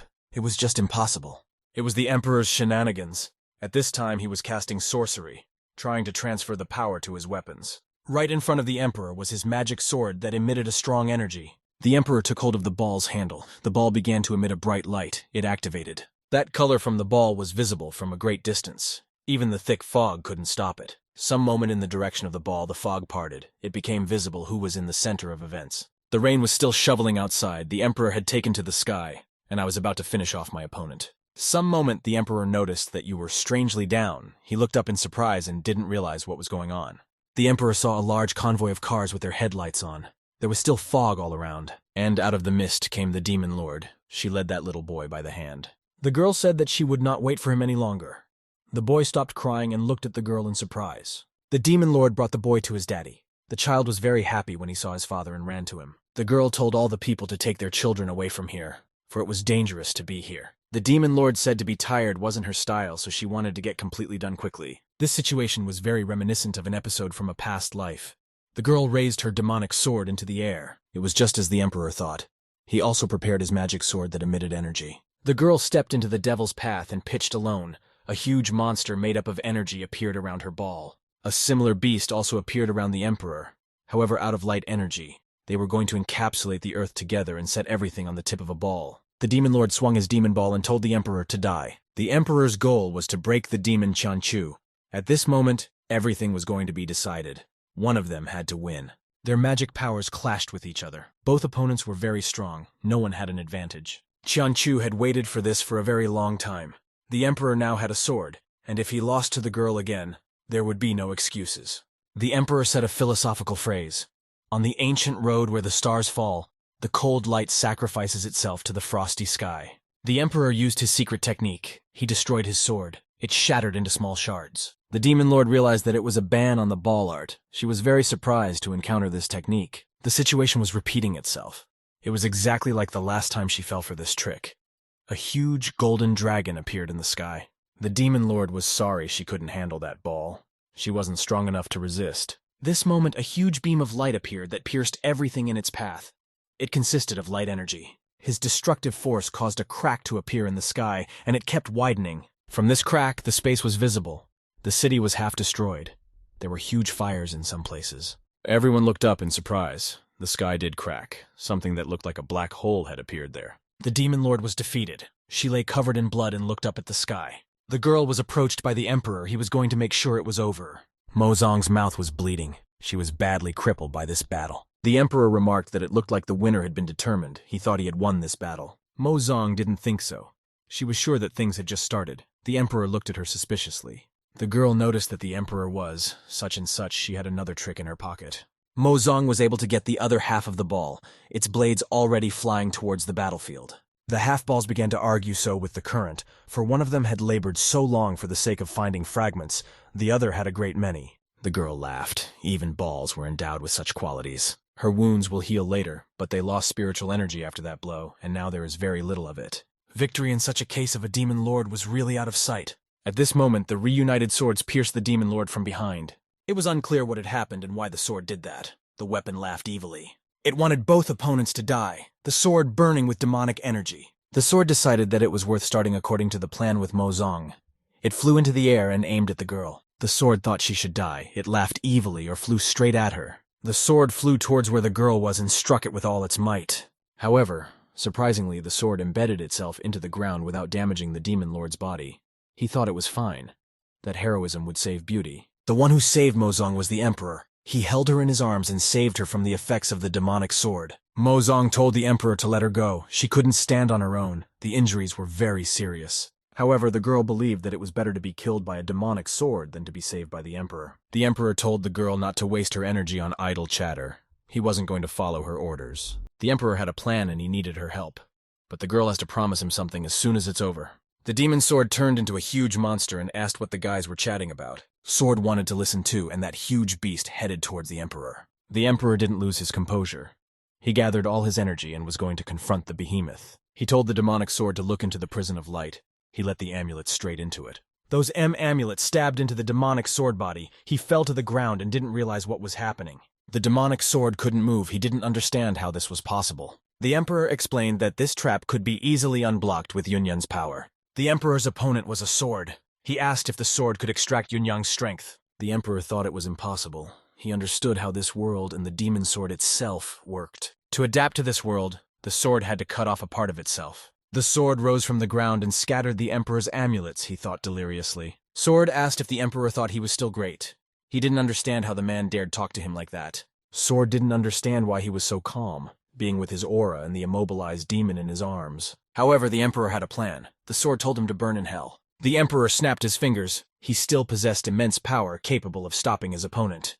At this moment, the demonic sword began to burn. He didn't realize what was happening. A light aura was engulfing him. Sword didn't understand where the emperor got such strength from, or how he was able to do it. The emperor explained that all the fragments had been reassembled, which meant his part was still in him. The fragment that the emperor took from the farm turned into a decoy. He thought it would be his last trump card. This fragment sucked out Binyan's demonic sword power. He asked it not to do so. The last move was for the demon lord. The girl began to absorb Yunyan's power. The sword screamed pitifully and begged not to take its power, but no one listened to it. For a moment, the entire sword power was absorbed by the demon lord. The fog gradually dissipated. Now it was just an ordinary sword without spiritual powers. He was shocked and thought it was terrible. The demon lord understood that even if Yunyan's power was fused, it was still in the sword body. The girl told him to gobble it all up. She was going to pay the bill. At that moment, a huge tongue appeared from nowhere and struck right in front of the guys. It was a huge chameleon-like creature. It was a hausa beast that appeared from a crack in the sky. The creature slapped its tongue on the sword and helped it escape. The demon lord said that everything was done according to plan and asked what the emperor's next move was. The emperor looked up into the sky. He pondered his next actions. Something was still unfinished. He remembered that there were still huge cracks in the sky, from which monsters that carried great danger could appear. The demon lord couldn't help with this. All she knew how to do was kill. Accordingly, she knows nothing about restoring the sky. The emperor let her go. He was going to do everything on his own. The emperor told the girl to remember what she had promised him. The emperor flew into the sky and used the technique of 1,000 grotto immortals. His eyes lit up with light. Something similar to a cube of magical energy appeared in the emperor's hands. He was about to overpower his opponent. The emperor told the house monster to return to his side. He released his energy into the sky. Because of the emperor's power, the creature was sent back into space, the edges of the crack glowing with bright energy. Because of the emperor's strength, the edges of the crack began to gradually shrink, and it took on a regular shape. The demon lord was surprised at this attraction. It caused cracks and truths to tighten. This technique required the emperor's tremendous energy. He could barely stay on his feet. His condition was very grave. Blood gushed out of the emperor's mouth. He was very overstressed and could no longer control his strength. Because of that immense gravity of space, he flew straight into the crack. Not even a gram left of his aura. At this moment, the demon lord grabbed the emperor's hand. She was going to help him. She gripped the emperor's hand tightly. Her other hand held onto the edge of the crack. She was going to keep the emperor from flying into space. The demon lord had been killing since ancient times, and with this she only proved that the more you kill, the stronger you become. Earlier, the emperor had told her that many people had died today, but the girl had clearly not gotten stronger. If he was right, their Yunyan's strength should be preserved in her sword. This was the Demon Lord's plan, she realized as the Emperor revealed it. The Emperor was going to save the girl and let her deal with the consequences herself. He had faith in the Demon Lord. He told her after she regained her Yunyang power not to change her intentions. At this time, the girl shouted for the Emperor to return, for the crack was tightening. The girl was on one side of the crack, while the Emperor was already in space. She held his hand tightly. The Demon Lord told him to move. She didn't understand why he was procrastinating. The crack was about to close. The Emperor had a chance of not surviving. The girl didn't understand why he was doing this. The Emperor said she knew everyone would be alive, but she saved that child anyway. The Demon Lord didn't understand why the Emperor was saying this at such an inopportune moment. At this moment, the Emperor said something to the girl from which she was very surprised, but the essence of his words was not clear. The crack in the sky had completely closed. The Demon Lord was unable to drag the Emperor behind him. The girl was upset. She flew down. She was very taken aback by the Emperor's words. The girl was very surprised to see what was left in her hand after making contact with the Emperor. It was a little paper man who smiled smugly. The next morning came. Dawn was rising over the city, the aftermath of the fight still visible. There was a Demon Lord sitting on one of the editions. She was scrutinizing the Emperor's paper man. The man also looked at the city. He had a plan. He understood what needed to be done. The Demon Lord sighed. It was time to act. Her business wasn't over yet. The Demon Lord stood up and conjured a large ball of energy above her. This energy dissipated throughout the city. It glowed with a bright light. This use of powers exhausted the Demon Lord, but she achieved her goal. She stopped her mission. The deed was done. The girl was coughing. She could no longer stand on her feet. Her body was exhausted. It turns out it revitalized people. It was worth 100 years of cultivation, moreover, and so many people were alive. However, she promised to do so to the Emperor, and the girl fulfilled her promise.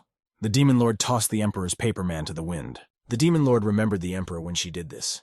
Turns out he wasn't as bad as she imagined. She remembered how he had saved her, held her in his arms, and wouldn't let her die. At that moment, the girl was very surprised. She had always considered him a sworn enemy. The girl stood on the edge of the building. She looked longingly at the city and seemed to be a little sad for the Emperor. His image kept popping up in front of her eyes. She couldn't banish those thoughts from her head. The Demon Lord became embarrassed and smiled. She liked this kind of attention from the Emperor. As night fell, Han Xinyu slept, but the girl was uneasy. Han Xinyu had a nightmare where someone didn't want to play with her because the girl has red eyes and is a demon. In her dream, she saw her father forcing the girl to kill the man, as he was dust in her eye who had killed countless of their fellow man. The little Demon Lord didn't want to do that. The girl felt sorry for the man. However, her father was prodding. Mozong picked up the sword and was not confident in holding it. The girl was shaking with fear. She didn't want to cut someone's life short. She wasn't ready for that. Her father nudged the girl in the back with a sharp motion of his hand. This caused the knife in the girl's hands to pierce the man's body. It was her first kill. Mozong was crying. Because of the realization of what she had done, she couldn't believe what had happened. Her father said that sooner or later her kindness would kill everyone. There was a man's blood left on the sword. Mozong looked at her bloody hands. She didn't want this to happen again. However, the next moment, the Emperor's hand appeared before her eyes and clutched the girl's hand tightly. Mozong was surprised. She was recalling the events of her life. The scene of the Emperor falling through a crack in the sky appeared before her eyes. Mozong held his hand tightly and tried to keep him from flying into space. The Emperor said that she knew that everyone would live. But she resurrected this child anyway. The girl screamed desperately that she didn't want to listen to him. She didn't want to accept her other side. Mozong told him to shut up, however. The Emperor said that he knew she was a good person, and that she had never been bad. At this moment, Mozong woke up. Tears were in her eyes. She screamed and told the Emperor to shut up. Mozong realized that it was just a dream. She was bothered by nightmares. The girl clutched the blanket. She was very sad. She didn't want to accept the truth. At this time, the Phoenix headquarters was crowded. There was a meeting of the members of the secret organization. Zhou Honglin was leading it, and she talked about all the events of the past week. The girl said that during the battle, the two destroyed and nearly destroyed half the city. Although all the dead were eventually brought back to life, Zhou Honglin felt that they could not sit still. A member of the organization asked what the girl meant, since they only had tiny grains of sand of information. It was the daughter of Yang Tianxidao's, Yang Tianyu. She asked what could be done besides sitting and waiting.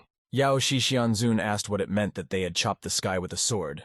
Was it the sword of an immortal? The master of the wine sword felt ashamed that he had never heard of it before. Li Sanjin thought that there was no need to complicate things. Even if you put all the immortals' strength together, they wouldn't be able to cut through the sky. Yao Chengqin had heard that the elder Zhao had been killed. Zhao Yutang asked her grandmother if she had gathered everyone just to complain. Aunt Baiyun told the girl not to be rude. She asked to be allowed to talk about the measures discussed with Hong Lingxing. They waited for the Baiyun temple to preserve the ancient oracle as the heavens controlled their world. Heaven handed them the tears of heaven. The goal is to establish the right path. The oracle said, "Drink these tears and do justice. You are the daughter of destiny." They sealed it, for it is a heavenly gift. Zhou Yutang didn't understand what this tear had to do with their plan. Ta explained that when the girl was sent to the temple for treatment, her soul was scattered and her internal organs damaged. There was little hope. This all happened because of the appearance of heretics and the collapse of this world.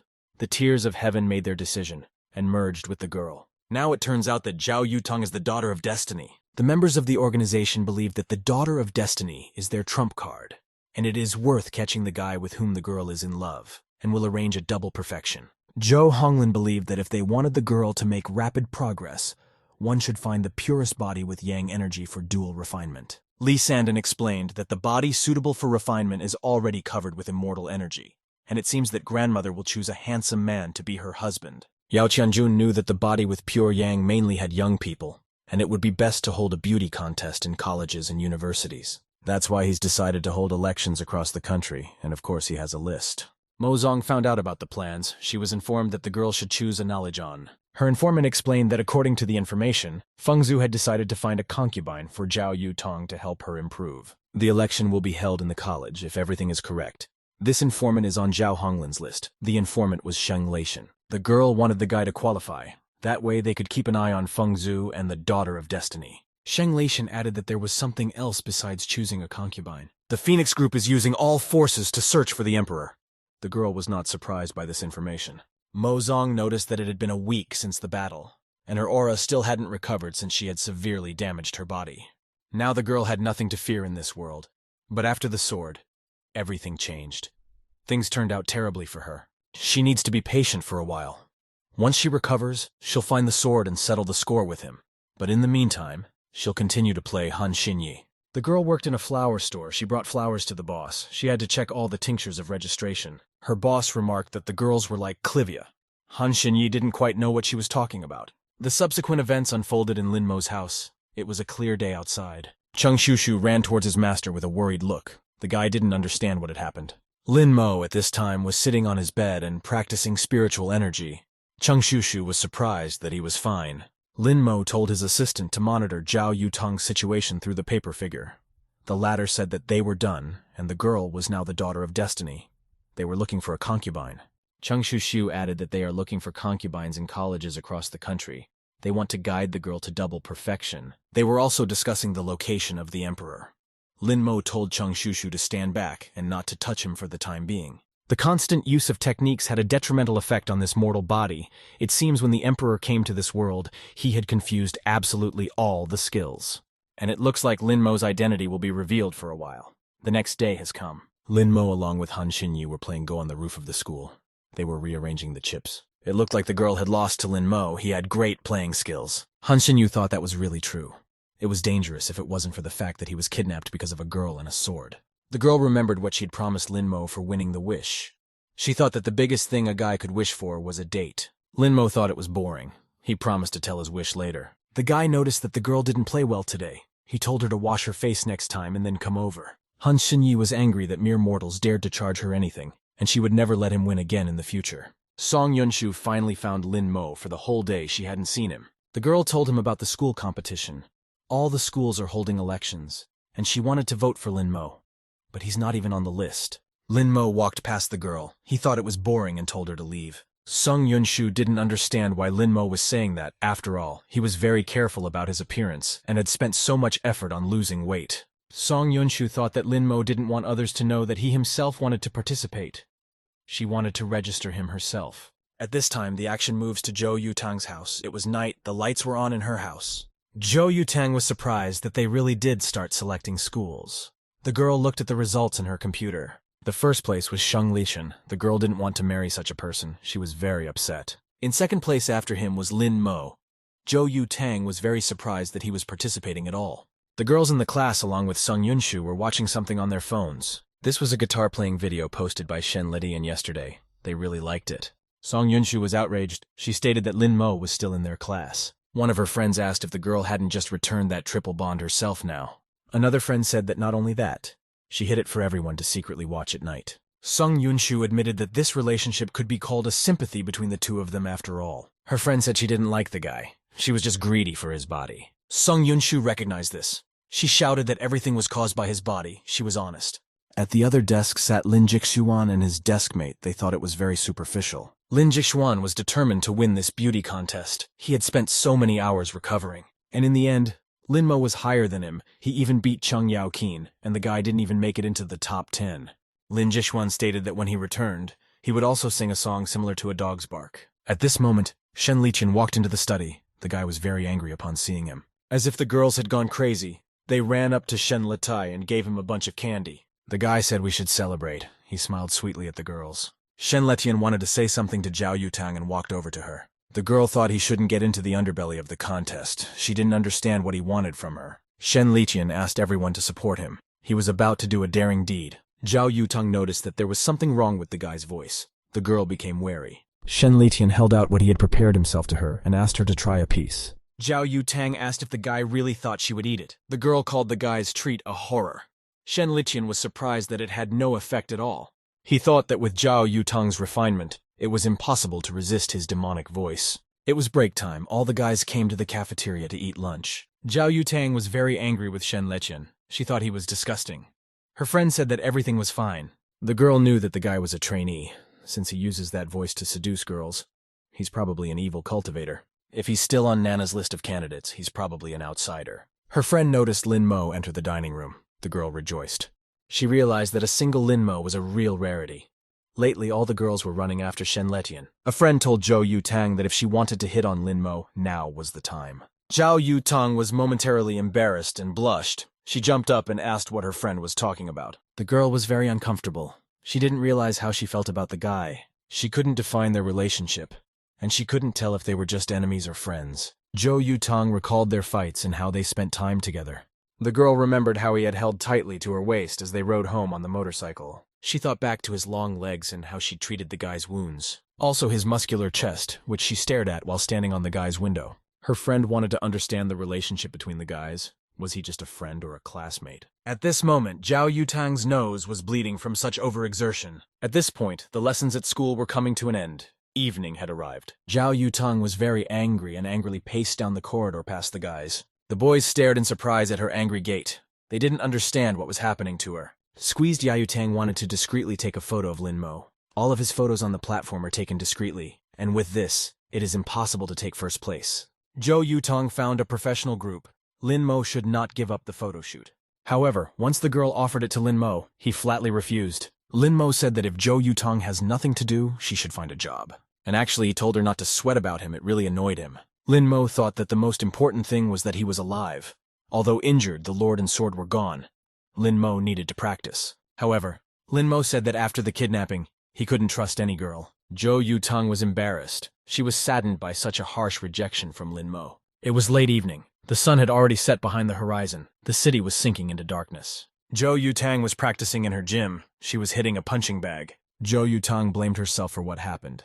She tried to take out her anger by practicing. Zhou Yutang promised to protect Lin Mo, however, she was unable to keep her promise. The girl said that he would be fine, however, Lin Mo was taken prisoner. And in the end, Zhou Yutang didn't help the guy in any way. She was very angry with herself. Lin Mo no longer trusted Zhou Yutang. It was her own fault. The girl was trying to come to terms with the fact that she would have to marry Shang Liqian. However, Zhou Yutang couldn't accept that she would have to live her life with someone she didn't like. Zhao Yutang was desperately punching the punching bag. However, it didn't seem to help. A woman came into the hall. She noticed that there were so few people today. It was explained to her that Zhao Yutang had reserved everything. Sister Hay said that once she was done, she should take off her shirt and start walking with the bags. The woman noticed that the girl was a rich, second-generation girl, since she was wearing a skirt, so she was still a schoolgirl. She was going to beat the money out of her. The receptionist explained that the girl was in a terrible mood. Such rich people don't come in often. Sister. He was going to rob the girl of all her money today, so even with a card or something, she wouldn't be able to show up here again. Sister, he told Zhou Yutang that she had great strength but lacked stamina. He Yunhei was a personal trainer in this hall. She introduced herself to Zhou Yutang. The girl told her to clean up and not to touch her. She had booked the place for tonight. Yunhe got angry and asked if the girl wanted to fight, and if she couldn't beat the woman to death, she would pick her teeth on the floor. A second later, Zhou Yutang punched the woman in the stomach and threw her out of the window. The passers-by were very surprised at this sight. Zhou Yutang thought the woman was stupid and jumped out of the window after her. The passers-by recognized Yunhe. She was the one chasing them for money. Yuna beaten lay on the ground and begged to be spared. The girl realized she had a wig on her head. She took it off and asked what was wrong with it. Turns out the woman had a deep scar on her face, and she wore this wig to cover it. Zhou Yutang said that in any case, the battle was not over. It was a matter of life and death. Zhou Yutang punched Yunhe once more. The girl sealed her face into the ground. That's when the police arrived. They got a call from a passerby. It turns out that Yunhe was a wanted criminal, for the capture of which they give 500,000 yuan. She raped men. All the passersby started clapping and honoring Zhou Yutang. They thought she was a brave and good girl. The girl was given her award of 500,000 and thanked for her contribution to the city. Reporters immediately ran up to her and asked her to talk about the process of catching the perpetrator. The girl was asked if she had studied martial arts. Zhou Yutang was shocked because of what was happening. A while later, Sung Yunshu asked if she had called them to the cafe just to tell them about her exploits. Zhou Yutang didn't understand what was going on. Lately, as soon as she went out, she found either handsome guys or money. The girl wondered if she could get Lin Mo with this good fortune. Her friends were very surprised. The girls knew that Lin Mo was very cold, and thought it was better for her to choose classmate Shen Litian. Zhou Yutang asked not to worry about it. The girl only needed to tell about liking Lin Mo and everything about him. Song Yunshu said that Lin Mo is her dear friend and brother. She can't just tell her everything.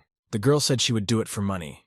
Her friend was surprised by the girl's greed. Zhou Yutang was surprised that the girl still dared to bargain with her, but she considered her brave. Zhou Yutang said that if what Sun Yunshu tells her satisfies her, she will give her 500,000. Song Yunshu was excited and was about to spill everything to Zhou Yutang. She pulled out a huge one with one swipe of her hand, of what she was about to tell. This was a strategy Sun Yunshu had been developing for a long time.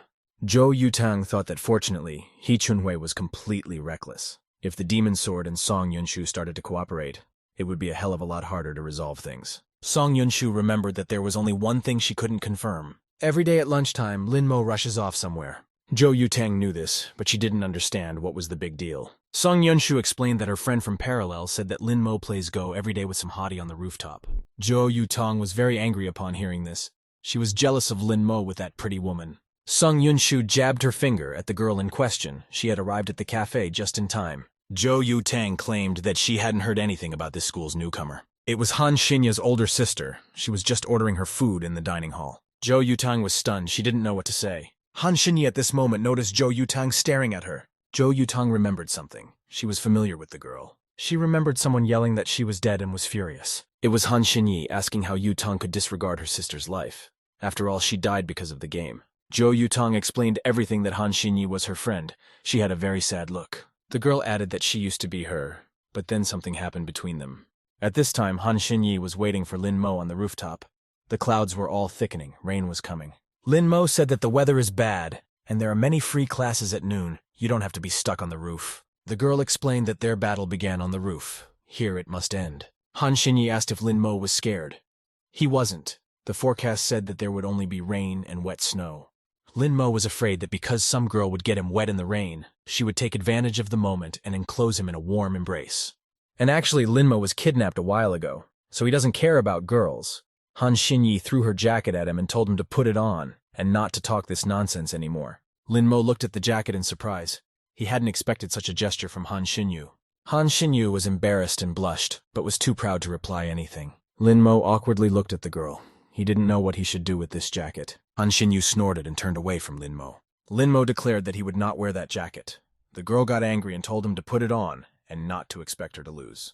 Lin Mo said that only this time he would agree to play because she wanted to take revenge. Will not come again in this weather. Lin Mo had already put on his jacket. The cuffs were a little short for him, overall not so tight. The girl told him to think with his brain about whose clothes he was wearing, but she was embarrassed. Han Xinyu was very embarrassed to see Lin Mo in her clothes. The guy noticed that it really was going to rain soon. In the next instant, it really did rain. The girl couldn't come to her senses in any way. Han Xinyu was angry. She jumped up and said that she had had enough.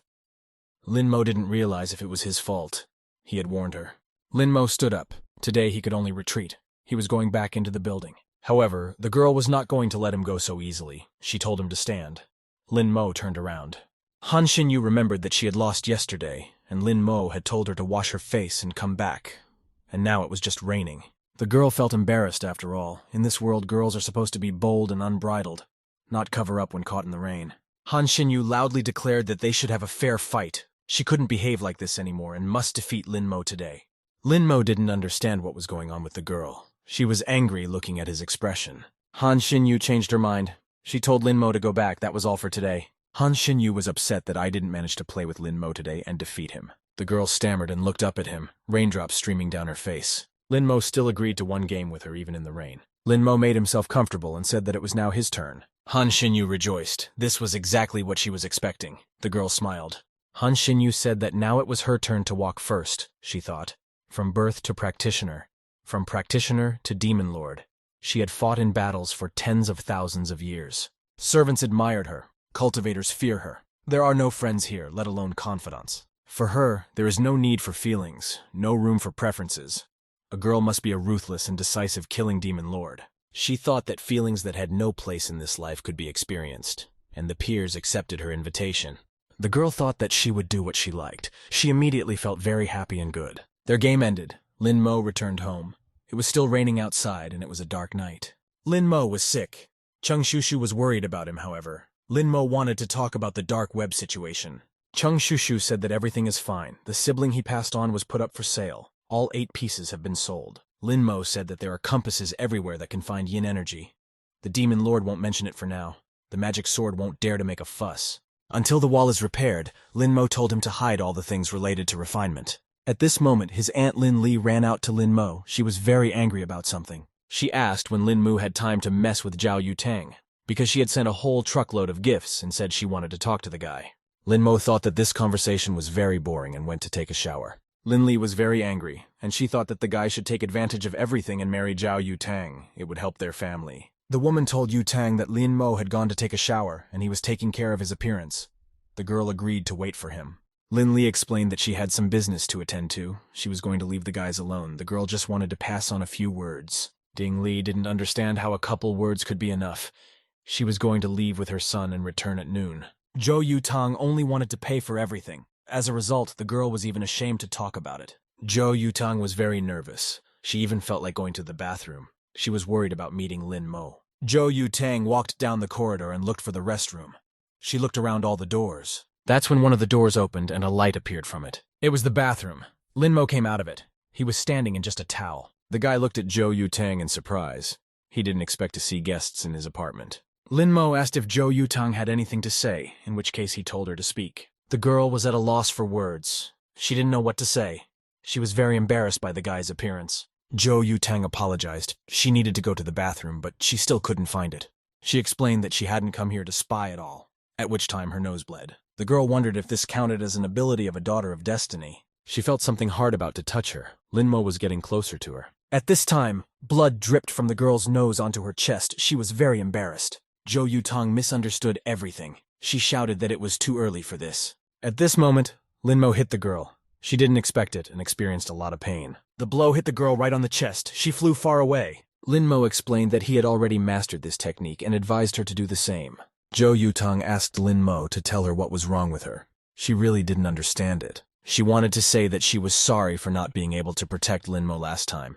It was her fault. Lin Mo clarified that it was all He Younghui's fault and not Zhou Yutang's fault. Zhou Yutang brought many more gifts with her. She hoped that Lin Mo would accept them. Lin Mo said that he didn't need it, but if she could find someone to fix the wall, they would all forget.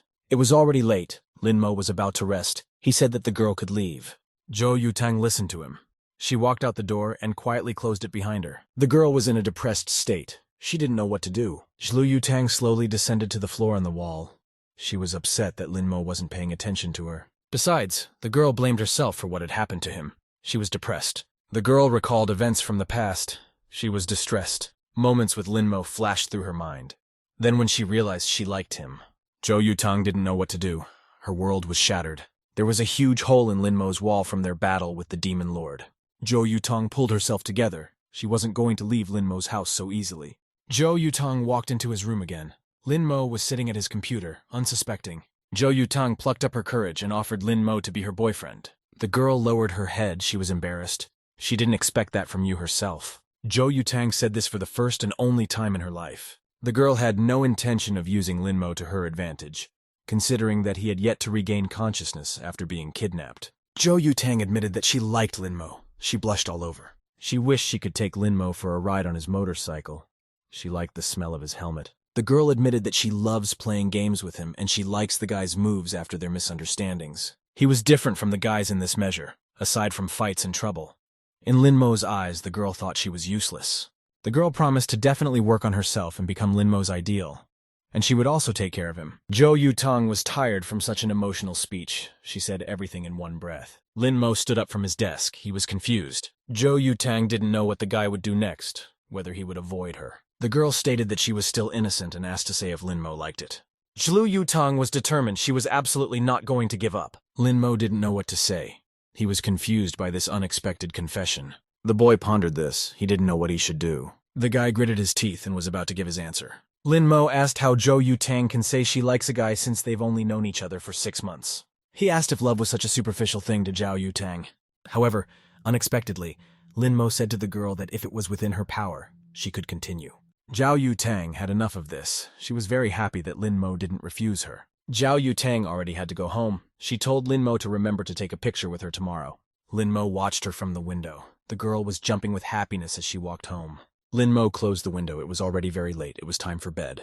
Chung Shushu asked if Linmo was asleep.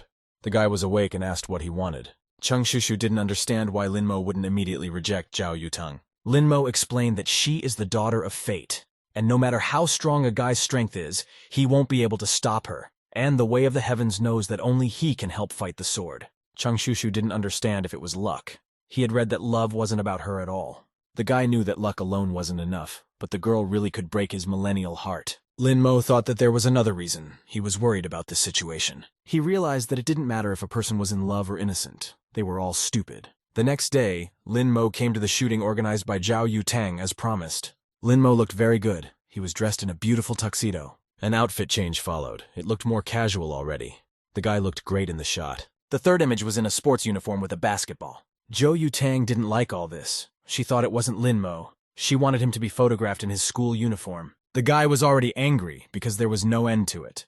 The girl liked this impatient look and told him to take a picture. Linmo changed into his school uniform. The photographer took a few more shots. The Phoenix headquarters was closely following the news regarding Yutang's partner.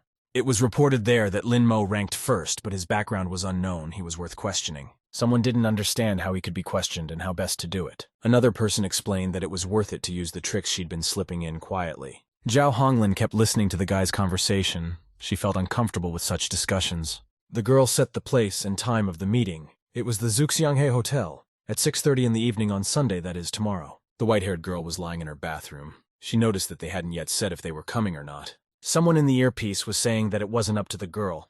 It had to do with the safety of the world, and they should be strict, not loose. The white-haired girl turned off her earpiece. She smirked slyly. The girl came out of the bathroom. She was going to go and meet Linmo. Someone asked what about this batch of goods. Recently, the white-haired girl said she wanted a change. So her man found him 20 students. The white-haired girl thought of these girls, their legs bound and broken. The white-haired girl told them to tie them to a rock and throw them into the sea, and that they would not surface again. There were members gathered in the Phoenix Hall. Someone was surprised that Linmo couldn't tell the depth from the photos. Li Sanjin was indignant that the wine sword master came in casual clothes. The girl asked why she was still wearing a sword. The master of the wine sword replied that the sword never leaves the body. It's been like this for years. Li Sanjin noticed that there were more people this time than the last meeting. She wasn't sure if Zhao Yutang was definitely worthy of being Zhao Honglin's granddaughter. Honglin told everyone to drink less. It was a business matter. The girl had business to get back to. The white-haired girl understood that this was all done just to make Zhao Honglin show her face.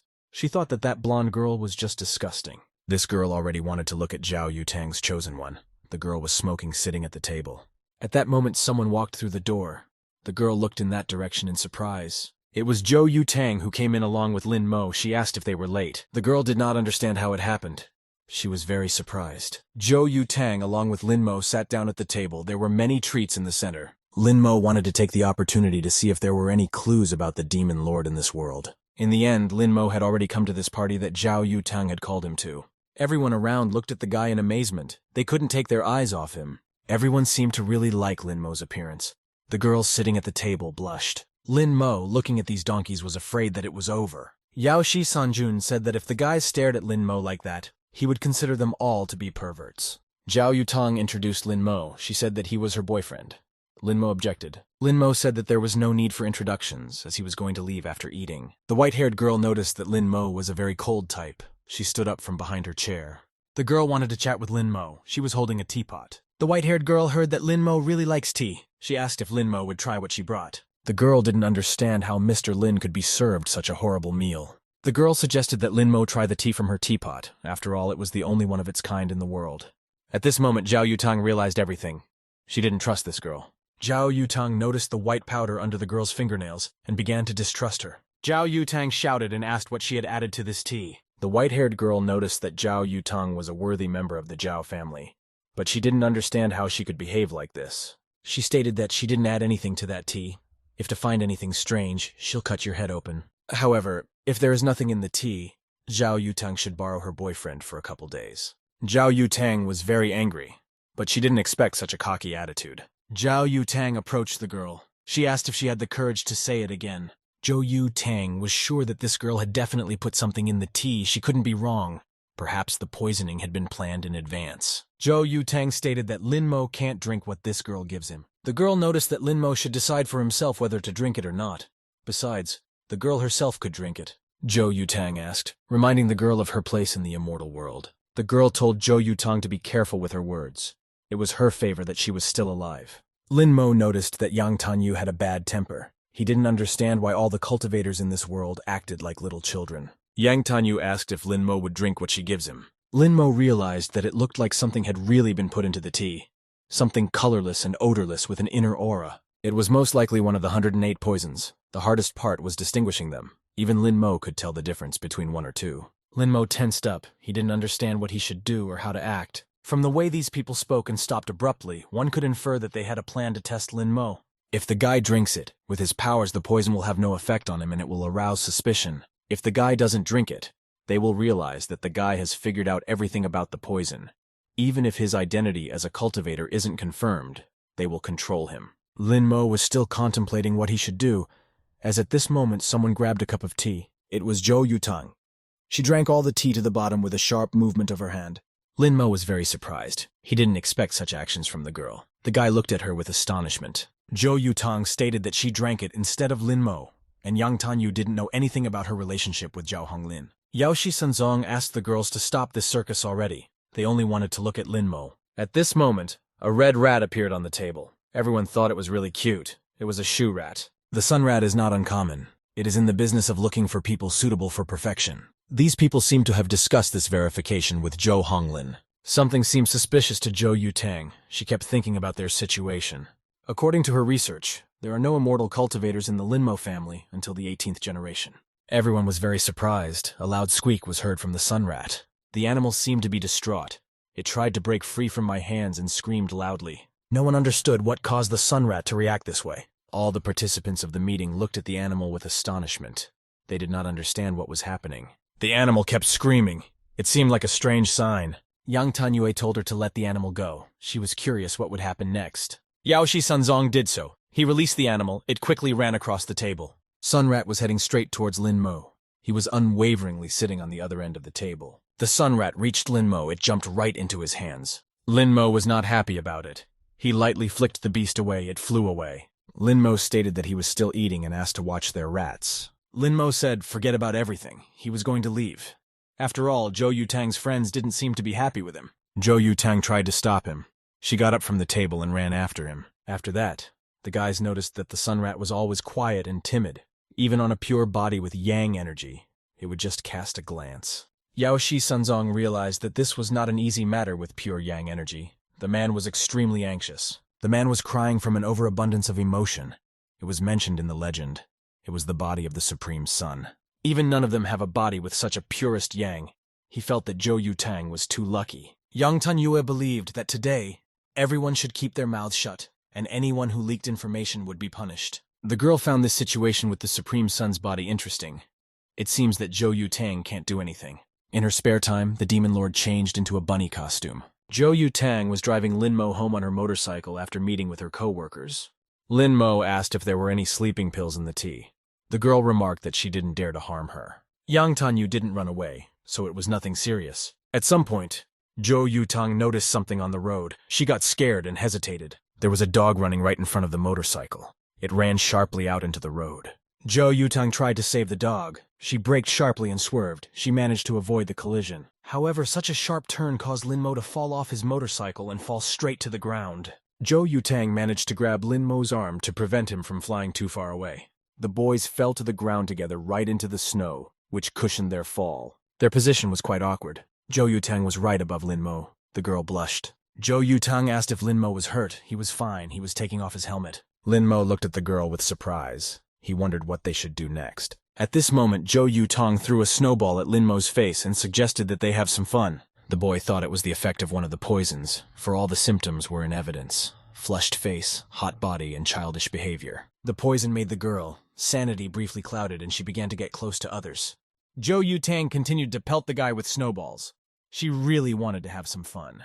Lin Mo understood the reason for this behavior. The guy smiled. He decided it wouldn't be a big deal if he played with her a little. At this moment, two people were walking through the snowy forest. The girl asked what difference it would make what happens. She asked to just spend one day with her. The man asked how the farmers, dare to rest. The girl asked if the guy didn't like to enjoy the snow. She found an insanely beautiful place. The man said he would not go, for the demon lord was here and he had to wait. The girl was angry after all. The guy isn't even an emperor, so preoccupied with these demons. Looks like it was the emperor's youth. The girl asked the future emperor how much. The boy didn't understand what she was talking about. The girl asked how long it would take him to become an immortal emperor and destroy the demon. The girl asked if he would be doing this for 1,000 years, probably much more. She said that if that was the case, they should say goodbye.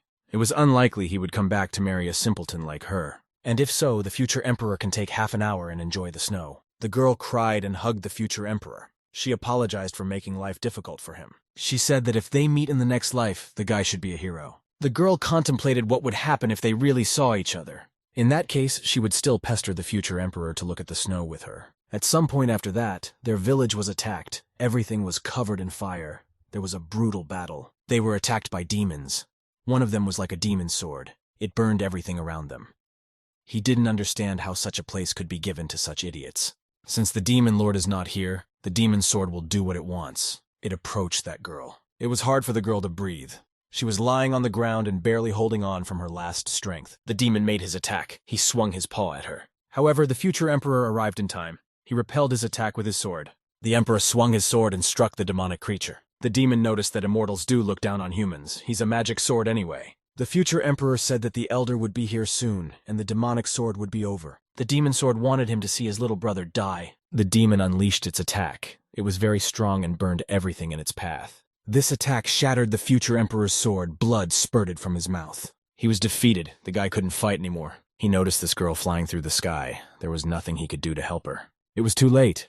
The demonic sword was looming over her and was about to finish the girl off. The future emperor was surprised. He was very angry because of his helplessness. At this moment, his leg was grabbed by a dark force. They wouldn't let him move. The demon sword stated that the guy was tricked and is a fool. The guy was giving all his attention to this girl, and now he can't move from his seat. The demon was about to strike at the future emperor, but a girl stood in front of him and protected him. The demonic sword was piercing the girl's body. The guy looked at her pitifully. The girl's body was lifelessly left on the demonic sword arm, blood dripping from her.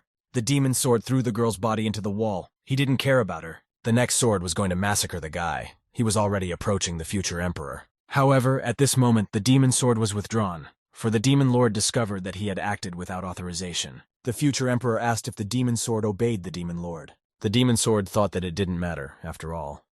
The guy was a nobody to ask such questions. He stated that the guy should know that he stayed alive because of the overlord. The future emperor ran to Ying. She was sitting near the building. Blood was pouring out of her stomach. Ying recognized Mutu. The guy had taken the girl in his arms and was going to help her, and was very glad he was back. She asked to make sure it was definitely him. Mutu said it was him. He asked her not to say anything. Apparently the brothers would be here soon and help her. In couldn't hold on anymore. She was crying and begging to listen to her. The girl said there is a path through the bamboo forest, over the cliff. The girl's mouth was pouring blood. In said the guy has to go there. She's sorry. Next life she'll definitely do it with him.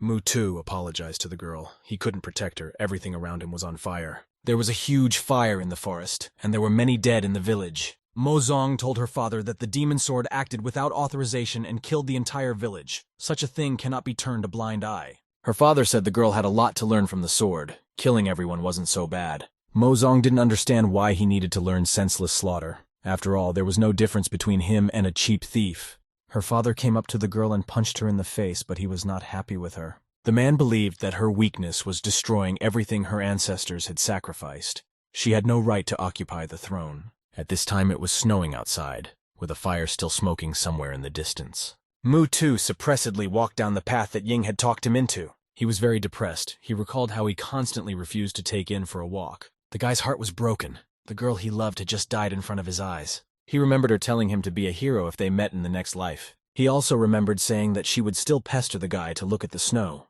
Tears were pouring out of Mu Tu's eyes. He still couldn't stop them. The boy looked to the side. There he thought In stood, however she was no longer alive. Ying was very similar to Zhou Yutang. She was also standing and smiling at Lin Mo in the middle of the snow. Lin Mo thought that this wasn't the afterlife or reincarnation. It simply couldn't be. Lin Mo didn't want to do this. He doesn't want to leave any regrets. Some time passed. Zhou Yutang sat in front of her computer and looked at him with astonishment. The girl couldn't believe what was written on it. A message arrived on Zhou Yutang's computer. It shocked the girl. It said that Wei Qin committed suicide by falling off the roof. Zhou Yutang was very upset. She felt sorry for this person. She didn't expect this. Zhou Yutang scrolled through the feed a bit. She saw another message and was very surprised. This person wrote that it wasn't okay at all. It was the end of the team. Zhou Yutang remembered Han Shinya. Apparently these were her messages. At this moment, a man appeared behind Zhou Yutang's back. He grabbed her neck and said that it was all her fault. It was a girl. She said that if it wasn't for Zhou Yutang, her nasty mouth, she and Han Xinyi wouldn't have gotten to this point. It was Wei Qin. She was strangling Zhou Yutang. It seemed to be her imagination. The girl blamed Zhou Yutang. If she hadn't done this, if she hadn't dragged Han Xinyi, then nothing would have happened. Zhou Yutang apologized. She didn't think her family would be so pressured because of the game. At this moment, Han Xinyi appeared in front of Zhou Yutang's eyes. The girl was very surprised. Han Xinyi held a knife in her hand. She said that it wasn't all just because of the game. Zhou Yutang didn't understand why Han Xinyi was doing this, why he was threatening her with a knife. Han Xin stuck a knife into Zhou Yutang's chest and asked if she wanted to know. Han Xinyi told Zhou Yutang to think about his actions and mistakes. The girl said that the truth is right on the surface. In the next moment, Zhou Yutang was safe and sound. Han Xinyi believed that Zhou Yutang would find the answer and deal with everything. It turns out it was just a dream. Zhou Yutang fell asleep in the study room and woke up abruptly. There was no one around Zhou Yutang. The class was long over. She was the only one left in the classroom. Her friends said that they were offended by the break, and Zhou Yutang apparently hadn't eaten anything yet. Zhou Yutang asked what about Lin Mo. Her friend knew that the girl would ask about him. She explained that Lin Mo is on the roof, but he's not alone. He's playing Go with that girl. Zhou Yutang was angry. She was jealous and was going to find out. Zhou Yutang confidently headed to the roof. Her friend told her not to break anyone's legs. The girl thought that it was simply impossible for a modest girl like Han Xinyi to be interested in men. Besides, Zhou Yutang had never heard that she knew how to play Go. Zhou Yutang wanted to see what those two were doing on the roof. She abruptly opened the door. What she saw there shocked her. There was no way she was expecting this. Zhou Yutang was shocked she even lost her dacha. Zhou Yutang saw that these two were really playing Go on the rooftop. The guys looked at her in surprise. Zhou Yutang stated that the whole school knew that she was running after Lin Mo. It seems Han Xinyi alone was not aware of it. The girl explained that ever since they met Lin Mo, they have been playing on the roof every day. The whole school knows about it. Zhou Yutang was angry. She was angered by this attitude of the girl. Zhou Yutang wanted to know something since Han Xinyi was here right in front of her. Zhou Yutang wanted to find out about Han Xinya's older sister. It seemed like this was a topic she was very worried about. The girl didn't understand why Zhou Yutang was asking this after all. Neither she nor Han Xinyi should have anything to do with Zhou Yutang. Zhou Yutang admitted that she has a responsibility. But it's not only her fault after all. She asked what the girl blames her for. Han Xinyi stood up and walked over to Zhou Yutang. It looked like she hadn't forgiven her. Han Xinyi stated that Zhou Yutang did not know anything. She looked very creepy. Zhou Yutang noticed that Han Xinyi knew everything. She asked her to tell her everything. Han Xinyi said that if the girl really cared about Wei Qin, she should investigate everything herself. After all, she could do it. Zhou Yutang said she would make her former friend regret mocking her. Zhou Yutang touched Lin Mo's shoulder. She asked him to come with her. Zhou Yutang said that she could also play Go with Lin Mo, since she is very good at it. At this moment, Han Xinyi grabbed Zhou Yutang's hand. She wasn't going to let her take Lin Mo away. Lin Mu looked at this with surprise. He hadn't expected such active actions from Han Xinya. Zhou Yutang herself was surprised. She was stunned by such aggressiveness. Han Xinyi asked who Zhou Yutang was and noticed that the girl was letting herself go a lot. She told her not to interfere with their communication. Zhou Yutang said she was his girlfriend. Han Xinyi in turn introduced herself as his friend and rival. Lin Mo declared that he didn't belong to any of them. He stood up and was about to leave. Zhou Yutang wasn't going to let the guy leave. She grabbed his hand. Zhou Yutang said that it was the right thing to do. Lin Mo should go with her. Lin Mo noticed that Zhou Yutang was acting unreasonably. He was not happy with her behavior. The girl stated that in that case, Lin Mo would be able to complain to the teacher about it. Zhou Yutang didn't understand what was wrong with her, because as soon as she saw Han Xinyi, she felt that she didn't want them around. Zhou Yutang's hand was grabbed by Han Xinyi. She still went to prove her point and prevent Zhou Yutang from winning. Zhou Yutang was very angry that someone was interrupting her for the second time. Zhou Yutang wasn't going to let Han Xinyi get away with it all. She didn't like her behavior. Han Xinyi asked, "So what?" She had a confident attitude. Zhou Yutang just said that she is courting Lin Mo, and the whole school knows about it. Zhou Yutang asked if Han Xinyi wanted to steal Lin Mo away from her. Han Xinyi angrily said that she just couldn't stand it when Zhou Yutang bullied Lin Mo. Zhou Yutang told her rival not to take her out. She repeated that she should let her go. Han Xinyi didn't understand how the daughter of fate dared to threaten her. Zhou Yutang felt that this was crossing all limits. Her fury was unbounded. Zhou Yutang didn't understand how ordinary humans wanted to reach out to cultivators. She started to use her strength. Her force was very powerful. It formed a strong flash on the roof. However, Zhou Yutang was very surprised at what she saw after that. The girl didn't expect it. Zhou Yutang had a feeling as if her hand was in a concrete wall. Zhou Yutang had a feeling that it was like looking at a mountain. Han Xinyu didn't move at all. Zhou Yutang didn't understand how this was possible. Zhou Yutang thought that the girl might also be a cultivator, however. It was unlikely since they had known each other for a long time. A dark energy appeared around Han Xinyu, and the girl's eyes lit up red. Lin Mu watched their altercation in amazement. He was surprised at this turn of events.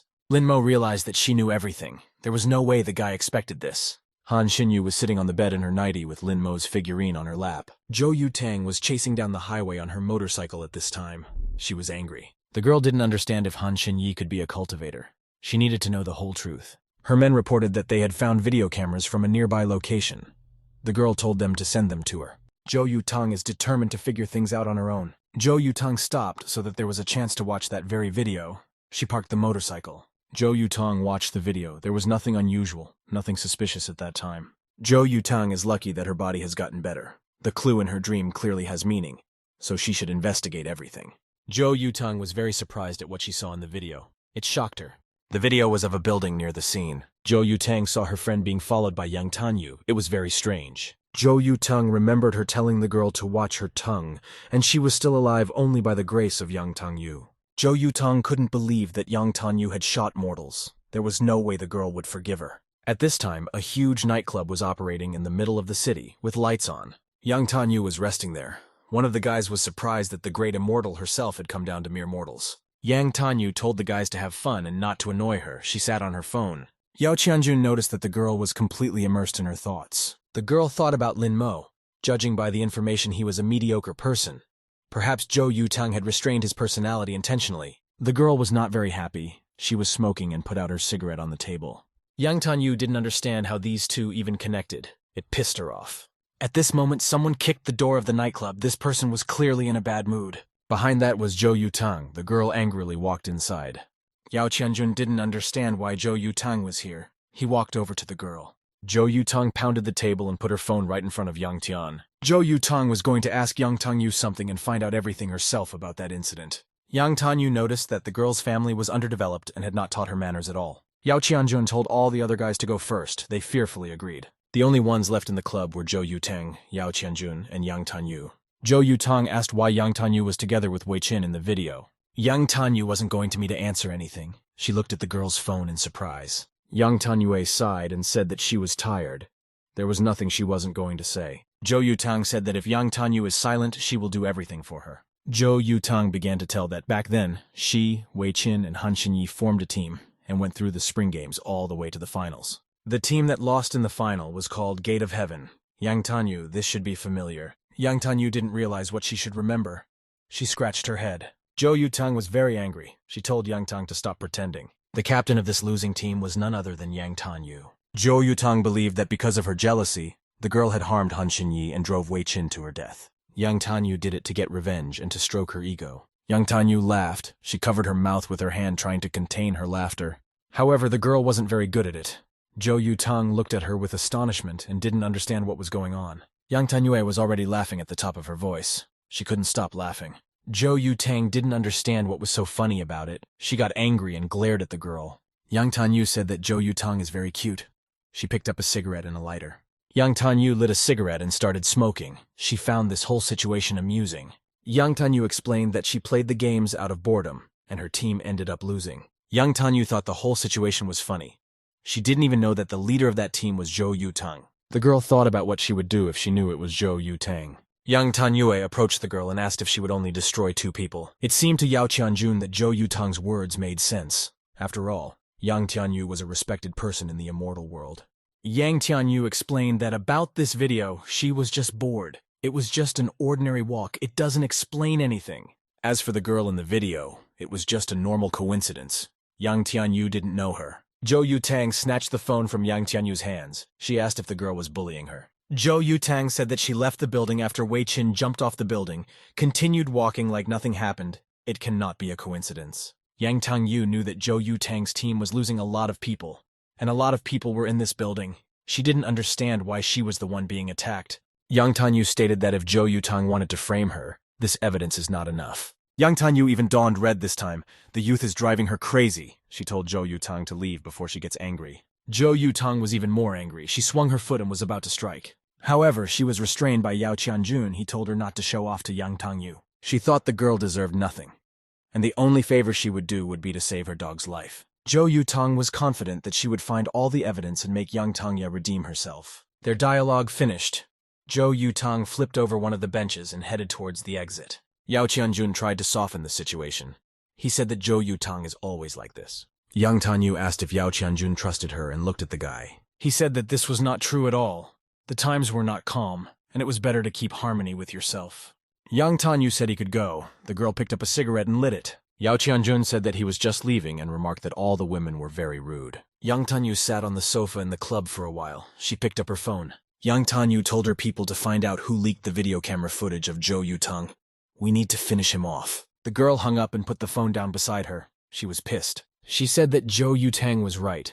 The girl was jealous of her and didn't touch her just because of her grandmother. Yang Tanyue was just going to brutally and unscrupulously kill Zhou Yutang this time. The action unfolds in the school cafeteria. Snow was slowly falling outside. It was winter. Lin Mo came to the dining hall expecting a delicious lunch. The girl who worked there was smiling, happy to see new visitors. She was very friendly. Lin Mo pointed his finger at the crab tray. He inquired if he should order this dish. The canteen worker smiled and replied that it was exactly that, because it was the best dish. Lin Mo asked why he shouldn't take something else.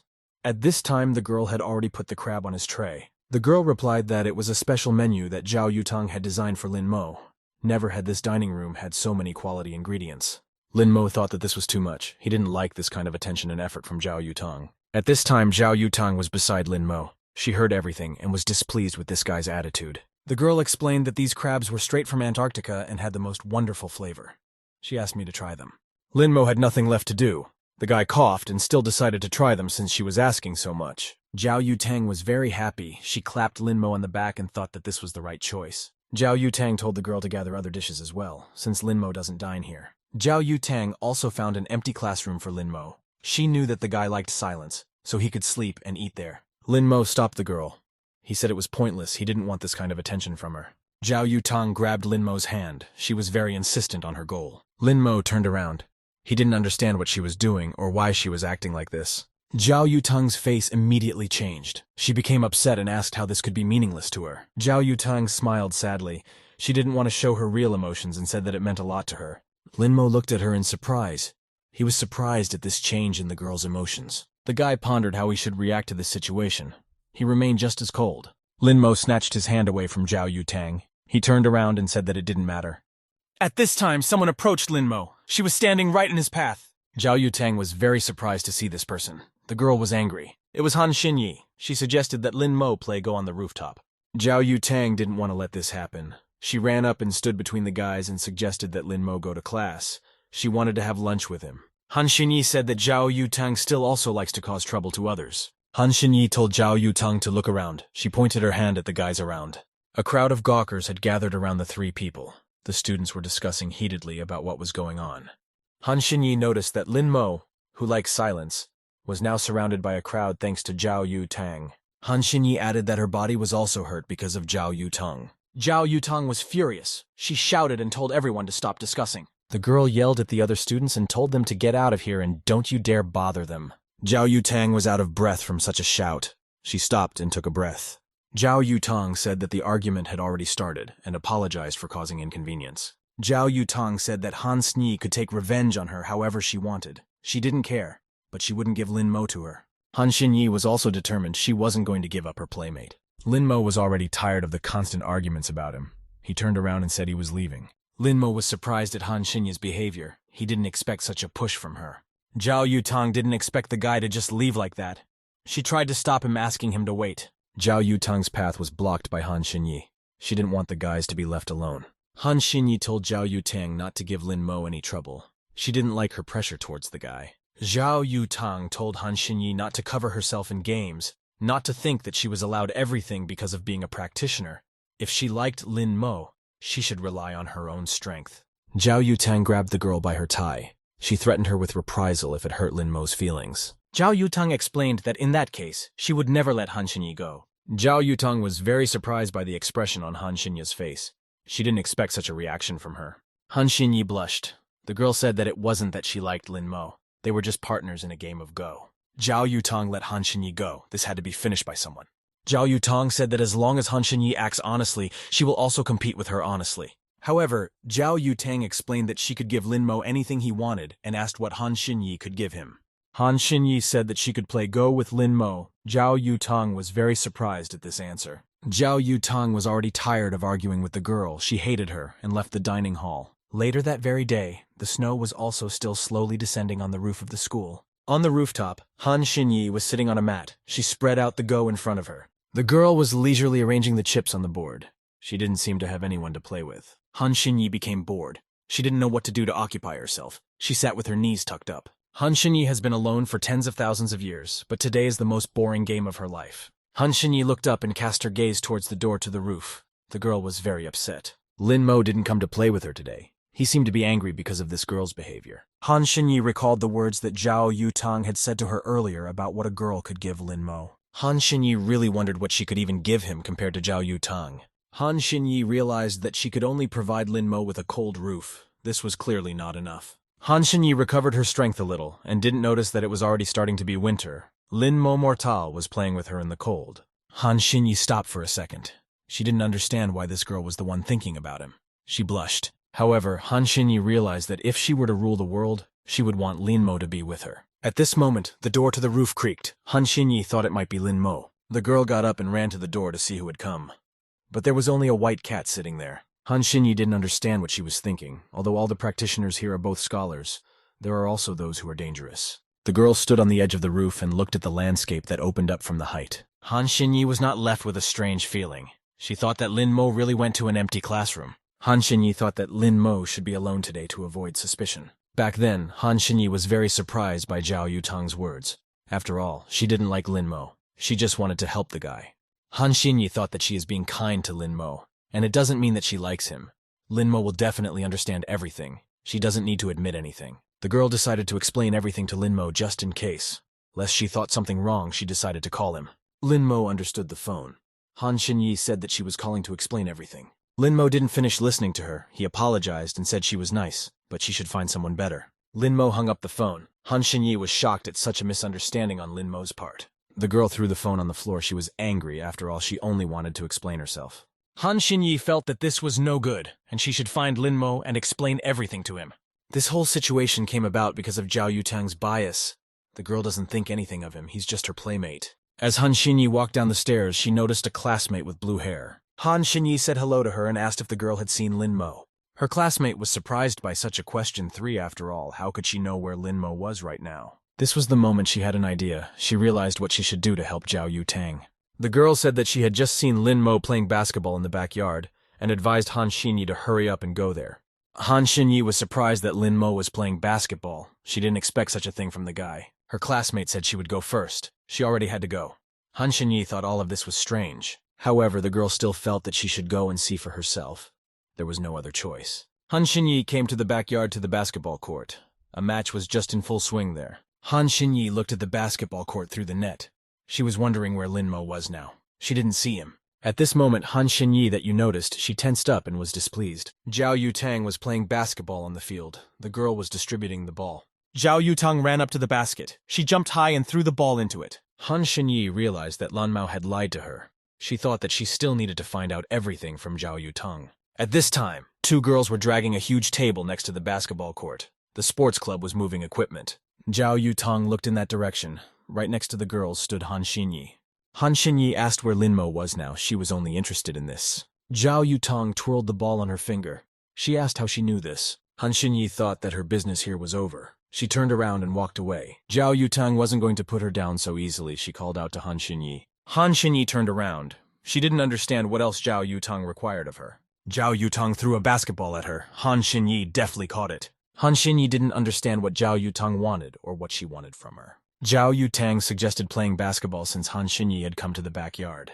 Han Xinyi threw the ball away. She found this sentence extremely boring. The girl thinks that basketball is a very naive game and you can win even with free points. The ball that Han Xinyi threw out flew high above the basketball court. Zhao Yutang looked at it with astonishment. The basketball hit the basket accurately. Zhao Yutang and the rest of her teammates were very surprised. Han Xinyi didn't understand what was interesting about playing basketball. Zhao Yutang was very angry that her opponent threw the ball so easily. Zhao Yutang shouted that it was just a throw, and Han Xinyi couldn't compete with her. She was confident in her strength. Zhao Yutang thought that someone like Han Xinyi could only play Go. Zhao Yutang told her opponent to forget about everything. She could go from there. Han Xinyi remembered that Zhao Yutang was the daughter of fate. She stopped for a second and thought about it. Han Xinyi was angry that Zhao Yutang dared to challenge her. She turned around and looked at her. Zhao Yutang asked if Han Xinyi had changed her mind. She couldn't wait to defeat her opponent. Han Xinyi changed the direction of her movement and approached Zhao Yutang. The girl asked what would happen to her if she defeated Zhao Yutang in a duel. Zhao Yutang made a condition that if she scored, Han Xinyi would no longer play Go with Linmo. And if Han Xinyi scores, Zhao Yutang will never go near Linmo again.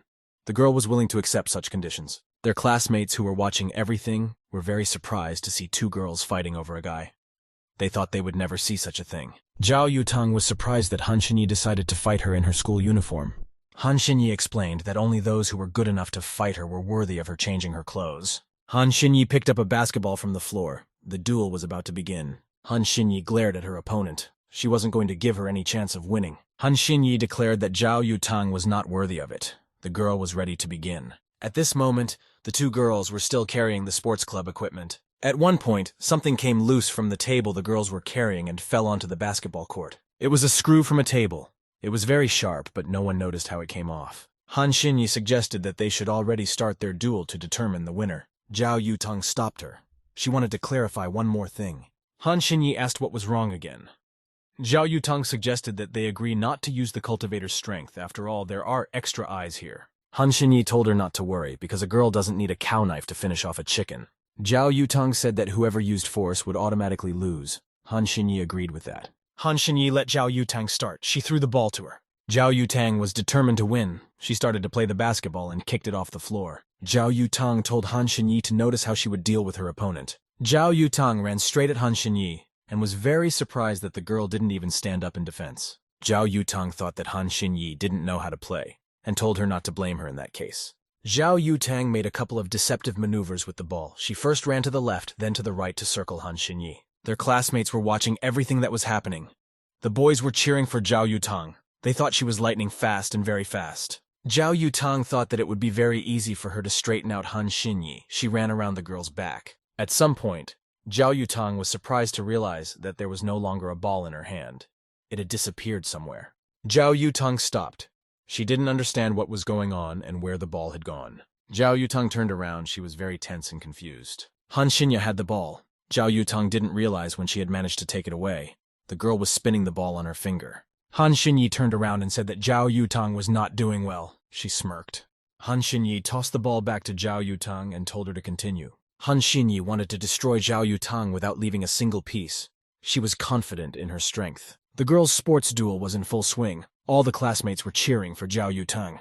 Zhao Yutang felt that she had been too soft on Han Xinyi before, however. Now she was going to keep her on her toes. Zhao Yutang pushed herself off the ground and ran to play her first basketball game. The girl was very fast. She deftly bypassed Han Xinyi with a few skillful moves. Their classmates thought that Zhao Yutang was as fast as lightning and she was incredible. Zhao Yutang stopped and picked up the ball. It was a very important decisive moment. Zhao Yutang jumped up and tried to throw the ball into the ring. She almost succeeded. However, at the most inopportune moment, Han Xinyi appeared in front of Zhao Yutang. She also jumped high and tried to take the ball away. The girl had succeeded. Now the ball was in Han Xinyi's hands. Zhao Yutang was shocked. She didn't understand how this was possible, and when Han Xinyi became fast enough to get around her. Han Xinyi now had a winning position. She had the ball in her hands. The girl smugly asked if Zhao Yutang would try to go around her once more. Zhao Yutang was very angry. She didn't expect to find someone equal to her in basketball. Zhao Yutang confidently shouted that she wanted to try once more to request the ball into the ring. Han Xinyi handed Zhao Yutang the ball, the girl kicking it off the ground while her opponent waited for her attack. Zhao Yutang noticed that Han Xinyi was not like this before. Even if she was improving, her body could not have changed in such a short time. The girl was not sure if Han Xinyi was in front of her. However, Zhao Yutang quickly dismissed these thoughts. For the most important thing right now was to win and needed to strategize. Zhao Yutang thought about what to do. She decided to go on the attack and jumped up with the ball in her hands. Han Xinyi wasn't going to give up like this. She was confident of her victory and ran at her opponent. Han Xinyi tried to block Zhao Yutang's ball. The girl jumped high and extended her arm upwards. However, this was Zhao Yutang's deceptive maneuver. She was actually not going to jump, but deftly dodged and ran forward. Zhao Yutang thought that Han Xinyi's actions were very predictable. She bypassed her opponent and was already running behind her back. Han Xinyi really didn't expect this. She turned around and looked at Zhao Yutang in surprise. Zhao Yutang confidently approached the basketball ring, leading the ball in front of her, with Han Xinyi running behind her. At one point, Zhao Yutang slowed down abruptly. She decided to try throwing the ball into the ring again. Zhao Yutang jumped up high. She was going to do this by any means necessary. However, Han Xinyi was not going to give in. The girl quickly ran to meet Zhao Yutang and was determined. Han Xinyi braked sharply. She was incredibly fast. The girl jumped up to block Zhao Yutang's ball. Zhao Yutang didn't expect such a thing. The whole girl was already at the target. Han Xinyi hit the ball in Zhao Yutang's hands with all her might. Anger read on the girl's face. From such a strong blow, Zhao Yutang fell down and flew back onto the basketball court. The fans were all shocked at this turn of events. They thought that Zhao Yutang was just down, and she must be in a lot of pain. Han Xinyi looked down at Zhao Yutang. She told her to admit defeat. After all, the girl was not her equal. Zhao Yutang was surprised at Han Xinyi's bold words. After all, she thought that she didn't know her at all. Han Xinyi told Zhao Yutang to try as much as she could, for she was sure that the result would be the same.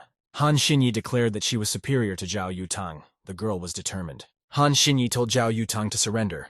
Then there would definitely be no way to defeat her. Zhao Yutang was very angry. She wasn't going to follow Han Xinyi's advice. The girl picked up the ball and swung. Zhao Yutang was about to destroy her opponent.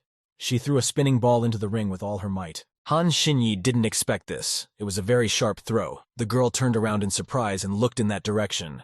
Zhao Yutang was already running towards the ring at this moment. Han Xinyi was unable to react in time.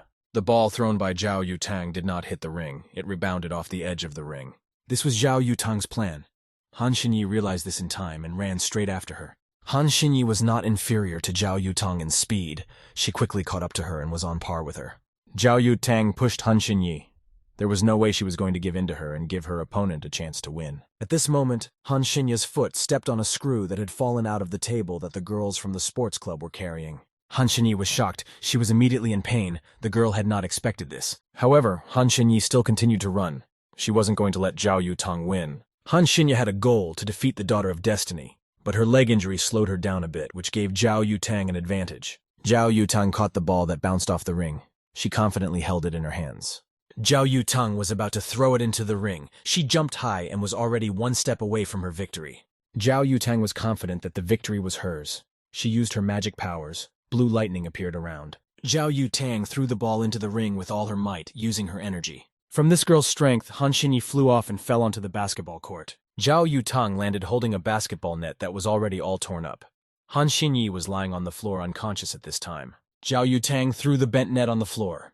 It rang and twisted on the floor. Zhao Yutang declared that she had won. She had achieved her goal. Han Xinyi was injured. She tried to get up from the ground. There were shards of glass sticking out of her back. All the students in the school started to support the girl.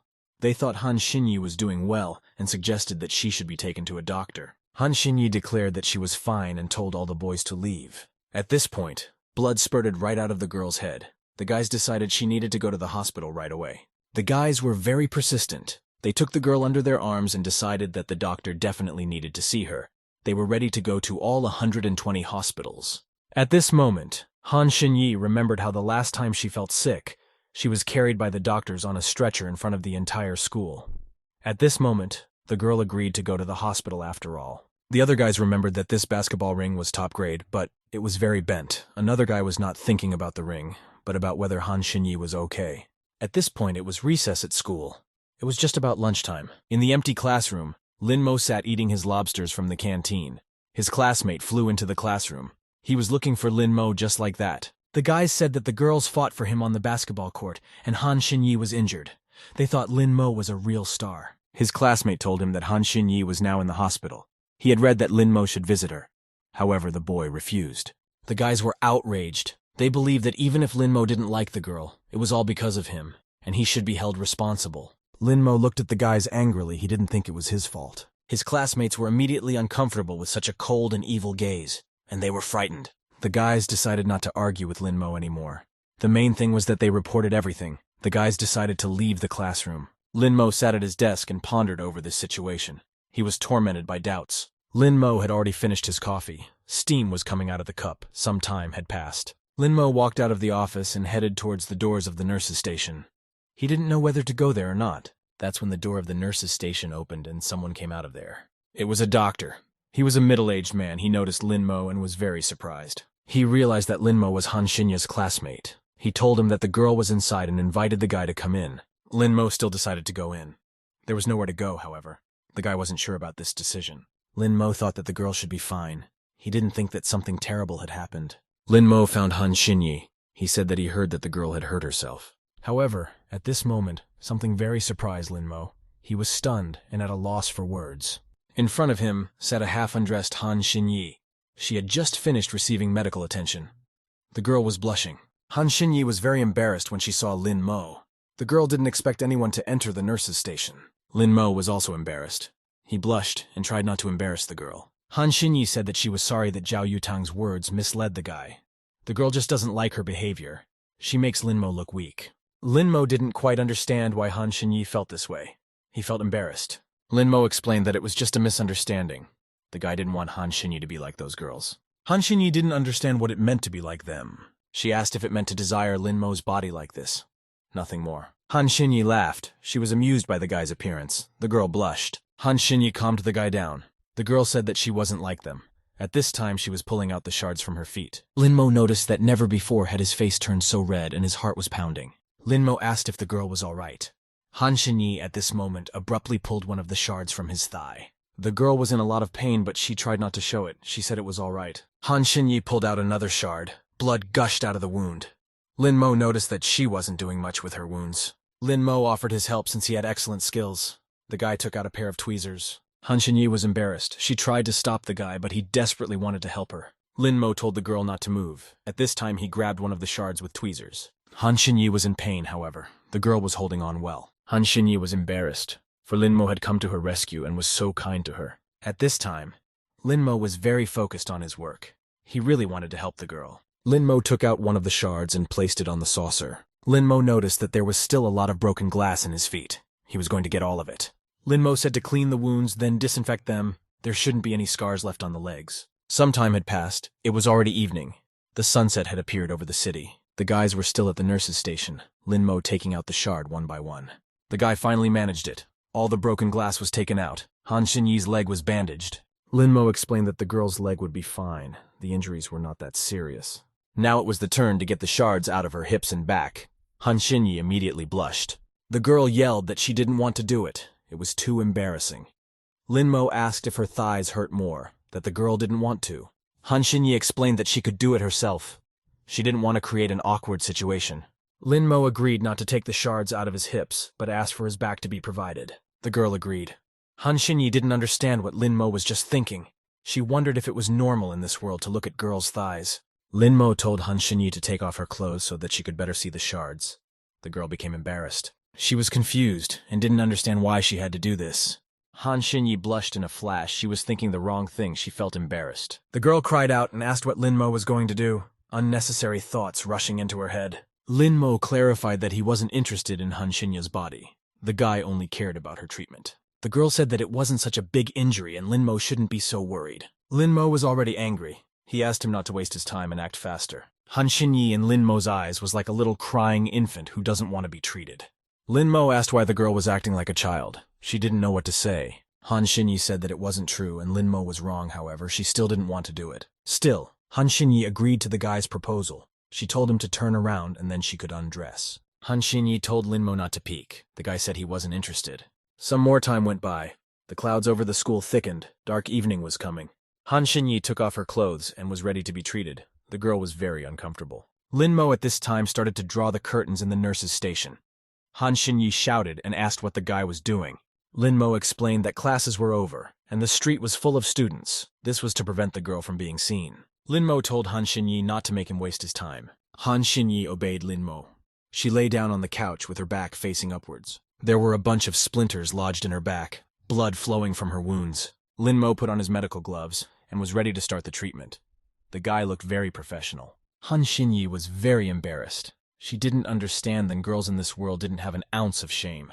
Lin Mo began to slowly pull out the shards from Han Xinyi's back, taking the largest ones first. Han Xinyi was surprised that Lin Mo was also good at medicine in addition to playing games. The girl realized that even a mage of the demon race couldn't possess such skills. Han Xinyi thought for a second that Lin Mo might not be what he seems to be. She kept having these thoughts. Lin Mo was too good at so many things. The guy took his time pulling out the shards from Han Xinyi's back. It was quite a painful process. The guy was stacking the shards on a metal saucer. He was almost done. All the splinters were out. Now it was time to put a bandage on and take medication. Lin Mo thought that it was fortunate Han Xinyi was a cultivator. Otherwise, she would have lain on the bed for a month. It was already late in the evening. The sun had completely dipped below the horizon. Lin Mo rewrapped Han Xinyi's back with bandages, the girl lying on the bed. Han Xinyi seemed to have fallen asleep. This day was full of worries. Lin Mo failed to wake up Han Xinyi. She was sleeping peacefully on a pillow in the nurse's station. Lin Mo thought that there was a lot of trouble from the girl. The guy started to take off his jacket. Lin Mo covered Han Xinyi with his jacket to keep the girl warm. Lin Mo already had to go. He tried not to wake up Han Xinyi. The guy went outside, he pondered what had happened, and walked calmly home. At this moment, Lin Mo was called out by someone. He called the guide dog Zhao Yu Tang. It was Yang Tianyu. She said it was getting late and offered to give Lin Mo a ride home. Yang Tianyu blocked Lin Mo's path. They were standing in the middle of a deserted street late at night. Yang Tianyu suggested Lin Mo to play cat and mouse. The girl clearly had bad intentions. Yang Tianyu said that in this game, Lin Mo would be a mouse running hard. She herself was going to be the cat that would tear Lin Mo to pieces as soon as she caught him. The girl gave a sly smirk. Yang Tianyu was going to chop the body into pieces and send Zhao Yutang one by one. The girl looked creepy. In that case, in her opinion, Zhao Yutang would wait for the moment every day for a new piece of Lin Mo to come to her. Yang Tianyu asked how Lin Mo felt about this idea. She seemed to be saying it seriously. The girl put her hand on Lin Mo's shoulder and told him to run. Lin Mo tensed up. Lin Mo walked further down the street. Yang Tianyu waved at him and advised him not to overwork himself. The girl believed that Lin Mo wouldn't be able to escape, and Zhao Yutang would pay for his rudeness. Lin Mo was walking down the street with a downcast look. He was pondering over what had happened earlier. The boy thought that this world seemed hopeless to him. Lin Mo thought that Yang Tianyu would pursue him, but there was no point in him being afraid. Lin Mo felt that things were going downhill. He was finding it increasingly difficult to hide his true identity as an emperor. Lin Mo walked into a clothing store. The salesman politely said hello to the guy. Lin Mo needs to change his shirt first. That's why he came to the store. That shirt that Yang Tianyu touched is now marked, since the guy can't reveal his identity. He needs to change his clothes. A moment later, Lin Mo had already bought a new shirt and was walking home in it. He called out to Chen Shushu. Chen Shushu appeared in front of Lin Mo in the blink of an eye. He was ready to come to his aid. Lin Mo told his little helper to throw his old shirt as far away from the house as possible. Chen Shushu understood everything. Lin Mo was angry. He thought that if Yang Tianyu did something like this one more time, he would destroy her. At this time, the lights were still on in the nurse's station at the school. Han Xinyu was still there. The girl had already woken up. She sat on the bed and held Lin Mo's jacket in her hands. The girl realized that she had indeed fallen asleep.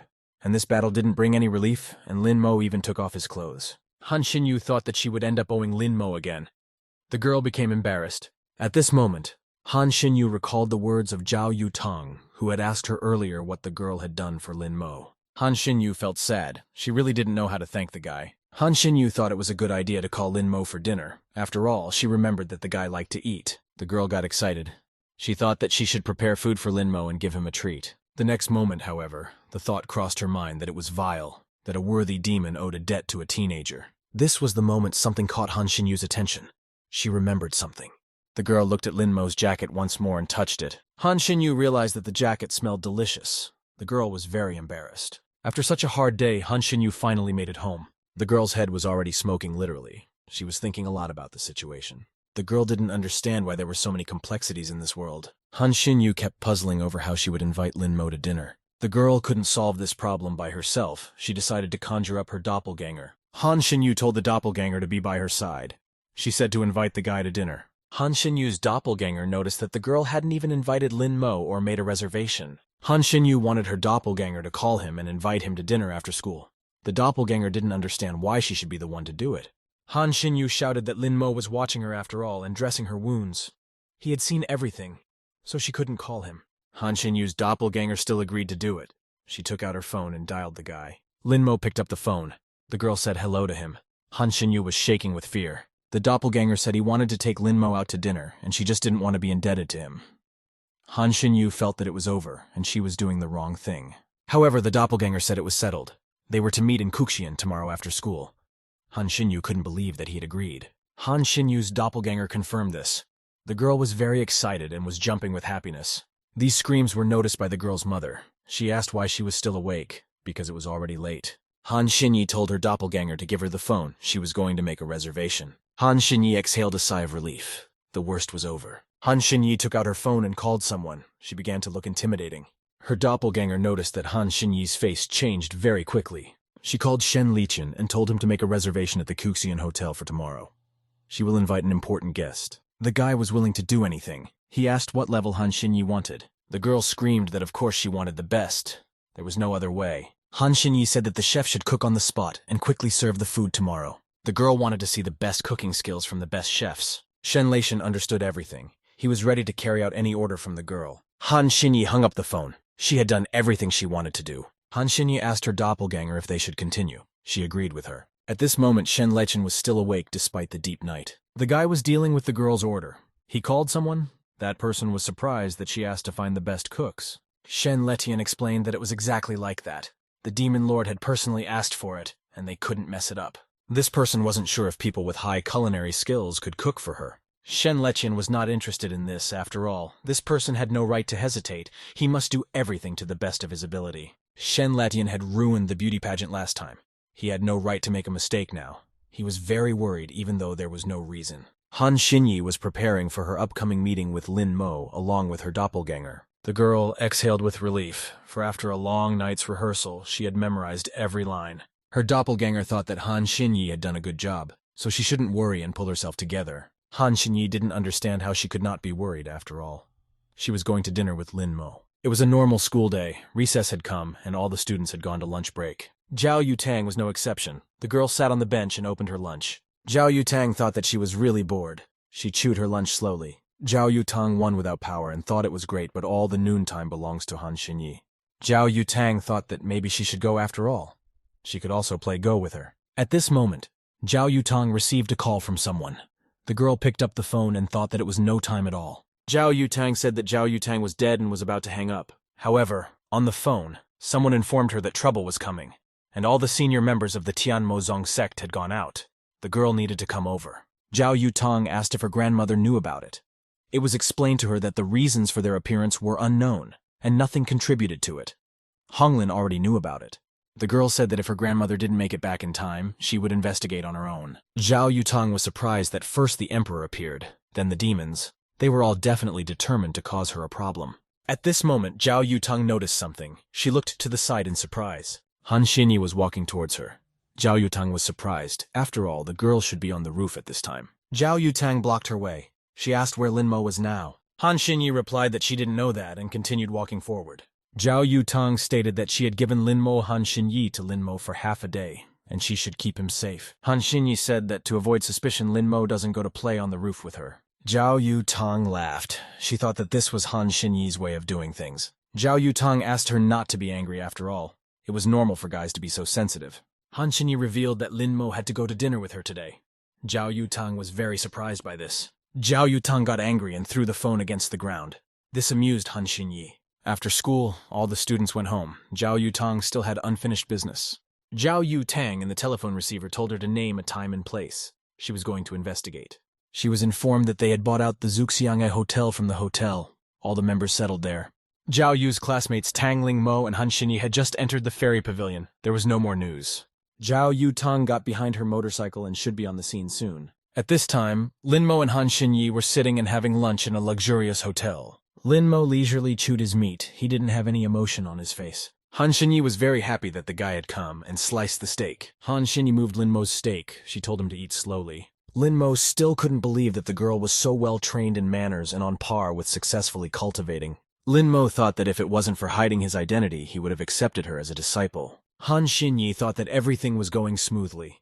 She had studied the rules of dinner etiquette all night to look perfect in his eyes. At this time, a large team of chefs was responsible for hosting the dinner. They were all members of the Tang Mozong sect. The evil purification master said that if the information was correct, the girl was a demon lord. The Poison Queen told him not to stare. She wondered if he wanted to die. The unit leader knew that the guy next to her, Ling Mo, he is in the hands of the demoness, so there is nothing for the daughter of fate to grab. Another man said it was too early to say anything and all the cooks should cook in silence and not talk. The man was a patriarch. He believed that if anything went wrong, he would get everyone. At this moment, Yang Tanyu rushed into the hotel with a rumble.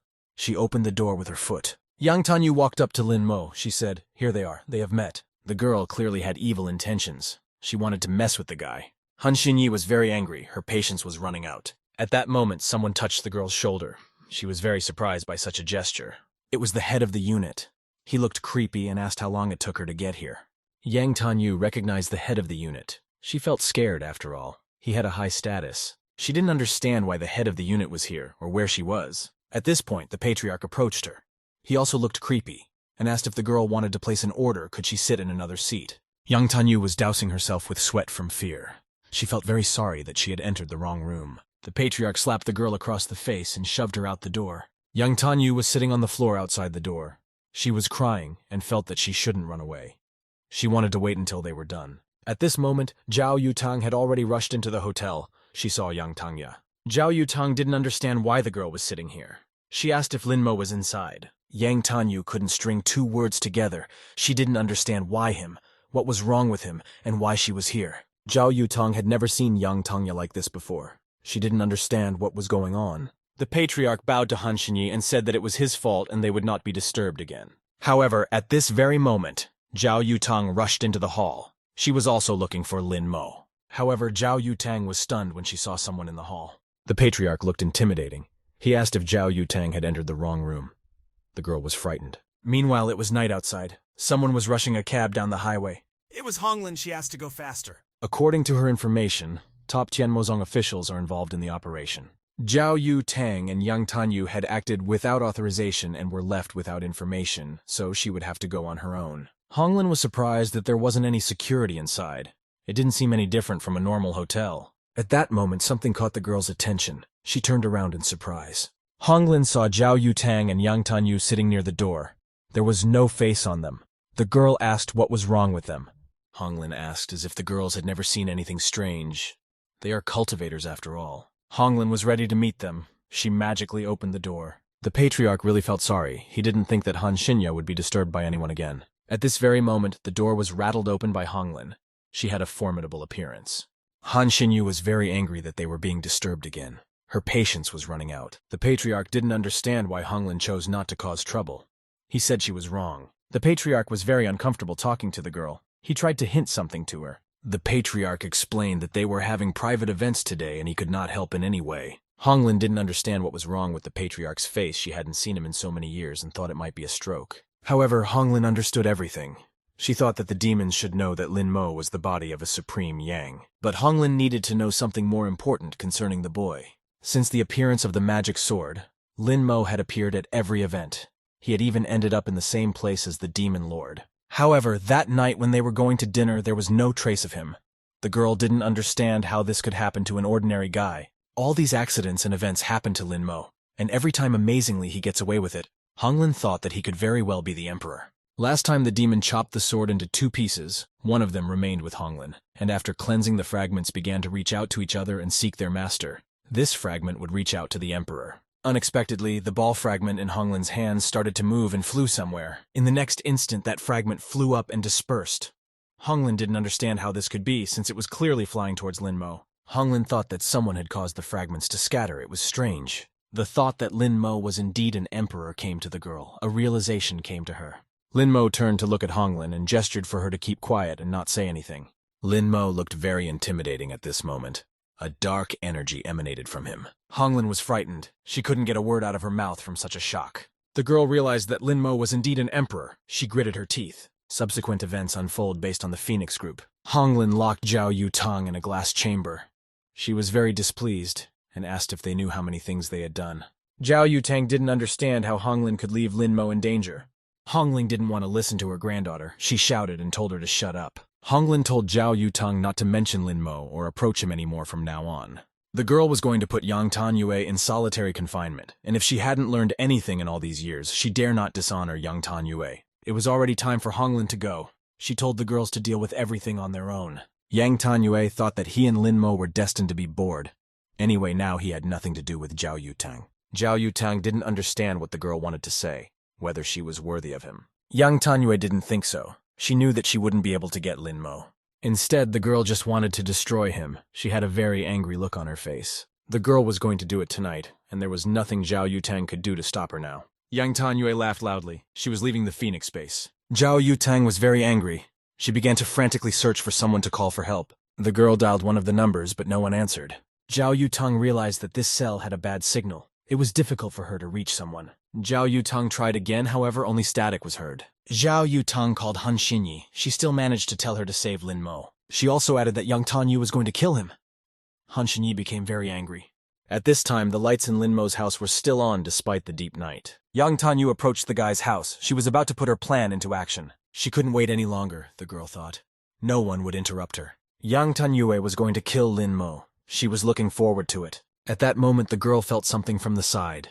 It was as if she'd been electrocuted. A huge, dark energy appeared behind her back. The girl didn't realize what was happening. It was as if Yang Tanyu had evaporated. She realized that danger awaited and needed to escape. The girl thought if she was killed, she didn't realize what was even going on. Yang Tanyu thought that no one could overtake her. Even Honglin couldn't overtake her. Yang Tanyue was running at full speed, however. She could feel the dark energy approaching from behind. She was very scared. Yang Tanyue still couldn't get rid of the feeling of being chased behind her back. She didn't understand what was going on. Yang Tanyu was scared to death. The girl was crying and thought she was going to die. For a moment, Yang Tanyu thought that she had finally escaped, and whoever it was, he would not be able to catch up with the girl. At this moment, someone asked if Yang Tanyue was tired, and if she wanted water, this person held out a bottle to her. Yang Tanyu realized that there couldn't be anyone in this forest. The girl was very scared. Han Xinyi stood in front of her. She looked eerie. Behind her was that dark, terrifying energy. Yang Tanyu's knees buckled from fear. She fell down and didn't know what to do. Han Xinyi grabbed Yang Tanyu's neck and was about to strangle her. She was very determined. Yang Tanyu tried to stop her. She said that she was Yang Tianxi's only daughter and sole heir. However, Han Xinyi was, but it didn't care. She had no intention of letting the girl go. Han Xinyi believed that Yang Tianxi would have to acquire a second heir.